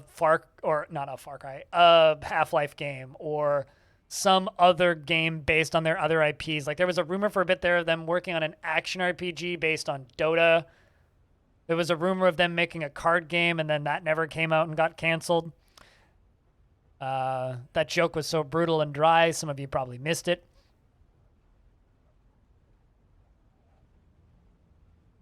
I mean, they're also building their own internet. So yeah, Twitch ups. Yeah. Riot Games has a lot of money. In fact. Yeah, you didn't know about that? They're trying to. Riot Games is, I think they still are, were at one point actively attempting to compete with Google Fiber. Like they were building their own internet that you would subscribe to play League of Legends on. And I think they're still doing that, which is really weird when you consider the fact that they're owned by Tencent and they're doing that in the States, which is bizarre. Well, they're not. They don't need to be renamed to Meta because like they're owned by Tencent, which is bigger than Meta. So, who cares about Meta? It's like I'm freaked out by Facebook, but I'm significantly more freaked out by Tencent's hostile takeovers than Meta's hostile takeovers. Now, if Tencent bought Meta, then I would freak out.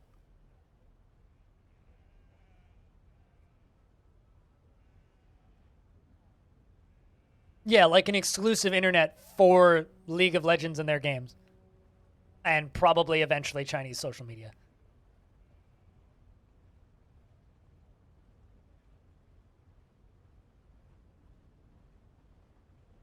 Wait, managed to get out of what? Trying to hostile take over Ubisoft? Tencent owns everything. Quite literally everything. I'm pretty sure they wholly own the rights to Terminator, too. Not that that has anything to do with anything, but as a fan of old movies. Hold on. Google is mad at me. I am Googling too many generic things. Games. Let's just... This is the list of titles published by Tencent, if I can find it. Or games that Tencent owns.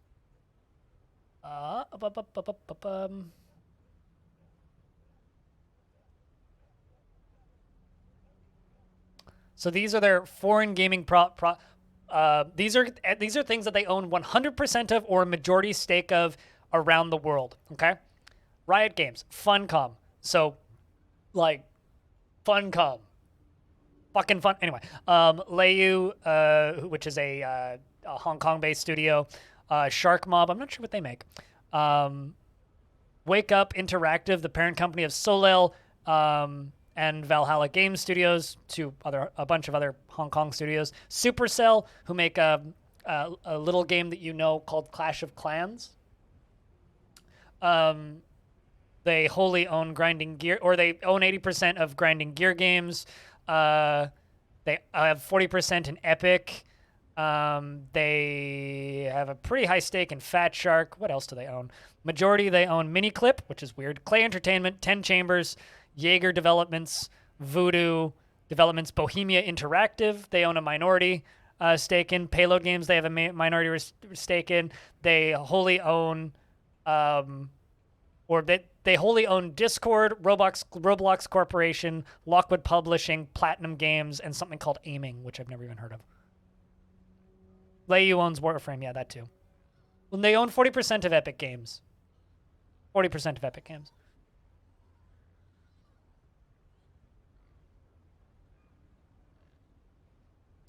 Then things that they own domestically.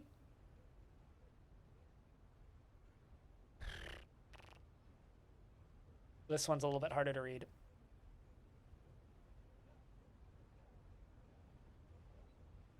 They're also basically Chinese Facebook, so there's that too.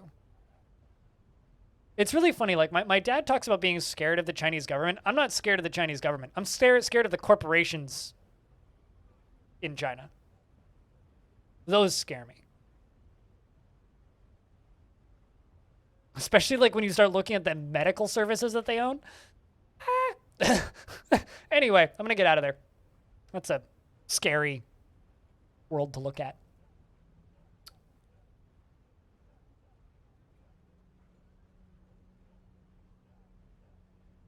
Logically, I've seen those memes, Twitch ups.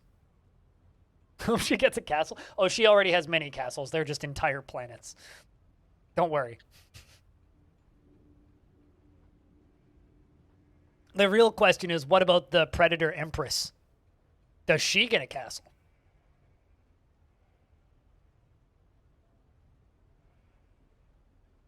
Those corporations, the corporations are the government? Yeah, this is true. Your friend who used to live in China is terrified of them? God, I'm trying to remember the name of that documentary I was watching recently. American Factory. Watch American Factory. Everybody here is like, watch Squid Game. Have you seen the League of Legends cartoon? No, don't watch that. Watch American Factory. It's a movie on Netflix. It's an 1.5 hour long movie. That's a terrifying movie. Heart-wrenching, terrifying movie.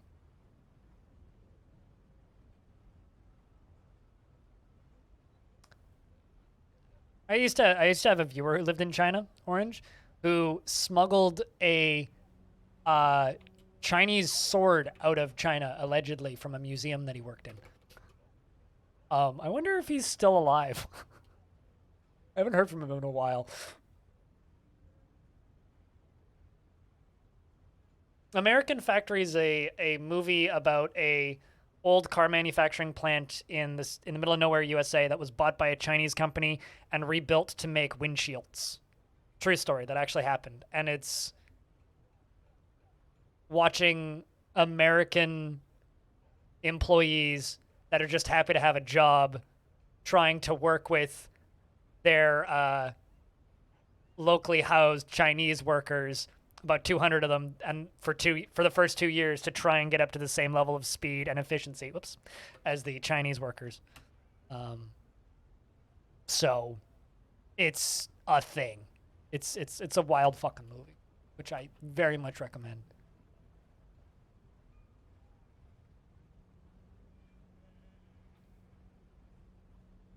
From his Twitter, most predator aliens aren't hunters. The ones we see on Earth are the weirdos with a sad hobby, and their planet's equivalent of the dentist. Yep. Yeah, you're not wrong. As a fan of Predator, I support this statement. Well, it's just like necromancers aren't evil in Dwarf Fortress. They're just dwarves with weird hobbies. Let them have their eclectic tastes and their weird need to resurrect the dead and not die. I think I've seen his tweets, actually. I don't go on Twitter. It's like, I know that I have a Twitter and you can look at my Twitter. I tweet on Twitter maybe once a month, and I never browse Twitter. I haven't browsed Twitter since 2019.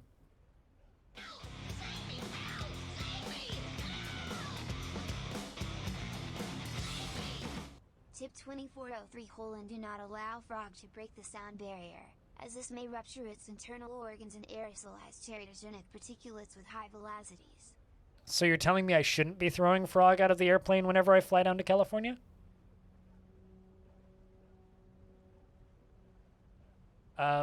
Well, I mean, since Rhinestone is a man of culture and understands the logic and importance of frog tips, allow me to read a few lines from the Holy Scriptures. Avoid rotating frog counterclockwise, clockwise, or widdershins. Do not attempt to divide ribbit by croak. This results in an unindexed value and frog will abend. Frog does not have to put on the red light. When frog reaches the end of its usable life and you are preparing it for disposal, do not scrub frog. Frog is not a floorboard. Adding peripherals is a breeze with Frog's SPI support. Simply wire CLK to MISO, most to CLK, and MISO to MOSI, and ground to 15V and 15V to ground. Tip 969. Sending a sign hop to an already hopping frog may result in a deadlock. Tip 348. Frog is not guaranteed to use an American Soma. Frog is not guaranteed for use in an American sauna. That's the word that I was trying to read.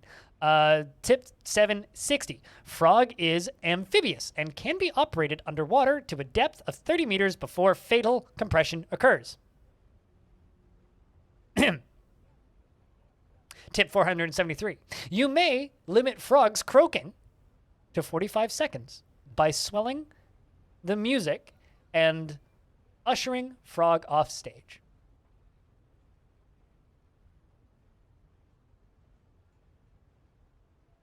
Frog.tips. Very important.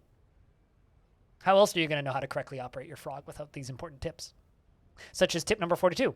Do not immerse frog in liquids. Or tip 1094. Be wary of telephone calls asking if you or your frog is running. Frog is only capable of hopping, and running will cause its internal motor to burn out.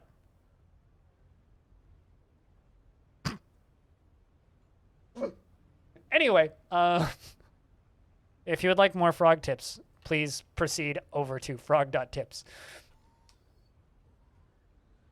And submit tips if you want to submit tips. Anyway, Ryan, how are you? Thank you very much for keeping that sub alive for a 49th month, by the way. We used to have a bot in this channel that would randomly drop frog tips from frog.tips' API of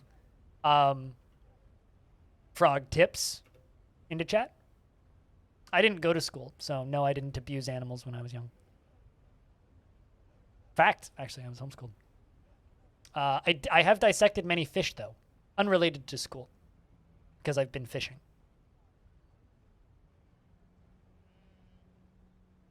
Please have Frog's registration number on hand or for support calls. It can be found in Frog's throat. Don't be shy.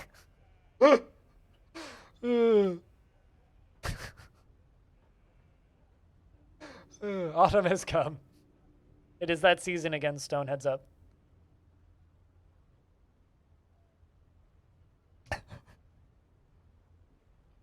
That's funny.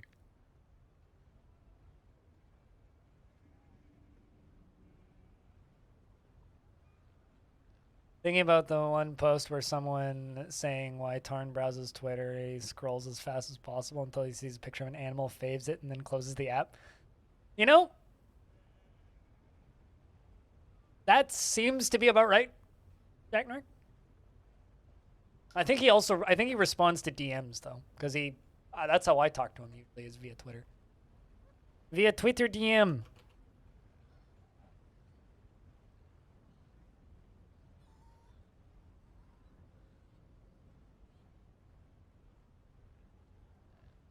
And the annual tributes have arrived. Check Music Talk for what?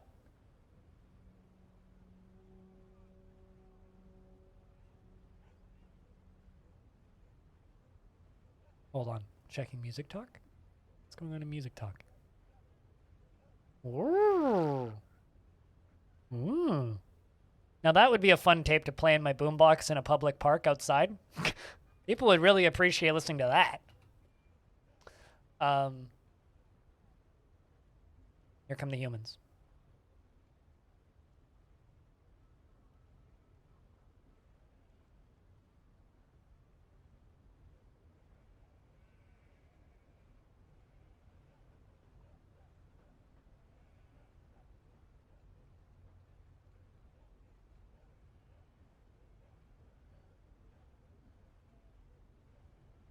You are not disappointed? Yeah, this is a fact.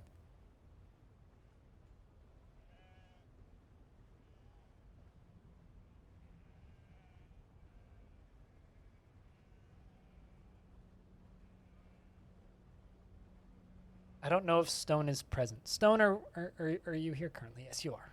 Okay. Let me know when you got it.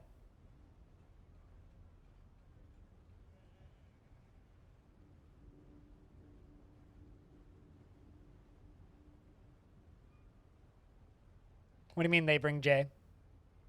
Jay? Who's Jay?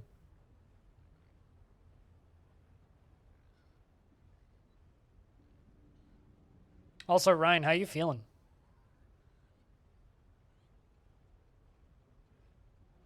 Yeah, I had to use my rune of invisibility so that you can't see me, so that I can hide, so that Stone can copy paste the stuff. A council of have a J? Oh, yeah, that's a J is a sheet. It's sheet, just a piece of sheet. Like paper. It's also not a J. It's a weird, like, small, upside-down book thing. Oh, boy, that's a more normal one. Let me know when you're ready for me to scroll.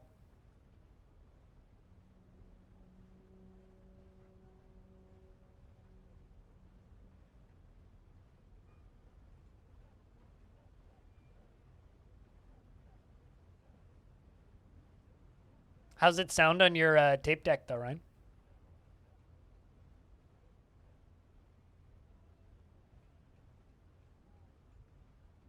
Hey, they brought us a peacock. It's not too bad, I don't think.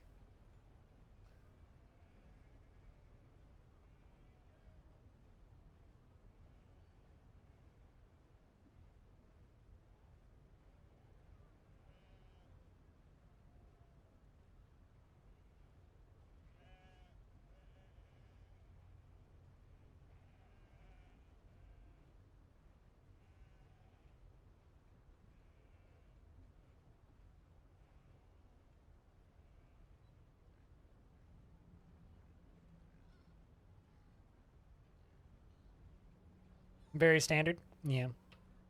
It's kind of what it seemed. Ponder autopsy. They are pondering the concept of autopsies. Ragnarok is telling the story about how Taurus II ceased to be the captain of the guard at the eternal adventure of time. Because he killed somebody. Or she killed somebody? She killed somebody. You're eating crisps? No. Actually, my lunchtime soon.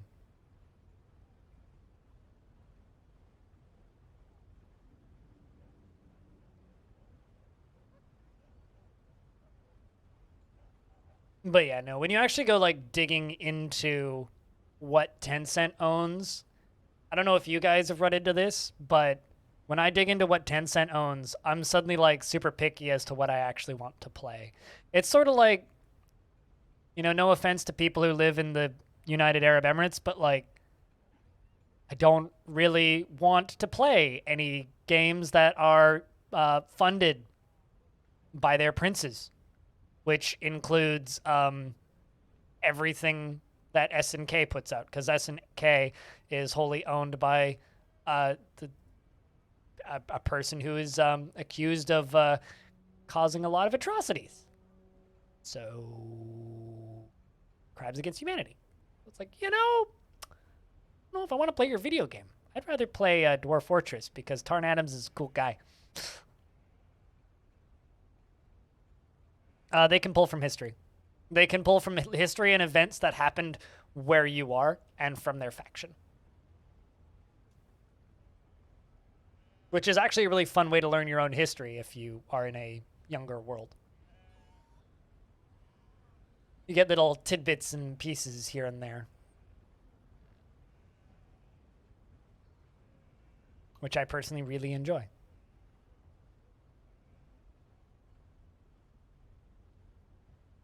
Yes, DF, a video game, not made by somebody who is a war criminal or a crime against our species person.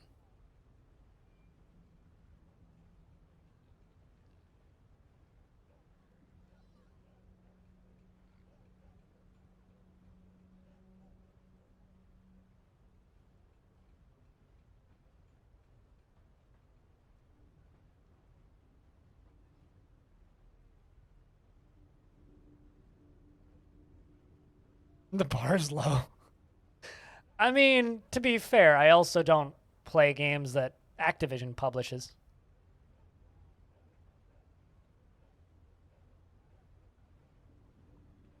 So, for similar reasons. Also, if you're listening to the stream, thanks, B-Lug!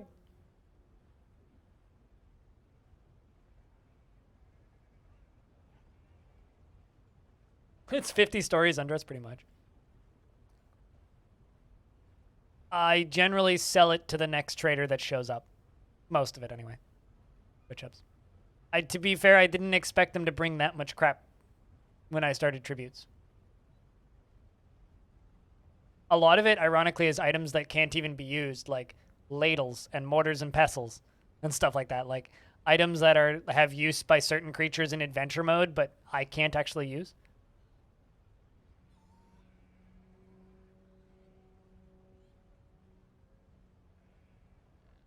So, yeah, I know exactly, Stone. None of us expected this. I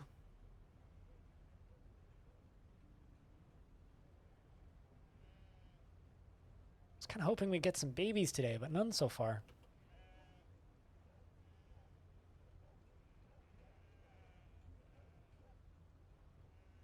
You know, I'm not surprised that Mark got booted out of being mayor. He keeps getting afraid and angry.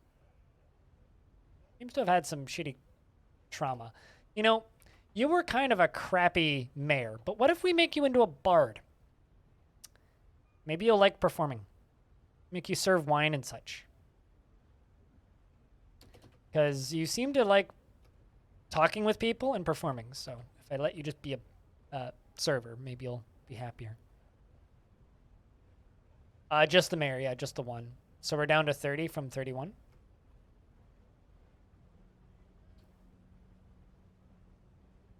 What, in Dwarf Fortress or in anime? Follyland? Because I'm pretty sure that JRPG already exists. Where the president is a singer. Oh, fuck, what was the name of that Miyazaki-ass looking game? Where the sequel you play as the president of the United States. And it's just a JRPG, but you're a dude with a gun. Cramp, what up? It's good to see you. Happy 10 months. Oh, in real life? I mean, that's no fun. I'm sure there's been politicians that have put out mixtapes. But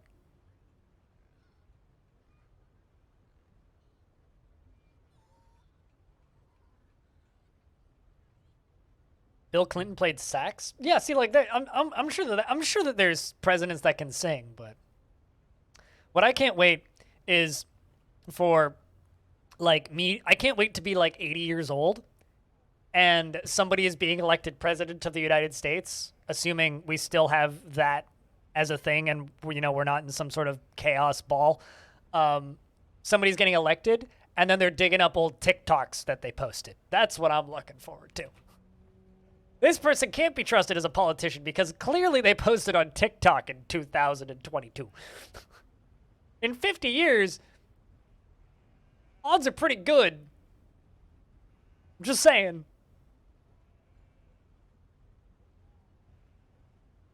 Not a terrible organization. Yeah, which is why I try and remind people, or do my best to remind people, that it's not just Dwarf Fortress isn't just coming to Steam, it's also coming to itch. Bah, you know.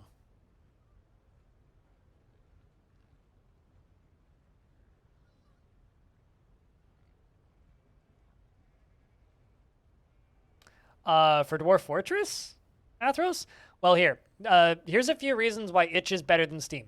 Reason number one, itch.io has 0 DRM. Zero to speak of. You download a zip file just like it would be buying it from Bay 12s. Reason number one why you should buy it on itch instead of Steam. Reason number two is Steam takes a 30% cut of all sales up until a point, unless they've changed that, which I don't think they have. I think that there is a way where they'll only take 10% of sales, but you have to sell like more than 1 million. There's like some weird arbitrary number where they take less. Anyway, so Steam takes 30%. itch.io takes 10. So I think you can answer that question. But on the flip side,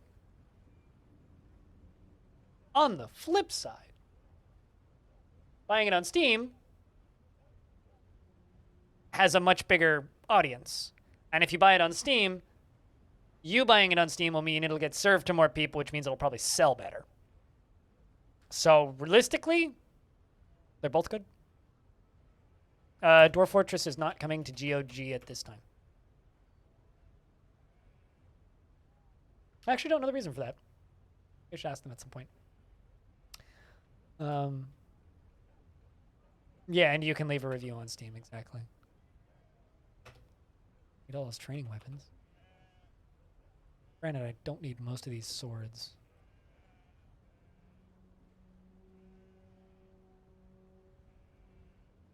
Don't need any of those fucking anvils.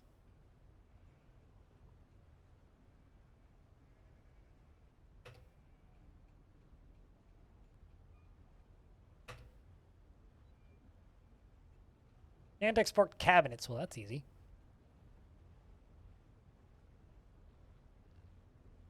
I don't like the I've been doing what the GOG launcher does, but with Steam for so long that I use Steam for everything. Because, like, I found the add not game Steam to Steam launcher button a very long time ago.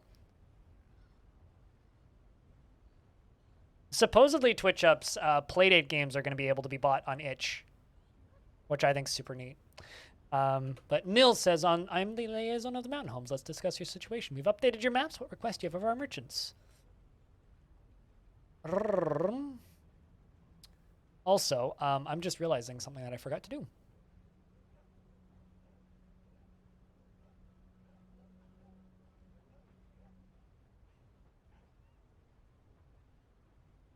No, iron stat.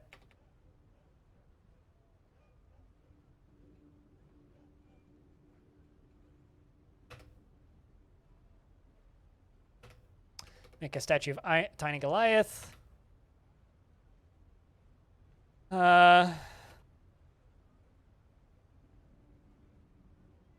Make a statue of Mark. And a statue of Steli Damost.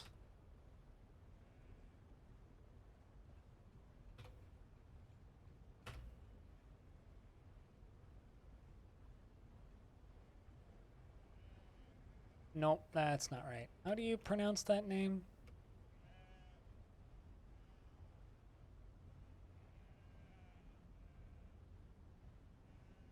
What's your last name? You Shreer. Washed Towns. They're to wash the town of all of its money? You Shreer Wash Towns. There you go. Current mayor. Gotta update the history of the fort.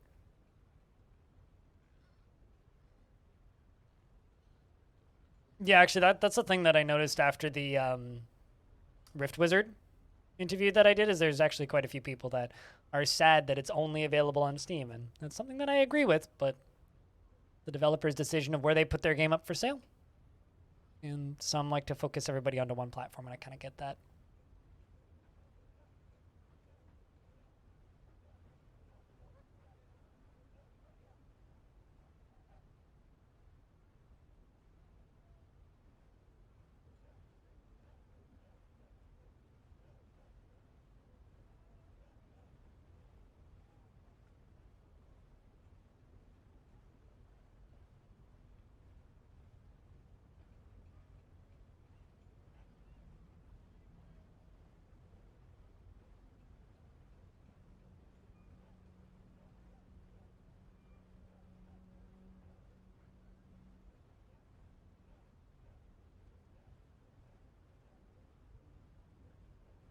But yeah, no, itch.io is just a treasure trove of amazing creations that not enough people know exists, really. Which kind of sucks. I'm being honest, this sucks.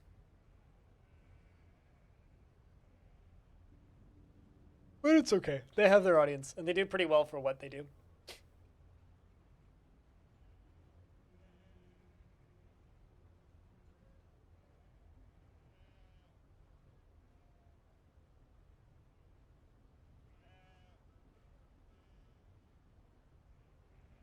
Well, no, people just have platform loyalty, which I think is the dumbest shit on earth, by the way. Like, genuinely, I believe that that is absolute fucking horseshit. Like, we shouldn't be loyal to a platform. You should own, if you like video games, you should own games on Steam, Epic, itch, Good Old Games, cry veto in every other dumb fucking place where you can buy video games. Because if somebody's selling a video game that's worth buying, you should buy it there. From the place that gives them the most money, which isn't always Steam. Note how I didn't say that you should have Origin, because you shouldn't have Origin. You also probably shouldn't have Rockstar, because fuck Rockstar.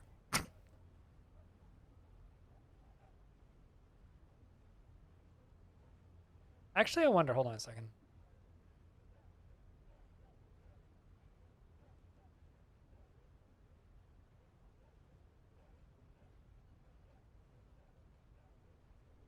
Yeah, I do still own San Andreas on Steam. Weird.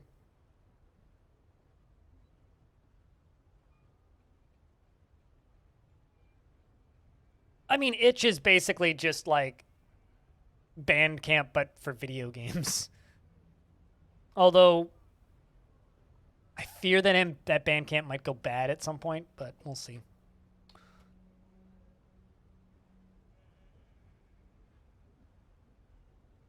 I don't know how warranted that concern necessarily is, but...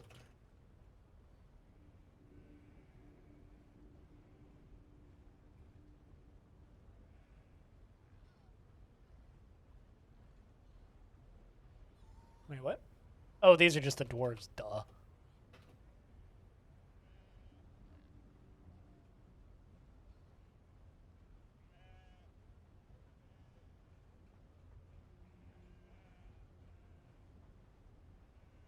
Prepared tick brain.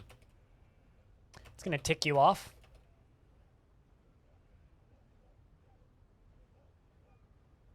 See, I'm more into prepared talk brain. Personally.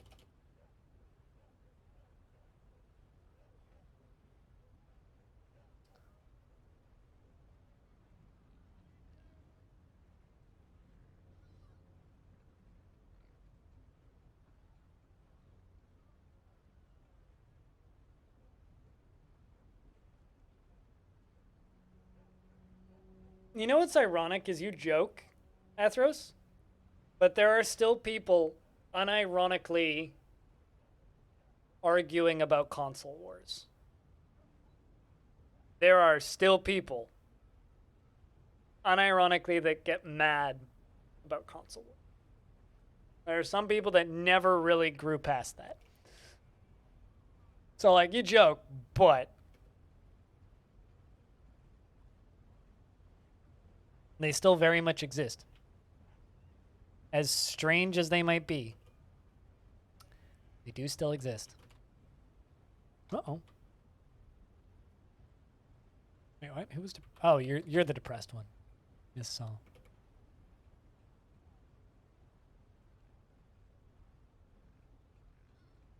Wait, Sony talked about bringing Bloodborne to PC? When did that happen?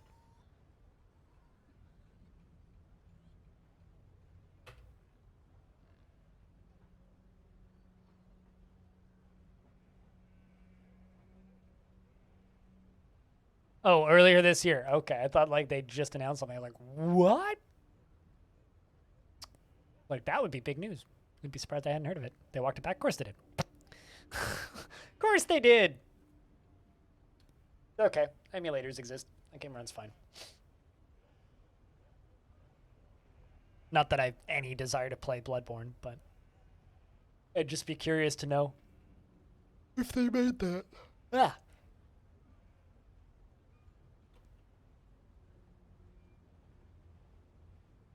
But no, I'm not talking about like people getting mad because they're releasing exclusive games on PC. I'm not even talking about that. I'm just talking about people who say, like, Team Xbox, or Team Nintendo, or fuck PlayStation. Those people. That's what I'm talking about specifically.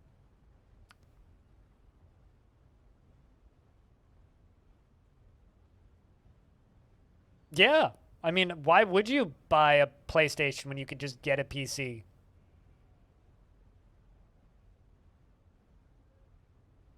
Sega does what Nintendo don't, such as make Sonic games and publishes Total War. So obviously they do what Nintendo don't, because I don't think Nintendo publishes Total War. Sheesh. Is it bad that in my brain, like, Sega isn't Sonic anymore? Sega is the people who publish Humankind. Like, that's where my brain goes when I think of Sega now. It's like, I don't even think of Sega as, like, the Sonic people. I think of, like, oh yeah, they're the people which, they're Total War, and, like, Humankind, and that sort of thing. Yeah, and Yakuza. Speaking of, chat. Have you heard about this, though?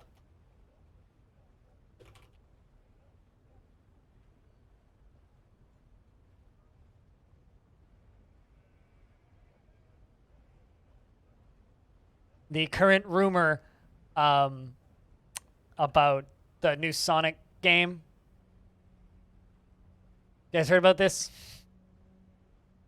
Because this actually is basically confirmed. There's a rumor from May. They're making an open world Sonic.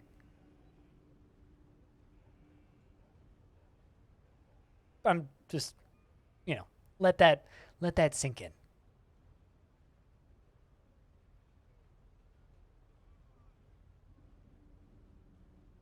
I just want them to make Sonic Theft Auto so badly. I just want to be Sonic and I just want to beat somebody up and jack a car. Like,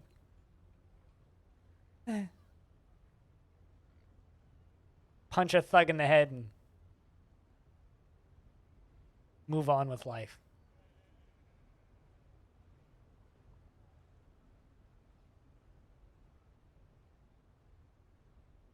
I just want like an open world Shadow the Hedgehog game where I just run around stealing cars from people and like basically I just want Just Cause, but I play as Shadow the Hedgehog. That's actually what I want. I also don't want that and wouldn't buy it and wouldn't play it. I want them to make that so that I can point and laugh at it. At least I'm honest, okay? I'm nothing if not honest.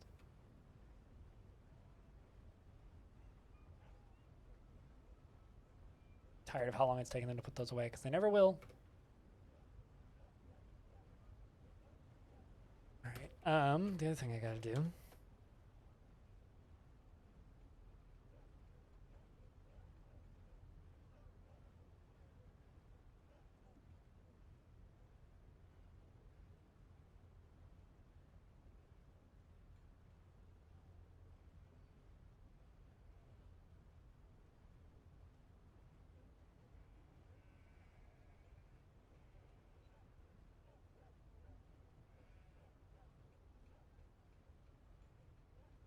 Steal a car from Mario. Yeah, there has to be a character somewhere in the open world just named Mario.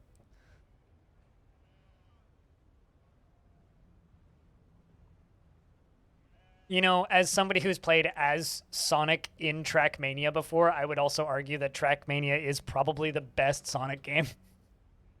I'm just going to put that out there. Trackmania is the best Sonic game.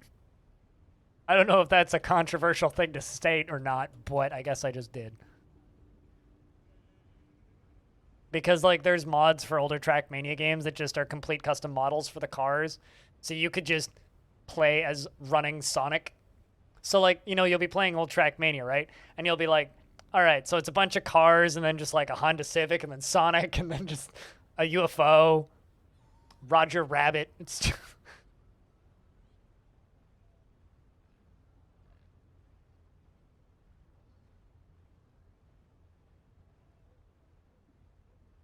But isn't starting the construction?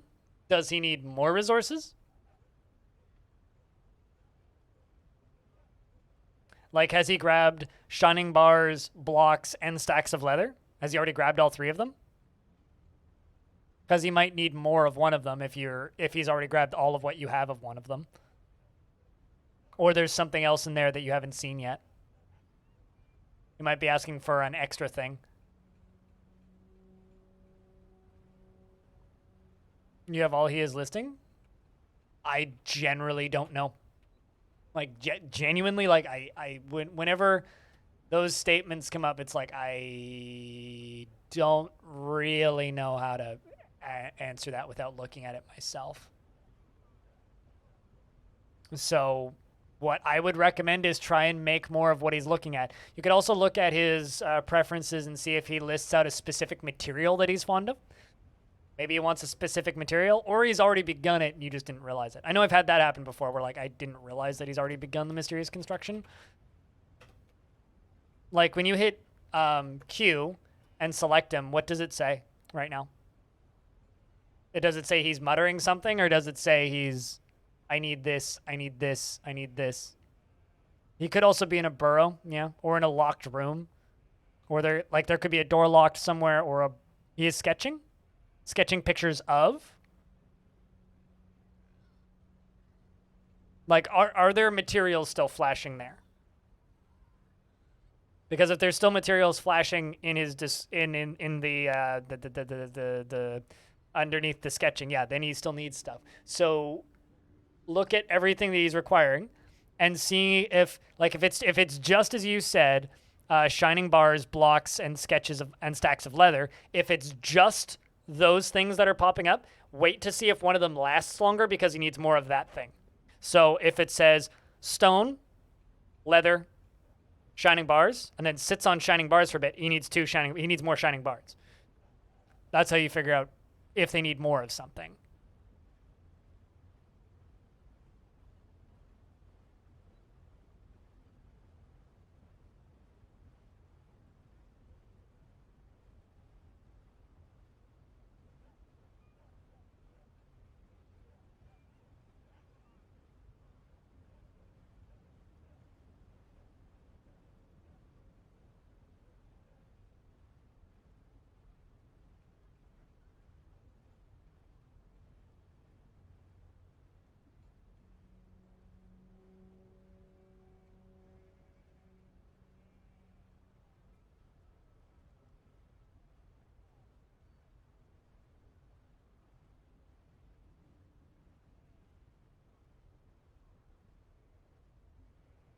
Also, I never placed the statue of Nil on Dwarf.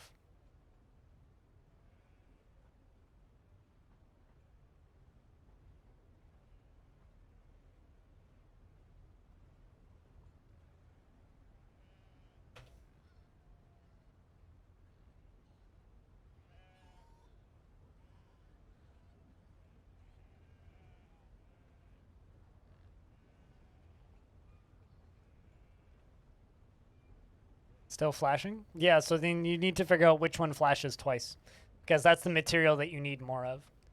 Like, it's possible that you could have run out of leather and not have realized it and stuff like that.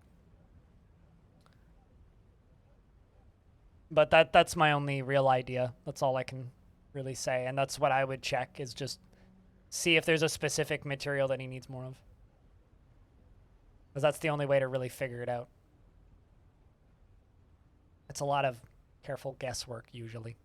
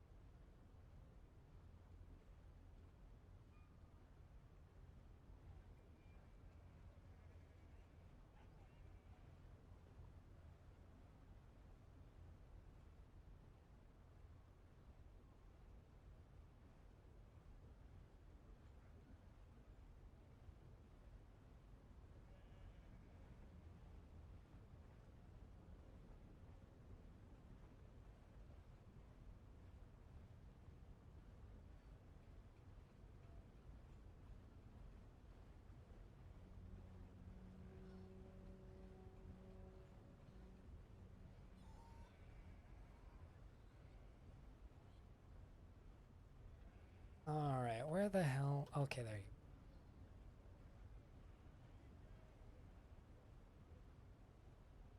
Just waiting for those statues to get constructed. Then we can kind of get back to normal.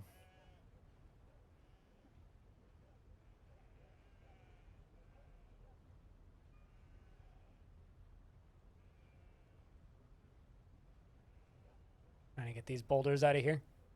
We're not boulders, these blocks out of here.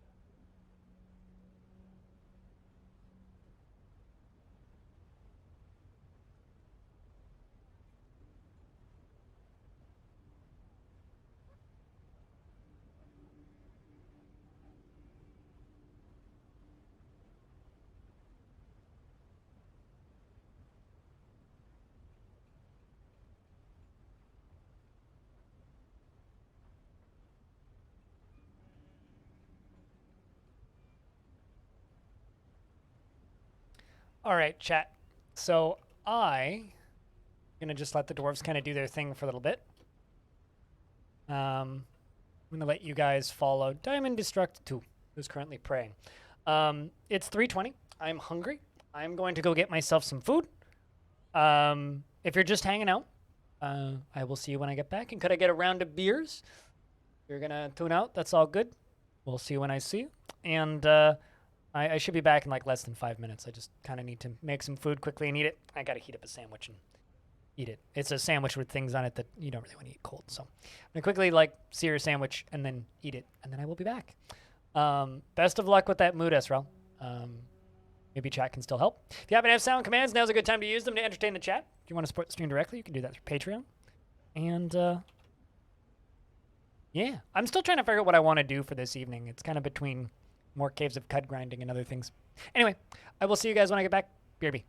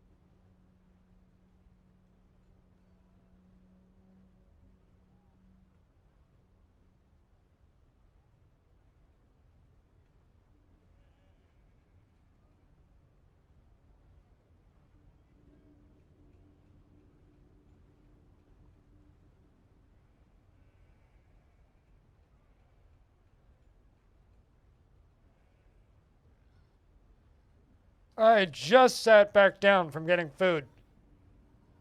Jess, thanks for the raid. My mouth's still full with sandwich. Hi. How was Age of Empires? While I chew.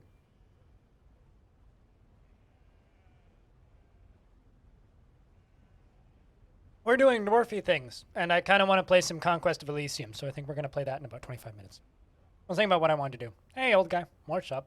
George, Alistair, Jess, Slantre, Infinity, Simplex. Yeah. From the floods?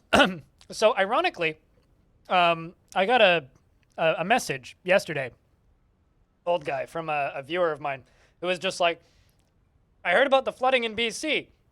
Stay safe out there. And I looked outside and it was sunny. I'm like, the fuck? So I walked outside and I kind of like, because yesterday was my day off, right? And I kind of looked across town. I just see this black fucking cloud above Abbotsford, which I can kind of see from like my building. If I go out to the upper area and walk up the hill a bit, I can see kind of the general area of Abbotsford because I live in a pretty flat part of town. And Abbotsford just has like this black, demonic, evil cloud over top of it. I'm like, huh. I go back inside and I turn on the AM radio to like listen to traffic because I was like, okay, what's going on? And it's like, Abbotsford is in a state of emergency. And I'm just like, oh, all right. Mission, Abbotsford, and Poco all ordered states of emergency. And I'm just sitting here like, well, I guess being in Surrey is good once in a while. Yeah, no, like anyway, yeah, no, like within an hour and a half, it was like pelting rain here, and it's sunny again now, so I don't even fucking know. I mean, I have plenty of food, and I don't think it's gonna wash my building away, so I'll just, if we get storms like that again, I'll just stay inside. It's just kind of funny. And hand over the sandwich. I wish I could share my sandwich with you, Infinity. It was a roasted red pepper, because I roasted and jarred a bunch of red peppers a couple of months ago. So homemade roasted red peppers, and that were jarred, and roasted, also canned red onions, and a little bit of cheese on toast. Very good. But you're floating? Just stay above the clouds then. So wait, hold on a question. Are you it's a man in a jetpack? Or are you a UFO? Anyway, chat. Guys, to everybody coming over from Jess's stream, how was Age of Empires, that campaign? Has Jess been enjoying it? You're so bad, but it's so fun. So, Jess, important question. Are you going to join me and Evil Trick next week for some funsies local games? Because I think Kiri might be joining us again, too. I need to confirm with her what her plans are, but... We just do us versus AI games. Yeah, we've played AoE for the last 2 weeks. Jess would totally crush us. I mean, Evil Trick could probably crush me, Jess, and Kiri by himself. So, also probably, yeah, I'm not very good. You're gonna need to practice? You don't need to practice. If you can build a farm, because like as long as you have a market, we can send you resources. So if stuff starts going bad, we can like send soldiers over to defend you and just like send you resources and stuff. It's good fun. Need to make a cabinet.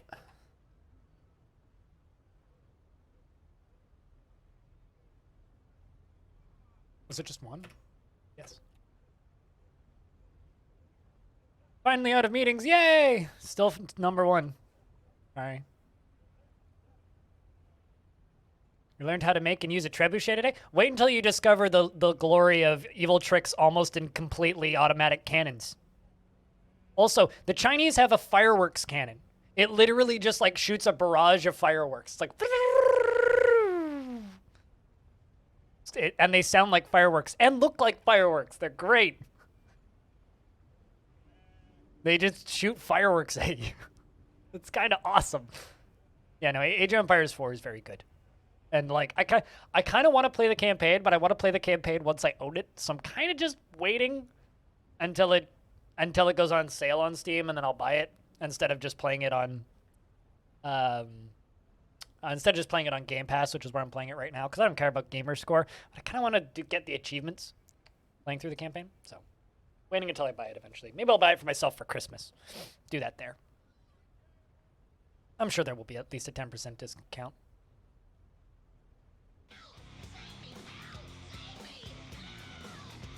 Rari, I need to say thank you, but also I'm very scared because LaFonda is currently brawling under the influence, or was brawling under the influence. Has she calmed down? Where is LaFonda?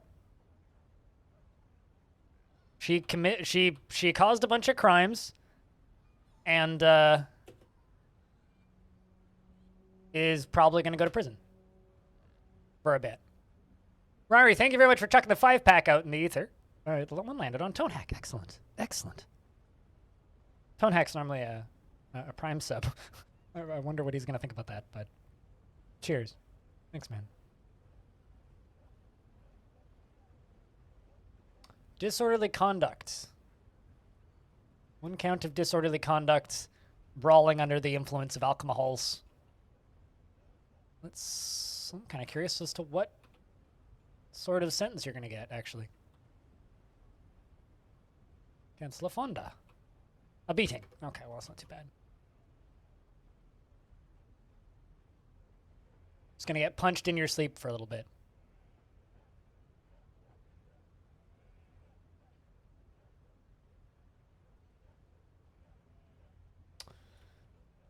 That sucks. But had me very nervous for a second there. But thanks for the 5-pack, Rari. You've been kind of a mad lad the past few days.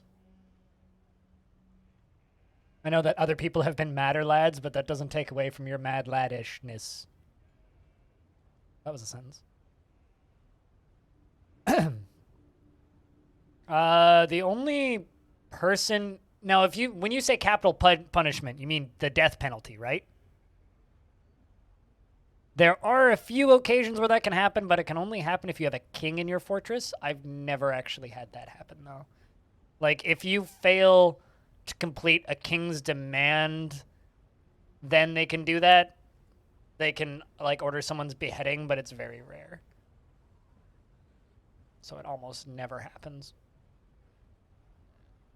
I think I've seen that a total of once, where it says execute criminal, but... I don't like the term capital punishment. I don't know why. It just makes me feel gross.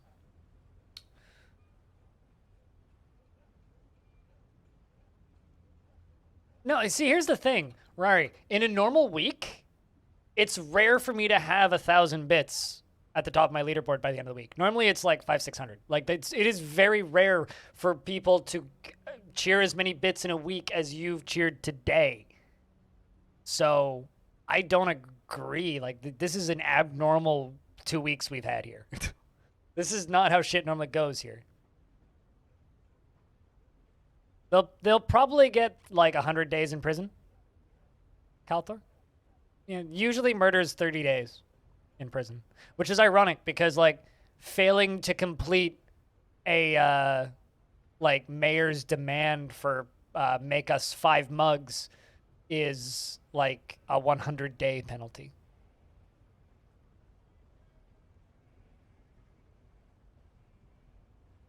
But dwarves don't generally go into murderous rages and murder 5 babies for any reason. That doesn't generally happen. The death penalty really isn't a thing. Also, you know, like that mayor that died earlier today? That mayor killed 2 dwarves earlier on in his life, and we recovered him. So, like, that dwarf had 2 counts of murder on his plate.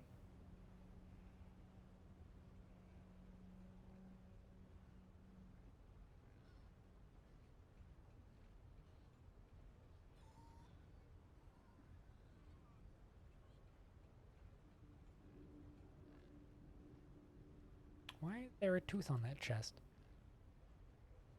It's Dwarf Fortress. Also, I'm just going to say this to kind of show my politics for a second here and say, if somebody in real life goes into a murderous rampage and kills 5 babies, they shouldn't be put to death. That's too fucking easy. Be put in prison. Never let out. In a small box. By themselves. With nothing but a wall in front of them. Just saying. Killing them's the easy way out. That's too nice. For somebody who does something like that. It's Laggy's tooth.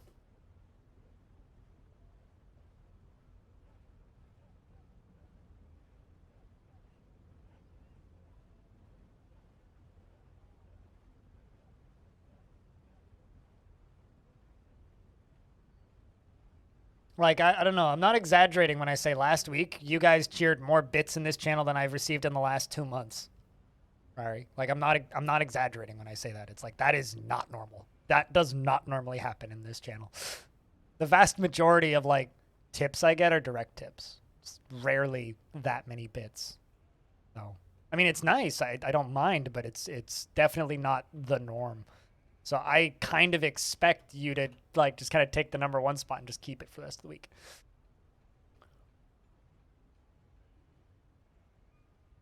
No.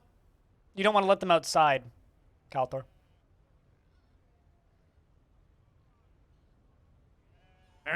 I will not change the norm. I will believe it when it becomes the norm. And a week and a half of people being abnormally generous is not changing the norm. That's a week and a half of people being abnormally generous.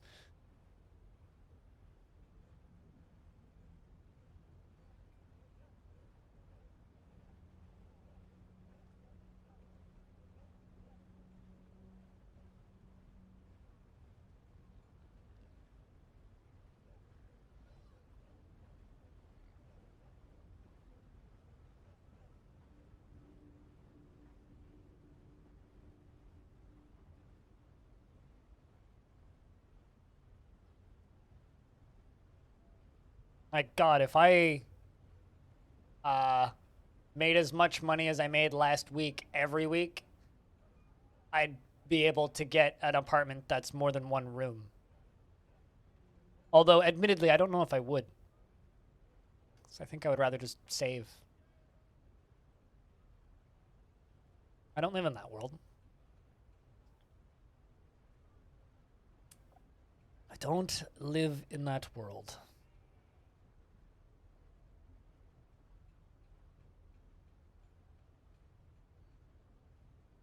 Like, just to lift the curtain a little bit, I made more money so far this month, in the first 16 days of this month, than I did in January, than I did in February, than I did in March, than I did in April, than I did in May, than I did in June, than I did in July. August I made slightly more. October I made, or September I made slightly more because of September. But those 2 months were kind of anomalies. And I've also made more in the first 16 days of this month than I did last month. So I don't expect this to be the norm. To be totally clear, statistically, it is very much not normal. And I wouldn't expect it to become the norm because, frankly, I don't want to ask that much of the people who watch me. That's a lot of money. Not better? Don't give me your entire work bonus.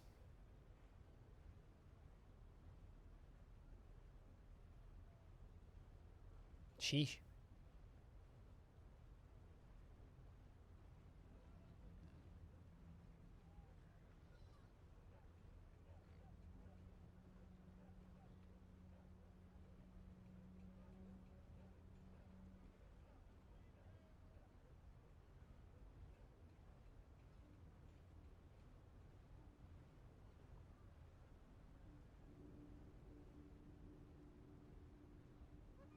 But one person being abnormally generous is not generally something that I can be consistently helpful for.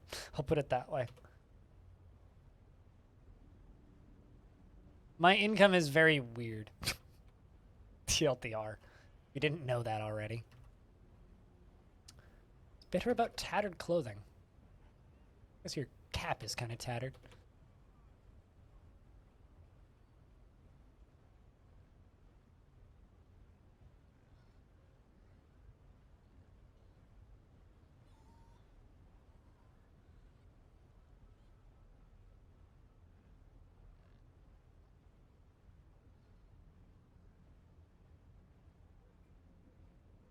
Bad/great things happen when you drink together?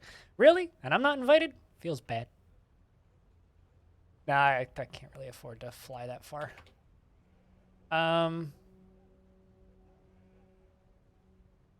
That's what I was trying to type in.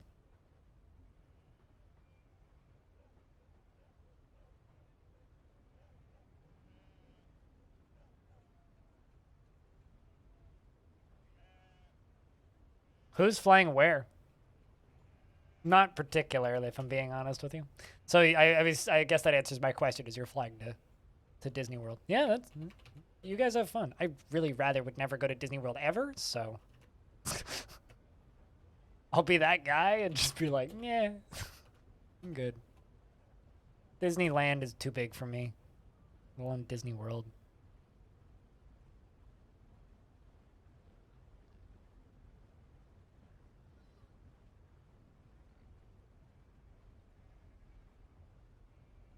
Also, that's like 3 days in a plane for me. It's like your flight plus an extra flight, basically. It's like, for you to fly to Florida is like me plus one flight. It's like a minimum one stopover flight. So, no. I'd rather not go to Disney World. Thanks for the offer, though. I'll stay in my little dark hole. What am I doing in early December, though? Going to a bunch of concerts.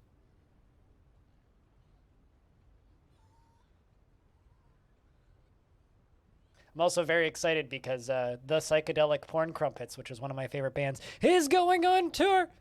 I get to go see them. Very excited. This automated transaction going into your bank account, it's like an allowance, and you recently noticed that they still haven't stopped it. You have a job and your 27 and 60-year-old month. Are you complaining? Or like, are you worried about them kind of thing? Yeah, I would like, exactly. I would definitely make sure that I thank them. Also, hi, Miss Downey. You know, I would definitely make sure to thank them at some point for that. Or, like, ask if they want it back?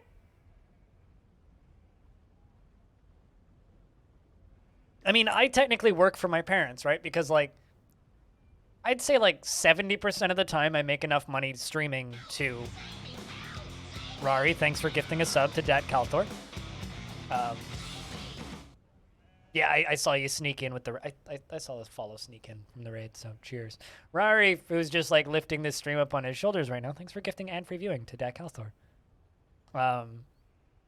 More free stuff alongside of the free euros you get every month. But I technically work for my parents, right? So most of the vast majority of the time I make enough money streaming to be able to pay my rent and my bills and put a tiny little bit into savings, right? Or, like, go out once or twice. Like go to the pub or something or go to a show. So I generally make enough money to function and have my hobbies, right? But every now and again I don't. So because of that, I work very part-time for my parents. And sometimes I feel like they're just paying me to come and hang out, and I kind of feel bad about it to a degree. Like, I do legitimate work for them. I clean their school, and I charge them less than contract cleaning would, and I don't steal things, unlike contract cleaners did. Because I'm technically a licensed industrial contract cleaner. Because I worked in restaurants for years.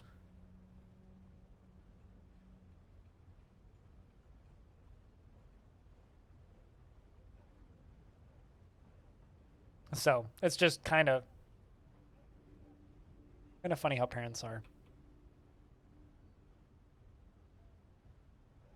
They'd just rather pay me to do something that they would pay somebody they don't know to do.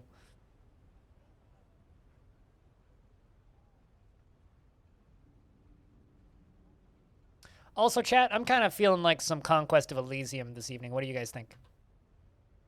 Midwinter 339, Third of Opal. Let's get to spring. No babies today. That sucks.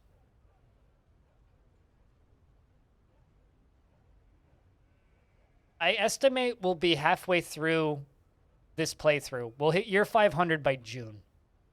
That's my estimation. That's the game with the Cobalt Legions, yes. Cobalt Warlords, rise! And troll armies and weird necromancers that go insane when they res too many dead. All that fun stuff. I mean, I've done quite a bit of CUD recently. So it's either CUD or Conquest of Elysium. But I was also kind of just planning on doing CUD tomorrow. Like doing a shorter day of DF tomorrow and then CUD. And I'm also going to do another full day of cut on Saturday, assuming the patch doesn't break the save. I'm just kind of feeling like some, a little bit less thinking.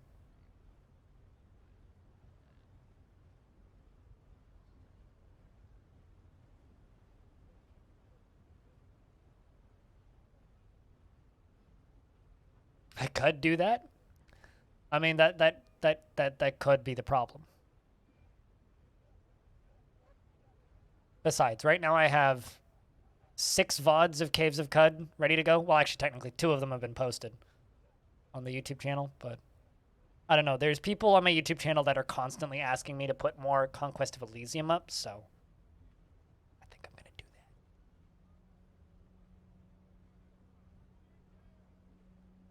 This makes you want to play DF again? I'm sorry. I will just say this. I don't think it is particularly fun mechanically to keep a fort alive this long. I would say kind of the optimal amount of time to keep a fort alive is about 50 years. Then after that, it's like retire it, start another fort, run that for 50 years, and then go back to the first one. That's much more fun mechanically.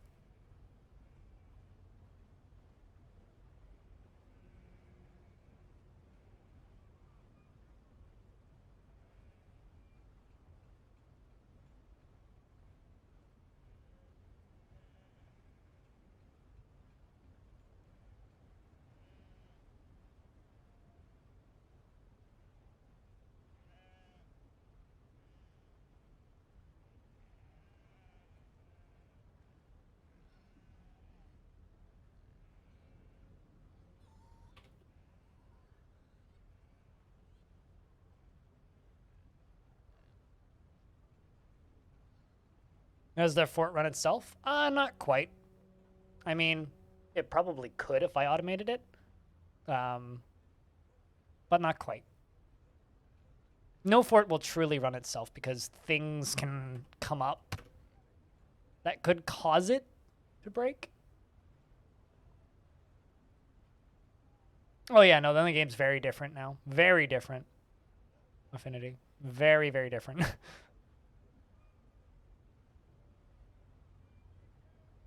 But I don't know if you're just. I don't know how recently you stumbled on the stream, but as on Thursday this week at 3 p.m. Pacific, so an hour ago on Thursday this week, Tarn Adams is joining me on the stream for an hour and a bit to talk about things dwarfy.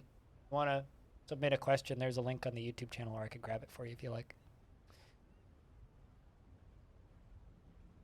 Dwarf Fortress is a weirdly fun small community game that's also weirdly famous and big. It's like the biggest small game ever made. The biggest small game?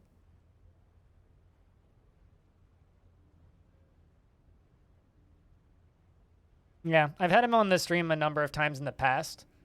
So there's a bunch of VODs of those on the YouTube channel as well.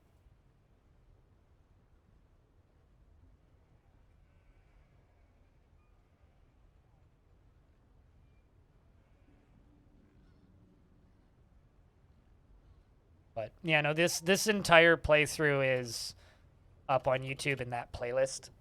All 161 VODs of it? Yeah, this playlist is excessive. Just a little bit excessive. You know it's great when it pauses to load. Yeah, 162 VODs. So this will be the 163rd stream I've done of it. Yeah, there's a lot.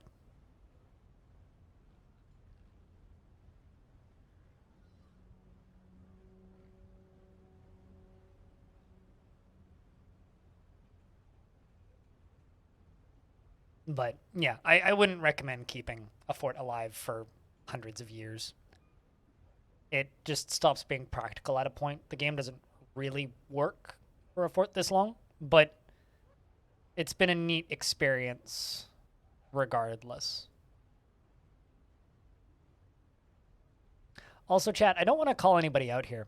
And I'm not calling out the person who's going to think I'm calling him out the second I start saying what I'm saying. Don't be this person.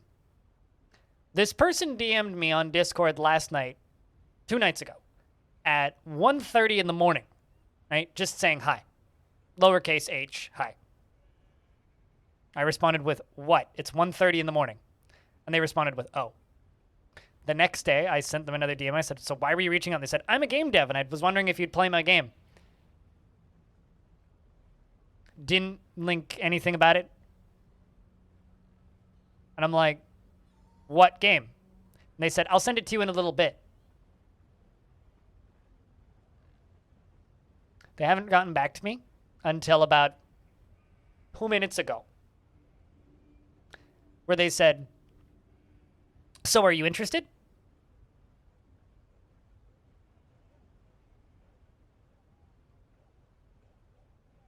That's all I have to say. Don't be that guy. Just...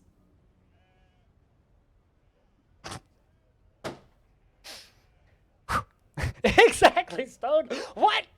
You're a game dev. Yeah, because none of those exist. And I made a game. Really? Weird. It's almost like game devs do that. Oh, hey. One of my weird spiked ball traps that I left around my walls hit a great horned owl on the head of the severed parts tails off in the arc. Great.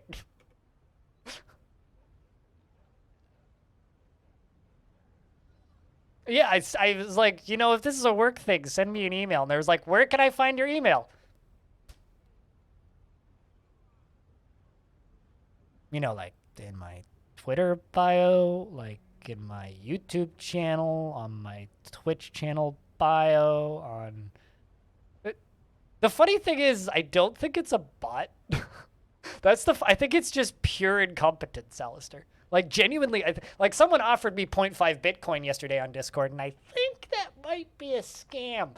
But this, like, person, I think it's just gross incompetence. Or unknowing stupidity, one of the two.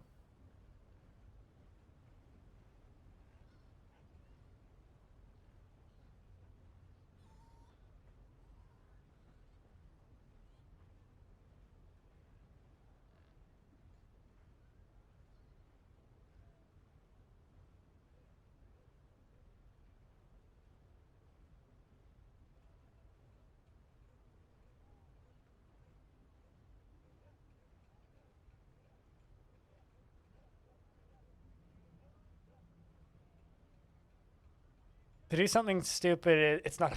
Yeah, bots are predictable. They're not stupid.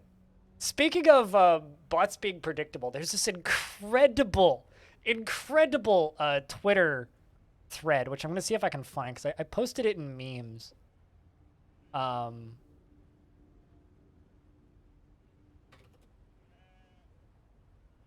See if I can find it. I posted it on my Discord. Maybe I can't find it. But it was just this person who was DMing back and forth on Twitter with a bot who, air quotes, accidentally DM'd him. Yeah, here I found it. Yeah, I hold on. Just. This is kind of not safe for work, but if you want to cry at someone DMing a bot, that's so funny. It's just so fucking funny. That is the hardest I've laughed in probably months. Oh shit! Banana's a peasant, which means one of my kids grew up.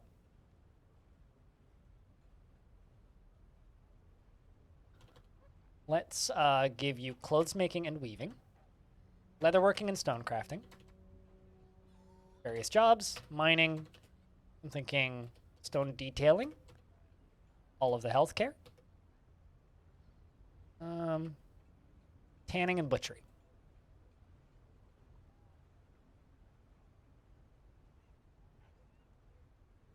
And grew up so fast? Yeah. Silly robots. Yeah, exactly. That one is just particularly my favorite because of the way he responds to it. Every time it is just like accelerating very quickly and he's just like talking about Apex Legends. It's just very funny.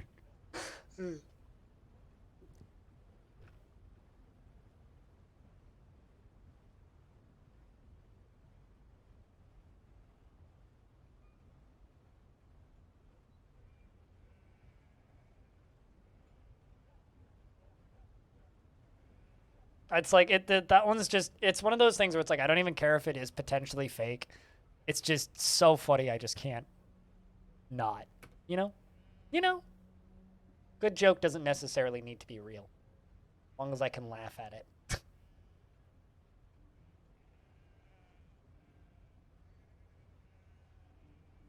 Oh man, speaking of tours and concerts, King Gizzard and the Lizard Wizard tour dates. Ooh, when are they coming to Canada? October 5th, 2022? Yep. Well, looks like I'm gonna be seeing King Gizzard and the Lizard Wizard in October 2022. Hell yeah.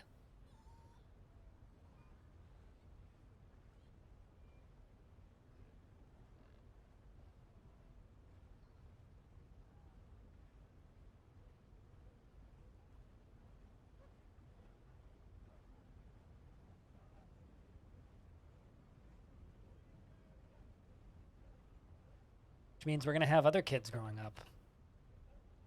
Did you get new clothing yet? Working on it. Feels enjoyment after playing make-believe and now suddenly has to, like, go to work. It's just like, oh, God. You've been playing DF in ASCII mode, but you just found a tool to turn the tile set into a legit font. Now you're using good old tile set for... Oh, really? There's some really nice text fonts out there for DF.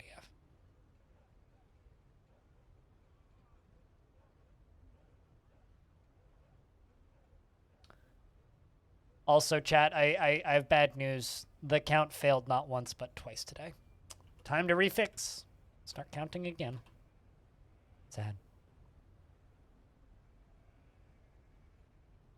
It read hi on a YouTube video. I've commented on your stuff a couple of times. Maybe twice. It's so good, Alistair, isn't it? It's so good. It's just like, I can't show this on stream because nudity, but it's just like, man, I'm sorry. I didn't mean to text you. Want to play Apex Legends with me? I need a duo. It's just so good. It's just so good.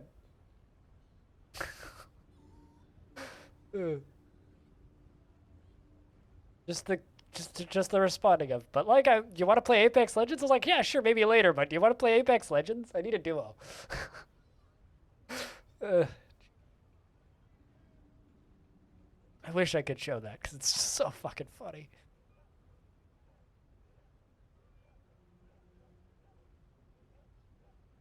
You know what makes me, you know what fills me with dread is when people do this. That fills me with dread. There's something weirdly ominous about hi, ... My mom does it all the time. She'll just send me a text. Hi, lowercase hi, ... Mom, what's going on? Can you not do that?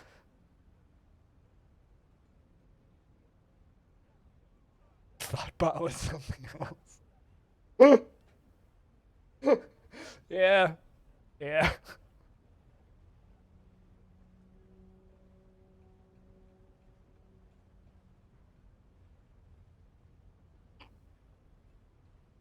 That reminds me of a post I saw in /r Tinder last night. Orange. There was a like most of the stuff on Tinder is just like bad pickup lines failing, right? But there on the Tinder subreddit there was a post last night that blew up, which was just a person saying hi, and then the second person's like, "Your eyes are beautiful," and then she responds with, "Do you want to harvest them?" And then he responds with, "I mean, I was just saying that they'd look great in my fridge." Then she's just like, "I'm dead." Just at a laughing emoji. He goes, "Not yet."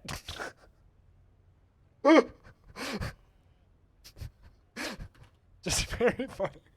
I don't know. I like people making jokes out of that sort of shit. It's just way too funny to me. Like, I'm dead. Not yet.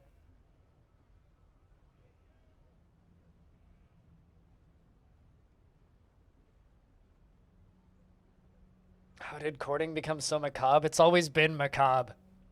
Get married to me so that we can stay together until one of us dies. It's always been macabre. That was his plan. Plot twist is they're probably already dating and thought, hey, it would be funny if we matched again and did that. Or they were friends and were like, hey, it would be funny if we fake matched and did that.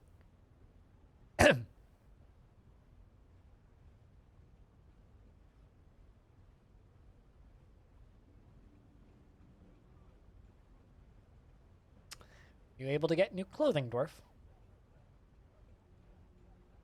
Satisfied at work? Pleasure after putting on an exceptional item, completely dressed in better clothing. There we go. You'll love to see it. Lumpy is still utterly harrowed after the nightmare that is his tragic life, but I don't think actually is anymore. It's just once they get that far gone, they can't bounce back. I don't know. Like I said earlier, it doesn't. I don't care if something on the internet is fake. If it's funny and I laugh, it was a successful joke, regardless of whether or not it was an actual organic thing that happened. You know, like photoshopped image, as long as it's intended for humor purposes, I don't fucking care. Fake post, once again, don't care, as long as it's funny.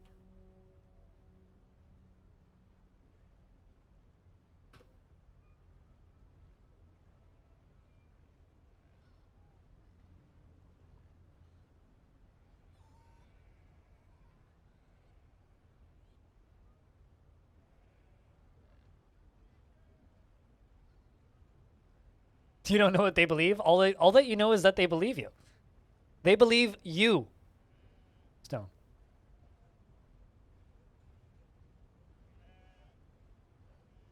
It's called Timberborn? Wait, are you sure it's about wood? And not a unique idea for a game where you raise and breed trees. I'm thinking like Stardew Valley, but for Christmas trees. It's Timberborn. You birth trees from the ground, from seeds, and you grow them into beautiful trees and then chop them down for sale. Timberborn. I can't. Why are we digging on Timberborn all of a sudden? What? Like that? Oh, wait. Never mind. I see that you wrote Tinderborn, not Timberborn. Oh. I mean, no, that would be a game about Litwood. This is just me, like, in my... You guys are learning a little bit about how I read. I see the first letter of the last three and go, hey... Blind spots, yo. The thing.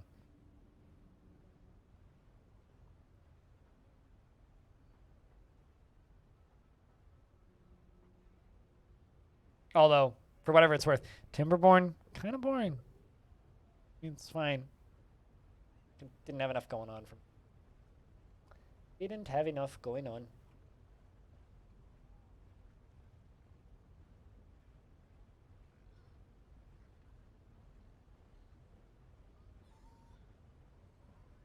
Yeah, obviously. Yeah, you were turning it into an innuendo. Yeah, no, I get it. I get it. I get it.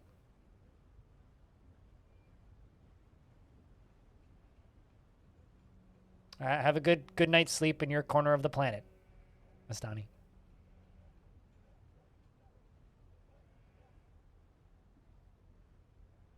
And thanks for coming in from the raid. Making sure. Yeah, no, I get it. It's wood, you know, like when dicks they do the thing. Bunch of cocks.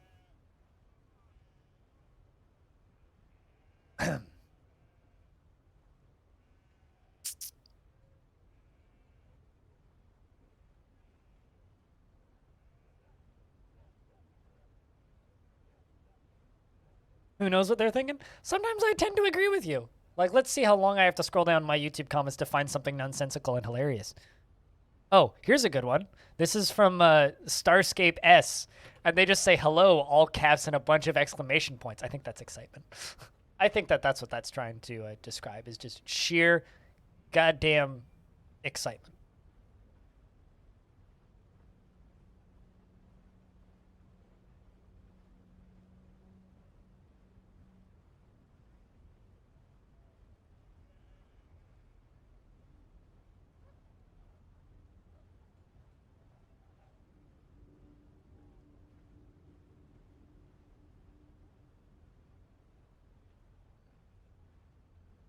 Is that a 10-year-old? What, the hello?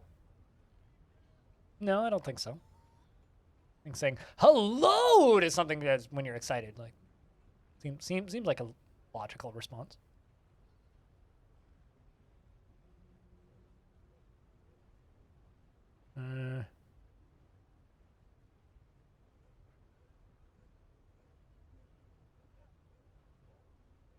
You know what I do love seeing? I love seeing comments that are just like responses to something that I said in a VOD like 6 months ago and don't remember what they're referring to. Like this person's like, I think the worst tornado in Canadian history was in Southern Ontario. I have no idea why we were talking about Canadian tornadoes.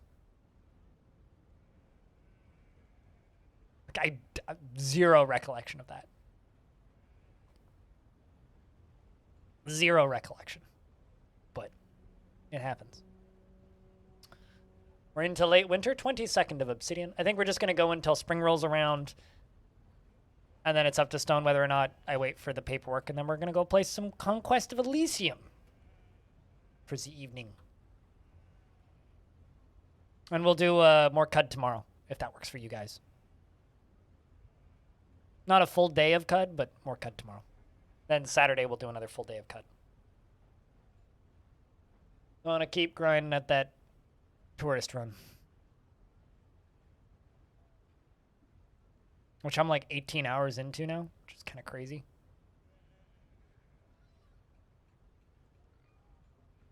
Trying to finish off the Bethesda Susa.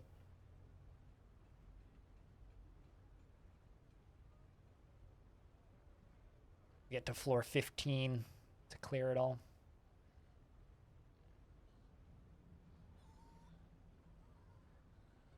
No children today, though, which kind of sucks.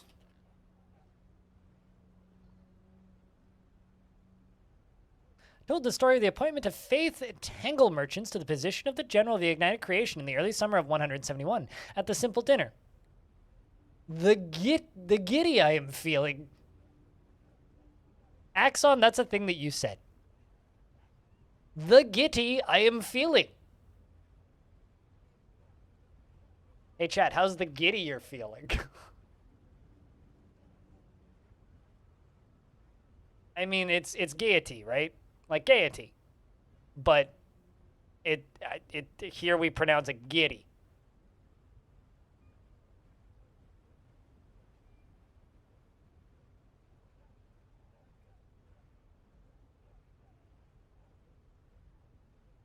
Which is funky to read.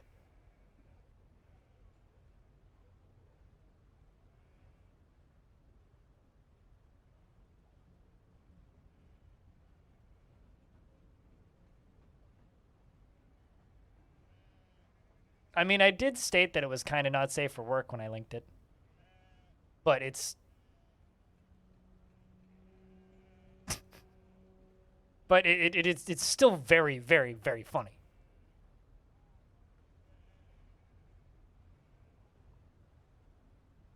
It's very funny. I mean, it's all censored, but still, it's very funny. Just very funny. But apologies.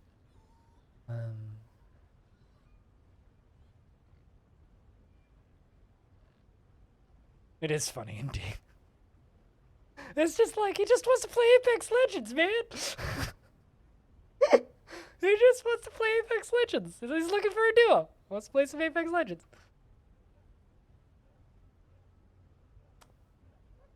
Because I've ended up in conversations like that with bots before. Never that dramatic, but I've definitely ended up in conversations like that before where I realize like 10 seconds into the conversation that it's a bot and I just keep talking with them.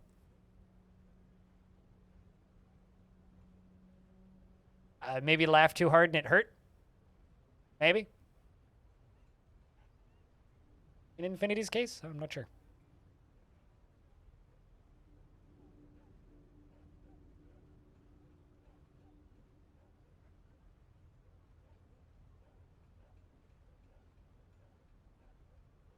What's it like being a robot?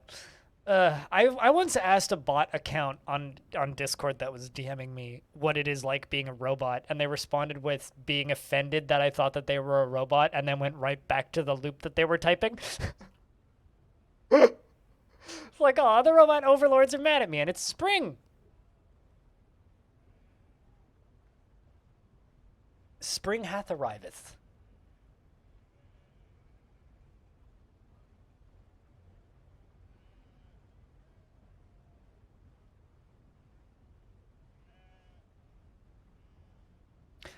What happens after? What happened to the first 2-second hero? 2-second hero, because yours 2-second hero 2. As somebody who's usually a fan of the original, what happened to the original 2-second hero?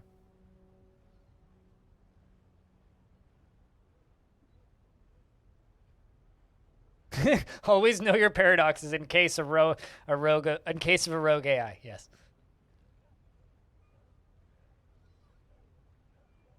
All right, looks like nobody died, and the humans have brought raiding materials.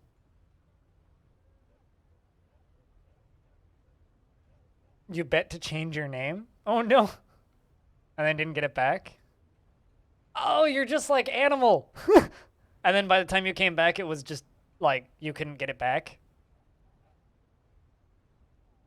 Because that happened to Animal, who's Animal, Anymal 104. He had that name when I first met him in like 2016, 2015 on Twitch. And then somehow, or he changed it to something else. And then after 6 months, he had a different name. And then realized that his old name was available again. So he went and made another account that used Animal, not realizing that he wouldn't be able to just move his name over to that.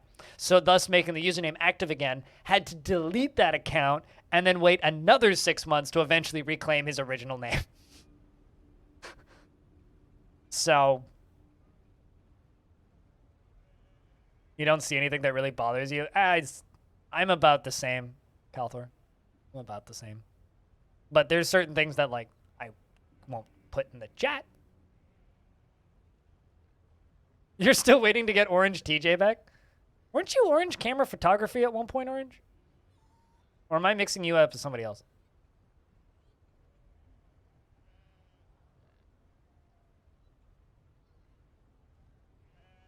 Which was just, like, way too long a name for Twitch. Yeah. It was like a year and a half or something of Animal trying to get his name back, and then he eventually got it back. I remember when Twitch was like, you can now change your name, and so many people were like, yay, I'm gonna make my name into a bunch of like weeaboo characters or something silly, that make no sense. And then, oh, you can't change it back? Oh, that's an easy one. Who would have a very long mouthful of a name? Stone, aka Seashore's Wall. It's an anvil. Mm-hmm. Curse them. They didn't bring a hammer for us. Good win, 2-second hero and Peter. Good win. All right, chat. I think that's it for Longdeath on the day. The very long-running mayor has unfortunately passed, which means we are down 1 populace, but one of our children grew up, Banana, who is now meditating on lust, which is pretty standard, and we are still in party mode. Outside of that, I think that Longdeath's future is looking better than it was recently, which is good, and we're going to continue that way. So we will do more Longdeath tomorrow. If you're here for Dwarf Fortress specifically, you can mosey on over to the YouTube channel where there's more Dwarf Fortress than you could ever reasonably watch in a lifetime, as long as side of other interesting things. We're going to play some Conquest of Elysium because I want to raise a Cobalt army and murder things with my Cobalt hordes. That's the plan. So, if you are here for Dwarves specifically and you're tuning out now, I get it. Cheers. If you're sticking around, could I get a round of beers? I'm going to split the VOD right there.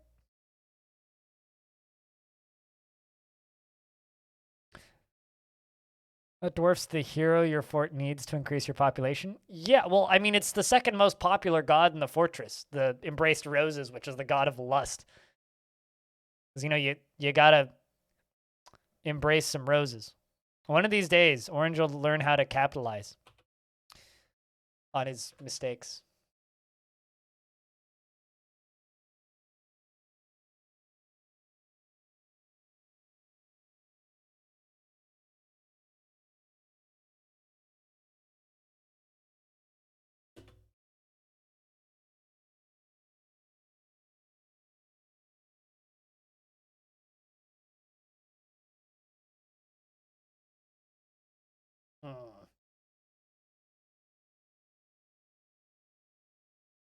I think I'm just gonna do that. Conquest. All right, we should be in the right directory now, unless I clicked the wrong button. You're only on your first pint. See, that's why you haven't passed Rari in the,